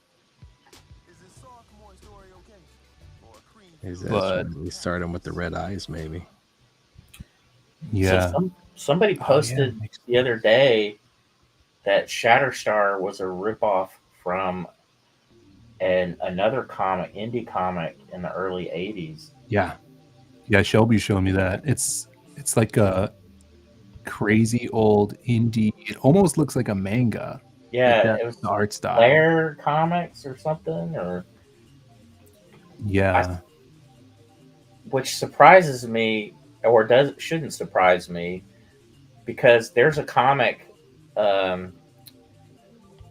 Charlton Comics did a run in the 70s of superhero books that Bob Layton was editor-in-chief on, and there was an ad for this character called The Image,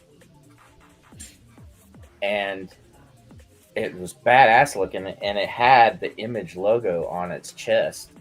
Oh, yeah? In the ad. Yes. And that makes me wonder if that's where it's exactly the same logo, the Image Comics logo.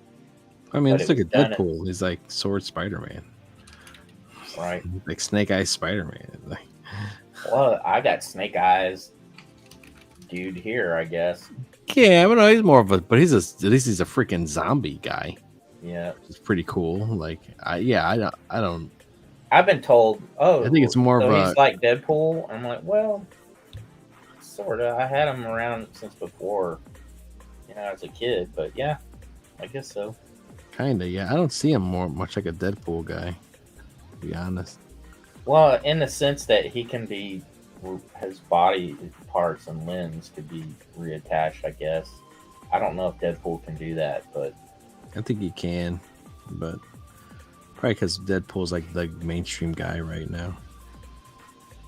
I mean, I get told that Black Phantom reminds him of Scud. Yeah, the style, I could see that. I want to draw him with the pinkies out holding guns. Right. That's a compliment to me. I love Scud. He's probably one of my favorite characters. Like, I just love Rob Scrobb stuff. It's freaking insane. Hi, Phantasmagorical. Fanta's here. Yo, Fanta. What's up? What's up, girl?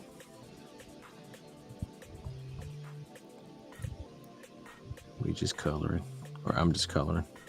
Or grayscaling, I guess. Right. I mean, you could have left that white.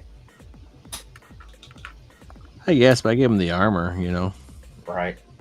It's kind of all the same, like texture. Yep. I think I'm gonna have to do something to set. Once I start putting the shades in there, I'll probably separate it better. Right. That's the theory. We'll see.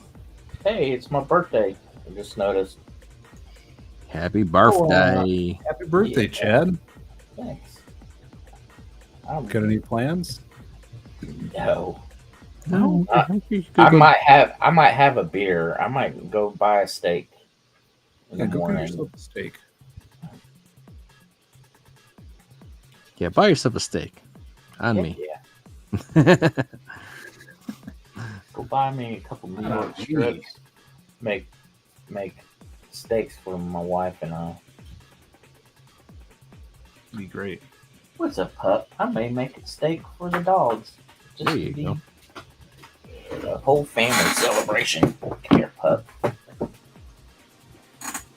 What have you been reading, Chad? Well, like I said, I just read those two Scotty Young graphic novels recently. And I've been reading. I just started Spy Family, and I really love it. I didn't think I would. You told me that last year when I was at your house. You were reading Spy Family. Yeah, I started it again. What? Did you start over, or did you just pick up? Yeah, I did. I started over. Wow. I want to go back and read Bakuman again. I didn't hear Chad talk anything bad about the me you love in the dark. Just hush. Yeah, I did kind of talk bad about the me you love in the dark. I just thought it was. Oh, you heard me. Come on, you pulled my leg. He's like, this is doo doo. Wait a minute. Thanks, Fanta. Okay, make sure it's the same color. Yeah, I thought Spy Family, just on first appearance, kind of looked not so good, but it turned out it was really good. People love it. Huh? Yeah, it's actually a lot of fun. I've been picking up volumes of My Hero Academia here and there, and the art is gorgeous in it, but oh my goodness, it just goes nowhere. It's just like A lot of filler. lots of like thinking and talking to myself in the middle of a battle, and how I'm feeling. You checked out. I figured you out. Promiscuous. Sometimes I am gullible, but I caught myself that time. I bought a couple issues of the Vigilantes one. That was pretty interesting. The Vigilantes. Yeah, it's My Hero Academia, the Vigilantes. Oh, the spinoff. Yeah, the spinoff. Which they pretty much have their Batman. They introduced their Batman. Oh, really? Right. Yeah, he's a guy. Yeah, he's just like a tough old bastard called Knuckle Duster. It's a good name. Yeah, it's real cool. So, I'd say my favorite manga now. I used to say Lone Wolf and Cub was like my favorite, but now I gotta say Bakuman is like my all-time favorite manga. Bakuman. What is that? A samurai thing or what? It's a comic about comic artists and writers making comics. What? Oh, okay. And it's so good. How could that be good? All right, so I'll give you a sort of how the premise works. One of the things the characters are doing is learning how to make manga as they go along. So you actually learn how to make comic books while you're reading the story.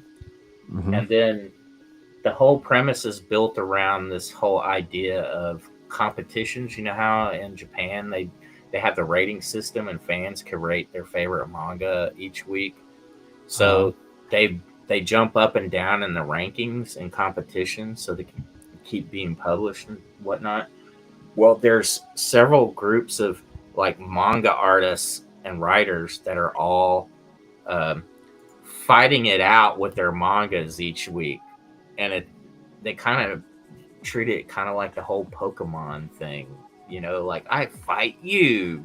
You know what I mean? Mm-hmm. Bakuman. How do you spell this? Bakuman. I just looked that up and I'm seeing a bunch of big titty weeb Anime Girls. Yeah. There's even a Y2 Hub. I'm gonna have to there's look even a into this. Bakuman anime too. That's on. You can All I watch see is it on this Hulu or hentai. Disney Plus.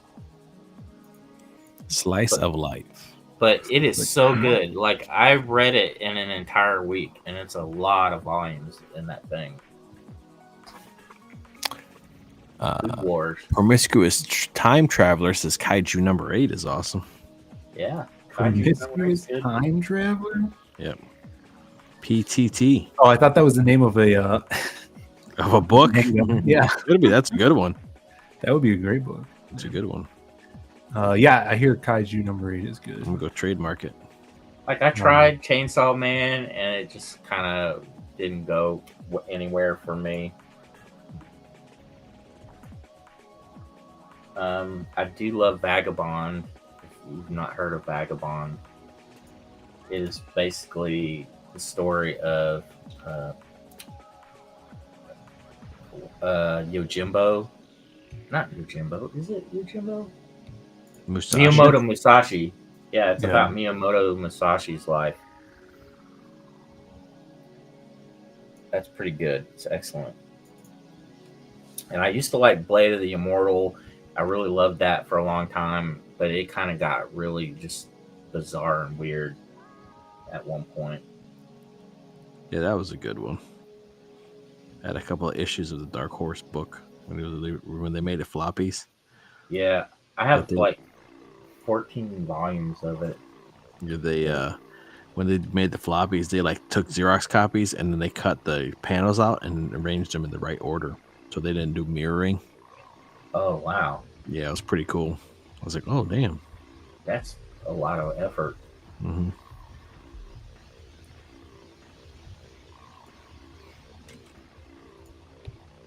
I just saw. I might go and read Battle Angel Alita. I've never read it. Yeah, just like it's pretty interesting because like it's different phases of her life. Mm-hmm. Like when the ship first signs her, and then like when they first find her, and there's like pretty much like the movie, and then there's like another thing where she does the roller derby thing, and there's another thing where she's like working for the government, like as a weapon, like fighting on this train thing, and so it's like it's I got the 3 of the big volumes, and it's pretty neat. Art, and it's gorgeous. The action is just so sick.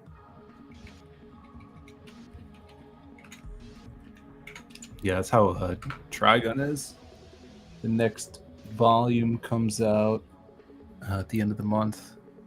Hardcover, like 600 pages. I've read 4 of them already. Oh, nice. It's crazy.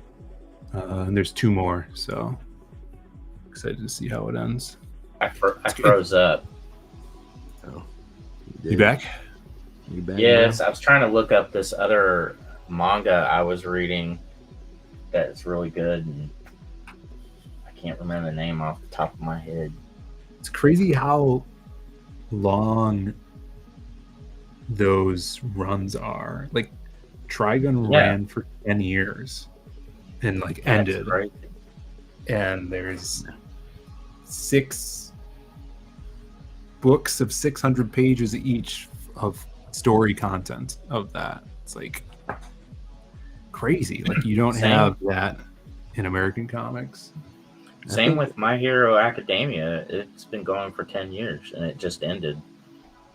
I think that's the one thing that American comics can learn is to tell a story, tell it as long as you can, and then end it and then move on to something else. I think the problem is that you're dragging dead corpses around. Yeah. And give it a break and come back to it, or something. Yeah. Yeah, I think like the American comic industry is too scared to let people do that. Yeah. Because like the guy who did Trigun, Nightow, like he did that, and during that series, because it was so successful, he got an anime out of it, right? And then he was able to design the Gungrave game, and then that was successful, and then that had its own anime, and like it's his creative mind that is pushing his career other as opposed to in the American comics, you have a guy like Chris Claremont, super successful, but he doesn't own any of those characters. It's Marvel's creative properties that is pushing his career to a point, so that they still have you chained even when you're a superstar creator at Marvel or DC. Yeah. I think it hurts the stories too, because it's like, all right, like Cowboy Bebop. It's like, all right, here's the story that we told. We told it. It's awesome. All right, let's move on. Here's my next story. Oh, hell yeah, dude. Like, I think you get better stories and more creativity if you mess around and doing stuff like that than just like Spider-Man's been going for 87 freaking years. What the hell do we do with Spider-Man? I don't know. How about we give the guy a break? Like, what the fuck? One manga I've been hooked on lately is called Rebuild World. And I also been reading Sakamoto Days, which I'm sure everybody's heard of because it's getting an anime now. Never heard of it. Sakamoto. Yep. Sakatumi Sakamoto. Sakamoto Days. It's basically about this retired hitman who lives with his family and he owns a little convenience store. Oh, yes. I've seen it. I didn't know it was called that. Yeah. Seen images of it. But Rebuild World is excellent. I can't even explain what it is. And I started Fire Brigade, and that's not bad.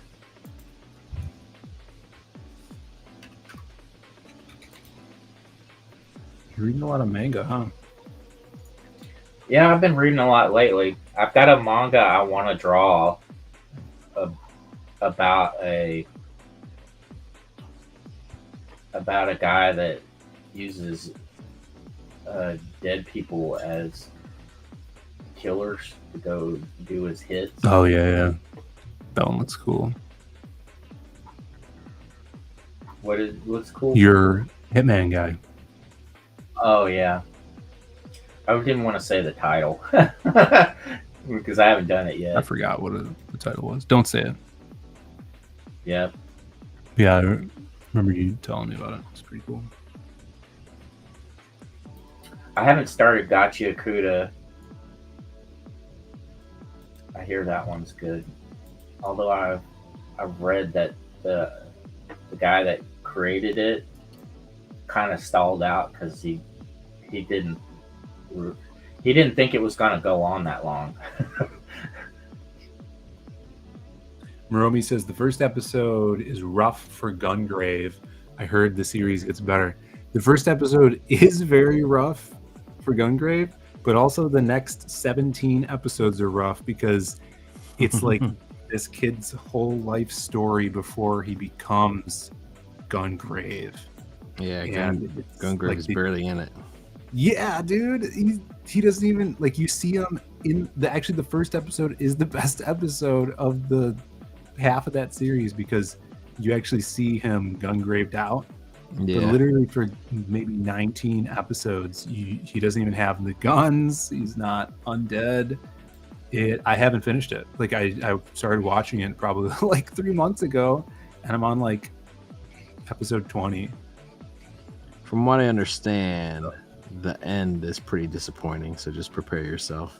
I'm just gonna X out of the tab that I have pinned on my browser. Then just never watch it. My brother who saw it because I had the DVD set, I had the box set, and I was like, okay, cool, because I played the game and I had fun with the game, and then so then I was playing the I was watching the box set, and I just forgot about it. I didn't finish it, and I let my brother use it. My older brother, and he's like, cool, because he was like studying Japanese at the time, so he's like, I'm gonna watch it with the subtitles off. Nice. And he was like, dude, the ending. He's like, motherfucker. I was like, oh, okay. And I was like, that is dumb as hell. Better than you than me. Yeah, I was like, that is dumb as hell. Thanks, man. God dang. Yeah, well, from what I know, Nightow like had almost nothing to do with the show. He just designed the characters for the game. I hate when you watch this stuff and all of a sudden they're like, "What's the meaning of life?" Blah blah blah blah blah blah blah blah blah. You're just like, "What the fuck?" I know. They have all this interior dialogue with themselves. Like, Yeah. that can be good and bad. When Frank Miller does it, it's good. Right?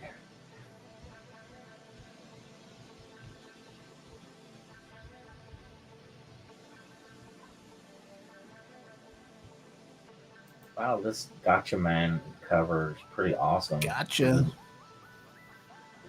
For this new Mad Cave Gotcha Man comic. Oh yeah, bro. It's got a very 70s vibe to it. Like Atari video game package kind of Oh, look. that's cool. Here, can I copy and paste images into your I would chat? like share, or you probably could.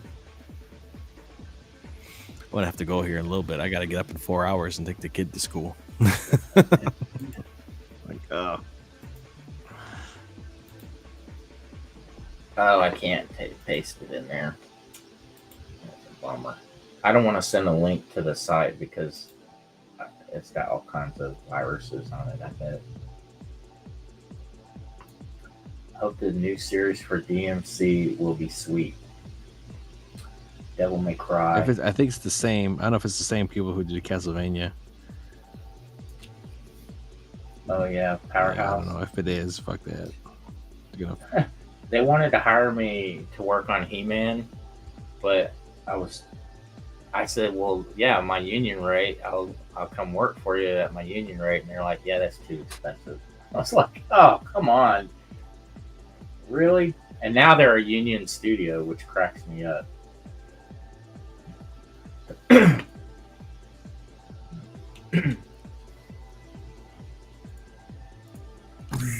Yeah, it's like Dude, you got nice lighting and everything going on. think so. Yeah, it's coming along. Yep, this can go in my Badass. book. Wish I could draw like you guys. That I never have to hire any of you. You can draw like us. Netflix is anti-union. Yep. Really?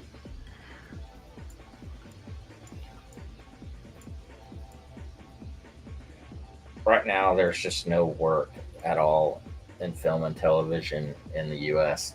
right That's now. insane. It's just, yep. I haven't had a job in 2 years. I think it's just a big bubble and it's imploding, or they think it's just being outsourced. It's all outsourced Yeah. now. Like they found it's a whole bunch of reasons. Cable television has died. Streaming and like TikTok format style entertainment has taken over. So when I was during COVID, I was working on this show called Big City Greens, and we were sitting in a Zoom call meeting with the executives, and they announced, "Yeah, we're going to pick you up for 2 more seasons." And I'm like, "Oh, that's really great news! 2 more seasons? That's awesome! It means we'll be working longer." The bad news is, I'm like, "Uh-oh, you're the only show earning any ad revenue at all on Disney Channel." Oh my god. And my heart sunk. I was like, "Oh no!" Like, you mean to tell me like nobody's making any money on their programming right now on Disney Channel? None. So that's when I knew things were kind of starting to go south. And then the writer's strike happened, and I thought that this is not going to be good. They negotiated all the goodies that they wanted in the writer's strike, and Hollywood just went, "Yeah, sure, we'll give you whatever you want," and then just went ahead and outsourced everything from that point on. And now there's like 90% of the workforce is not working now. Yikes. There.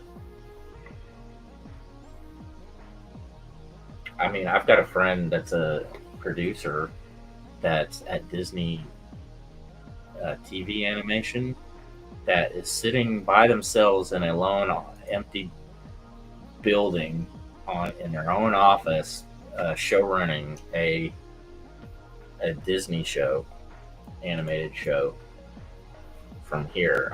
Everything is all outsourced. It gotta be nuts. I'm the only guy in the office here. Nobody else is there. Can you imagine that? Like, people that work there don't even know who this person is in this one office.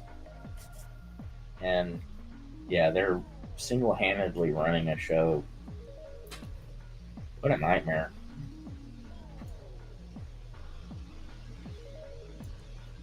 And then you heard Hasbro is gonna quit making toys. Yeah, they're gonna focus on games now or something? Yeah, isn't that That's dumb? insane. Why not do both? Yeah, I don't Maybe know. people are getting over I toys. mean, if I were running Hasbro, first thing I would do would to go back to start making the 3-inch G.I. Joe figures and selling them for like $3 a pop. Yeah, toys are too expensive. Cheap in the store.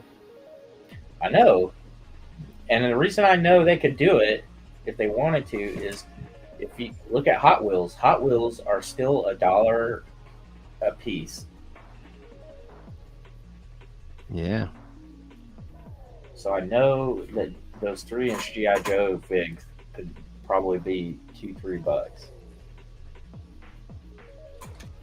And the manufacturer that made them still has all the original molds and everything. There's like a couple indie toy makers make bootleg G.I. Joes with those molds. G.I. Joe. Yeah, because they always were affordable. That's why I liked them because they were like affordable. You can't get a toy; it's too expensive. Right. Well, this GI Joe is $2. Okay, yeah, you can get GI Joe. Cool, I got Snake Eyes. Right. Fuck yeah. Like the new G.I. Joes that are out now are $25. Like, That's like the Action Force little guys too are pretty dope. The ones you can find at Dollar Tree. And have you ever seen those? are they Action Force? Action Force or something, but they're pretty cool. It's not Action Force. Action Force are those really high-end G.I. Joe knockoffs. Yeah, whatever. The ones that are in the Dollar Tree are actually pretty dang cool for the price. Yeah, those are really Like, that's cool. awesome. Morami says they lost kids to mobile apps and games. That's true. K-pop says my goal is to go hard on some art this year and do more sketch covers and work on a potential project. Yeah. Just got to do it. Too many That's it. projects. Too many projects. Yeah, I jump in between. Honestly, I'm jumping in between three. I'm doing Berserker, the Sir Courage, and then the Metal Fist Motherfucker book. And I'm just jumping in between all three of them. I get sick of one, I jump to the other one, and it keeps it interesting and Right. fresh. Valaverse. Oh, you're right. Valaverse is that guy, but didn't he call him Action Force? I believe I so. don't know. That guy is about to get in some serious trouble because he's starting fights. He's starting fights with like the Super 7 guys and Todd McFarlane. Toddy Mac? And all Not Huh? Toddy Mac. the guy, whoever the Valaverse guy is. Bobby Yeah. Vala. Mm. Dang. Yeah, I wish I could do my manga as well. I have a manga style character. You do? Does he have a giant gun cross? No, he doesn't have any guns. He's a martial artist. He drives a fast Don't car. need guns. He's all about family. Oh. Does he have a dog too? No. His name is Dominic Doretto. Yeah. Well, that ain't cool if you don't have a dog. Chad, you've seen him before. You're like, you got to do this for the friggin' contest. That's right. But I'd have to get a new artist. Yeah, I would love to do the webtoon contest, but now it's just too late. Now it's too far into. Oh, too late to finish. Yeah, I don't think I could do like 80 two panels? issues worth of comics, or 2, 3 issues. It's like 5 issues total that you would have to finish Yeah. between now and the end of the contest. I think I'm going to enter it. You just end up killing yourself from all the hard work. Well, I have that masquerade stuff. It would just need to be colored. I'm surprised they actually require you to have the art colored. Yeah, To me, webtoons are usually black and white. I guess, but there's a lot of color Yeah. ones. Maybe that's what they're lacking. Maybe that's why they want more Yeah. colored ones. Maybe, Maybe. or they're just not a fan of Michael Jackson song "Black or White." Such a good song. Oh, man. I remember Michael Jackson music videos were like freaking events. Yeah. Yeah, they were. Just the new video Yeah. dropping was. It was like a TV show or a movie premiering, dude. Yep, I remember when Thriller was being premiered on MTV. I remember seeing Thriller as a kid. We had no idea what it was. Oh, this is the new Michael Jackson. Okay, it scared the shit out of us, man. I was like in first grade. Yeah, Really? Yeah, it was creepy. yeah. I didn't know what Thriller was. He did another. You know, I was like, I know what the fuck Thriller was. He did another video like that later. That was like a haunted house. I remember that one. Yeah, it was weird. He was in that fat suit. Remember that? He played a white guy in a fat suit. Yep. K-pop says tons of colored comics on Webtoons, Tapas, and various other sites. I see more of the manhwa and new manga on digital sites being colored. Yeah, there are dudes that all they do is color all the new pages that come out of the new manga, and they do it for free and for fun. But there's a guy I do follow that colors like all the My Hero Academia pages. I reached out and asked him what his rate was because he's pretty good. That's cool. But Yeah. Macaulay and Jordan. I don't know what you mean, Moromi. Oh, you mean the Valaverse? No, Macaulay Culkin and Michael Jordan. Michael B. Jordan. That's right. I don't know what. I'm Talk about the Human it was Torch. his It was his Simpsons character. What should I talk about on my show tomorrow? Oh man. Hardline? No, Diaz Brothers show. Hardline's on You Mondays. should do Hardline. To me, sounds like a news show. Hardline. Yeah, I come up with the best titles.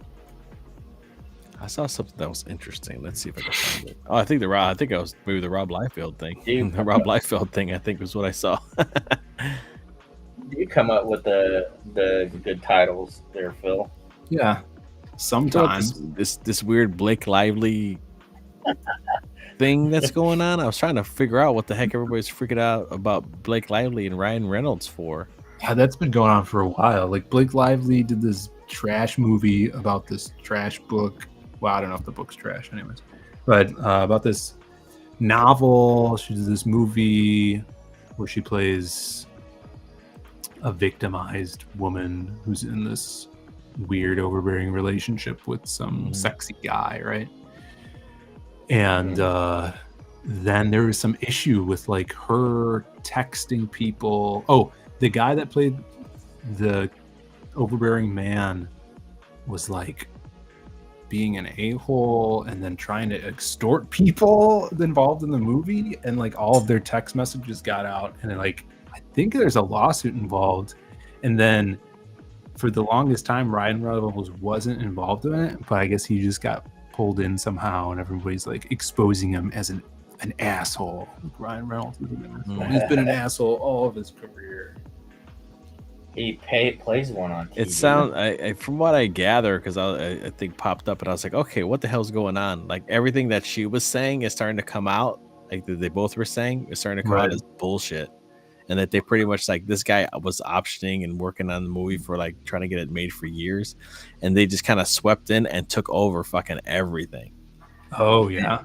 Yeah, and then and so like all the texts and stuff were being released, and so it was like even at the premiere, like he couldn't like go like walk around where she was, I guess, or some shit. So like there's pictures of like him and his family like dressed up at the premiere, like sitting in the basement, like on cases of water bottles, waiting till they can go upstairs.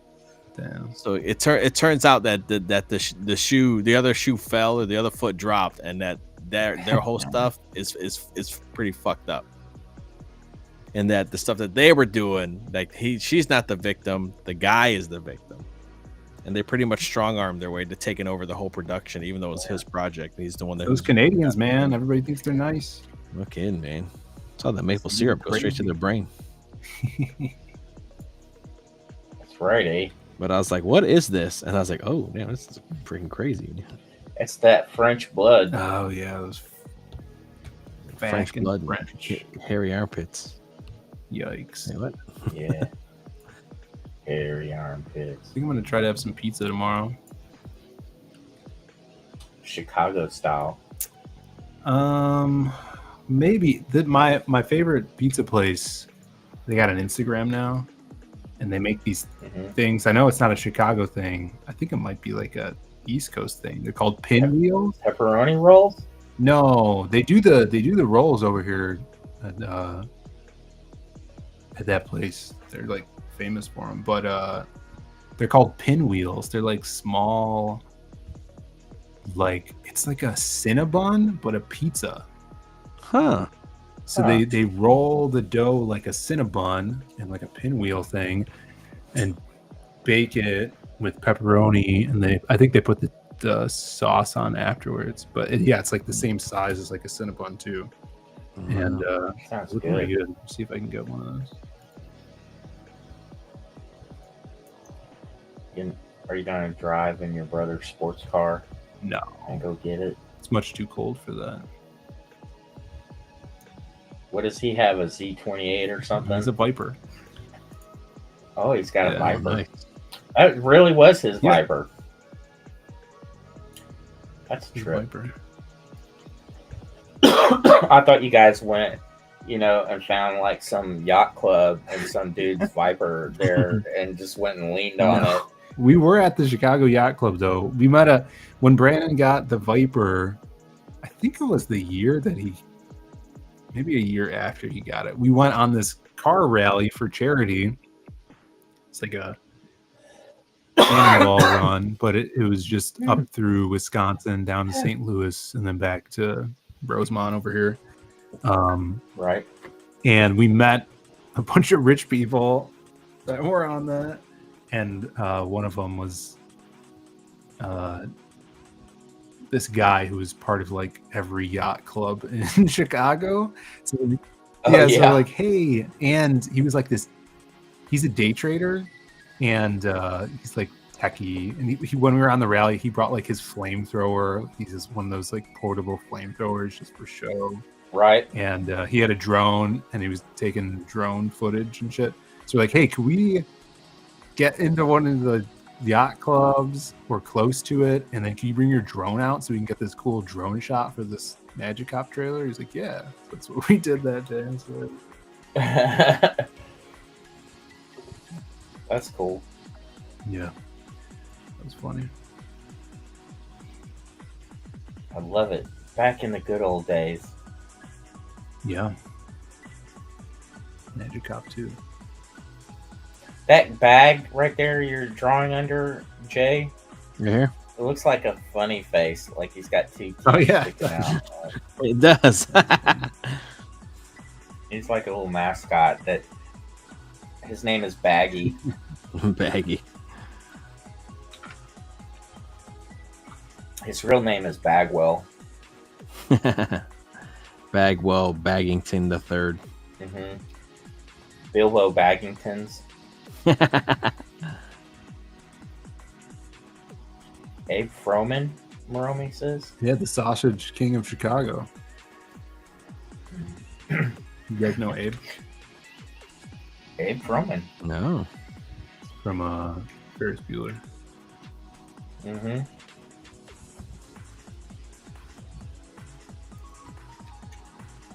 What's funny is that movie's not about Ferris Bueller. Who's it about? It's about the other characters in the movie. Yeah. Yeah, that makes sense. He's just like the vehicle that moves Right. the plot forward. What a good movie. So good. Yep. Classic. Yep. I love John Hughes films.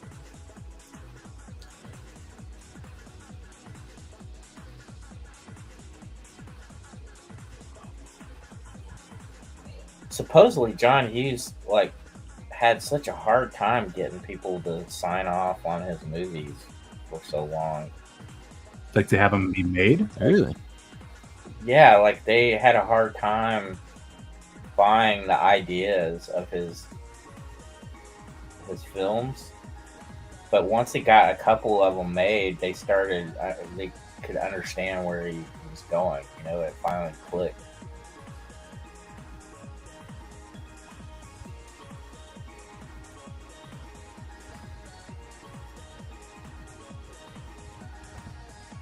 And I shall call him Baggy. Baggy. Yeah. Now he's a character. Now he's What? a character. He is now. I own him. It's mine now, Jay. Got him. He's gonna talk to Baggy. Only he can hear him.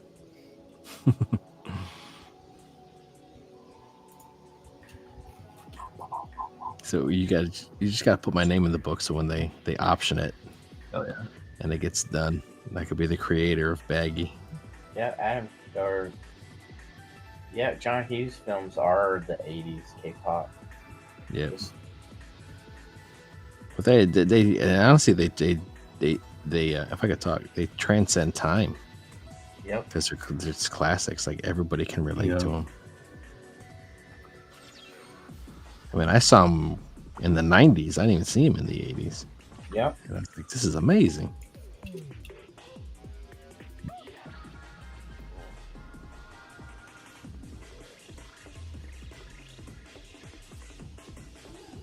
Real quick, he made so many great movies. Yeah, I don't know he did like Home Alone either. Yep. It's like, dang, bro. Yep. Uncle Buck. Planes, Trains, and Automobiles. Weird wow. Science. Oh, Science wow. is so good. Breakfast Club. 16 Candles. Let's see what else.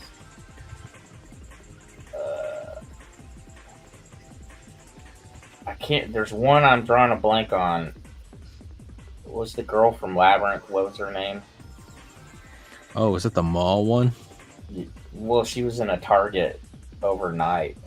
Yeah. That's what I'm thinking about. Yeah. He didn't do Fast Times, did he? No.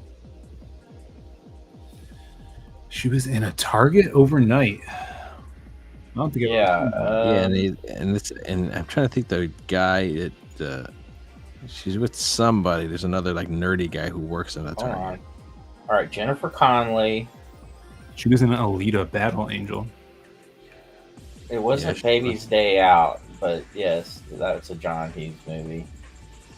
Career Opportunities is the name of the movie.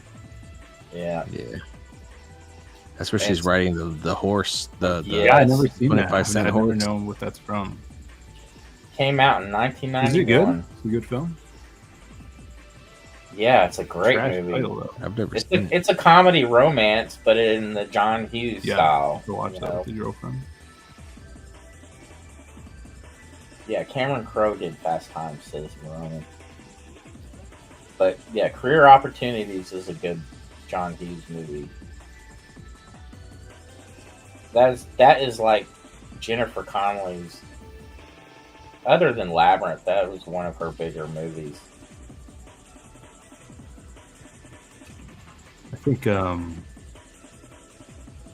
like Legend better than Labyrinth.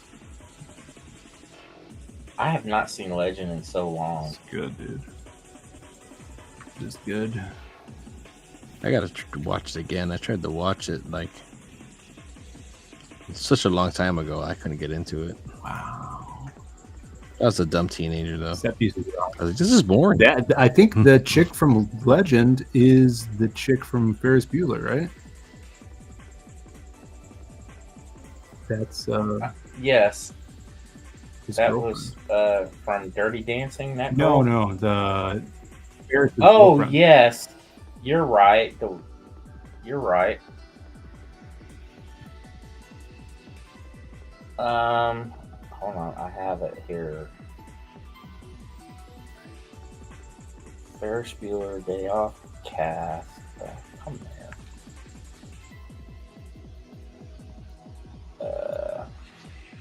Jennifer Grey. That's the sister. She's Yeah. the Dirty Dancing. No, Jennifer Grey is the sister. Mia Sarah is the girlfriend. Yes, Yeah, Sarah. Mia Sarah. Yeah.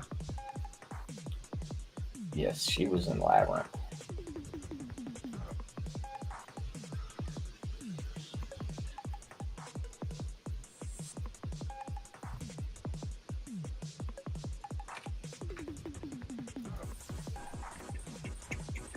She is 57 years old, Mia Grey.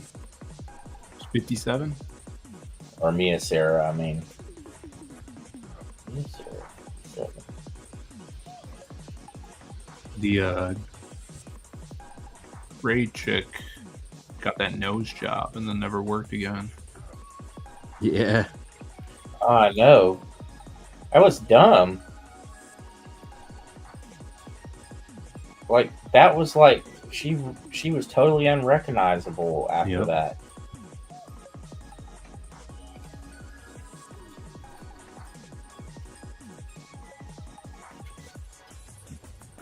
I did not remember Christy Swanson being in Ferris Bueller's Day Off. Christy Swanson. She is the chick that played Buffy. Yeah, she could picture her. She's like in one scene sitting in a classroom. Oh, Just that's in the funny. school. I think she's the chick that's like she blows the big bubble, if I'm not mistaken. Right. My dogs are here. I'm wondering if they need to go outside. You need to go outside? You need to go out? She's a pretty big as well. I'm gonna go take care of them real quick. Alright.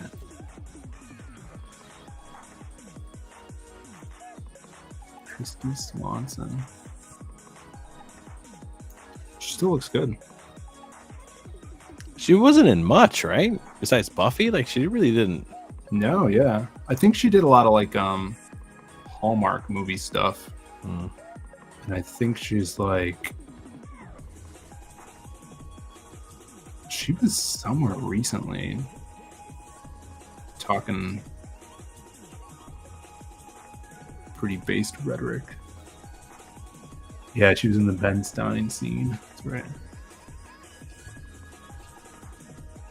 Yeah, sometimes I'm not surprised. Like you start hearing all the stuff in Hollywood that's coming out, why people Yeah. just like disappear. They're like, I got my money. Fuck this. Yeah. Yeah, Yeah. totally makes sense. Start doing small independent produced projects.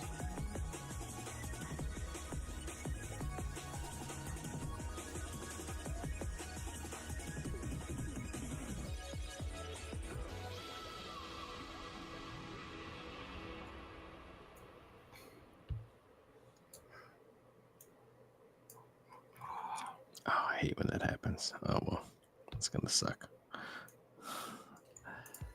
Is this soft, moist Oreo cake? Or a cream-filled slider of happiness? Okay. Pups are out. First, I put the shadow and the damn Bunny light Mask. on. I have not read Bunny Mask. Put the shadow and the light on the same fucking. layer by accident. I'm like, son of a bitch. They started at different layers, and I just didn't click off of it. I'm like, fuck it. Ah, dang it. Well, it looks great. Yeah, not The bad. manga? No, this drawing he did looks great. But is Bunny Mask a manga? Yeah, I'm gonna look it up. Yeah, this looks awesome. There's so much like texture in the grays. It's sick. Yeah. He didn't go solid. He just kind of sketched through Yeah, it. it's like colored in like crayon. Yeah. Bunny Mask. Manga. Oh, I don't have to type manga. What was that bunny book that Donald was posting about last year? It's like a bunny hitman, like the Easter bunny. Oh, that was by Kit Yeah, Wallace. Mr. Easter, I think it's Mr. called. Easter? Yes. Yes, It Mr. looks so Easter. cool. Yes, I gotta find those. Kit Wallace is great. Does he just do comics?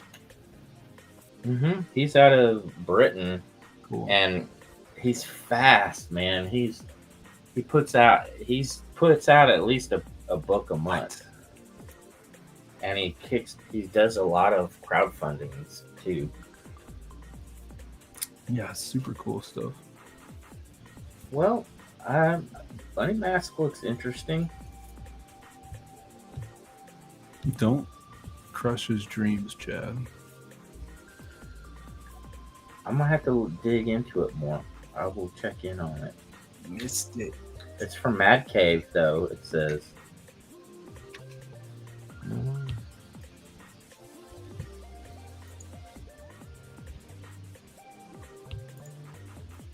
Mad Cave.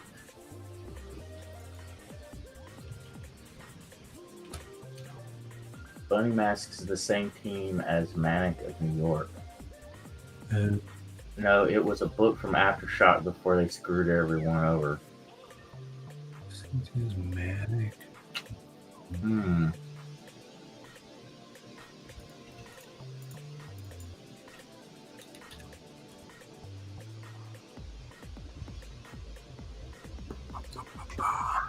Well, I don't have much of an opinion on it.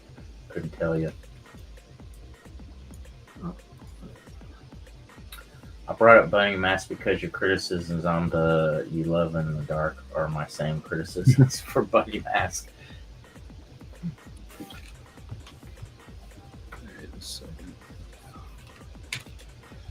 I mean, it's not terrible. It's good. The Me You Love in the Dark, or it's visually very nice, and you do get drawn in to the story, and they pace it out though in such a way it goes on for way too long for the ending you got.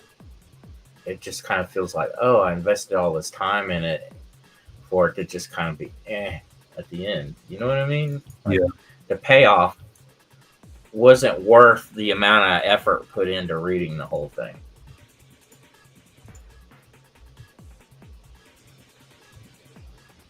But I'm not one to talk. I'm not like the greatest writer on the planet or anything. I'm an amateur compared to someone like Philly. We all strive to improve, Chad. Yep. But I really do want to be a good writer artist. Me too. All right. I think I'm calling it. I think that's good for now. This piece came up. It's Pretty beautiful. awesome. Yeah. Yeah, I think I'm just gonna get a cool font and just put that in the back over and over. Yes. But Buddha. I love that. That's gonna be so sick. I gotta do some muzzle flash and probably some digital splatter grit around it. That's it. It's going in the book. Oh yeah, dude. A little bit. I can stop sharing that now. Boop. Oh man, well, I want to thank you guys for coming and hanging out, man. It was a blast. That's such a good time. Yeah. Yeah, thanks for having Thanks me. for having me. You want to see what I did? Yeah. What did you draw? I didn't Billy? draw anything. I just lettered this page.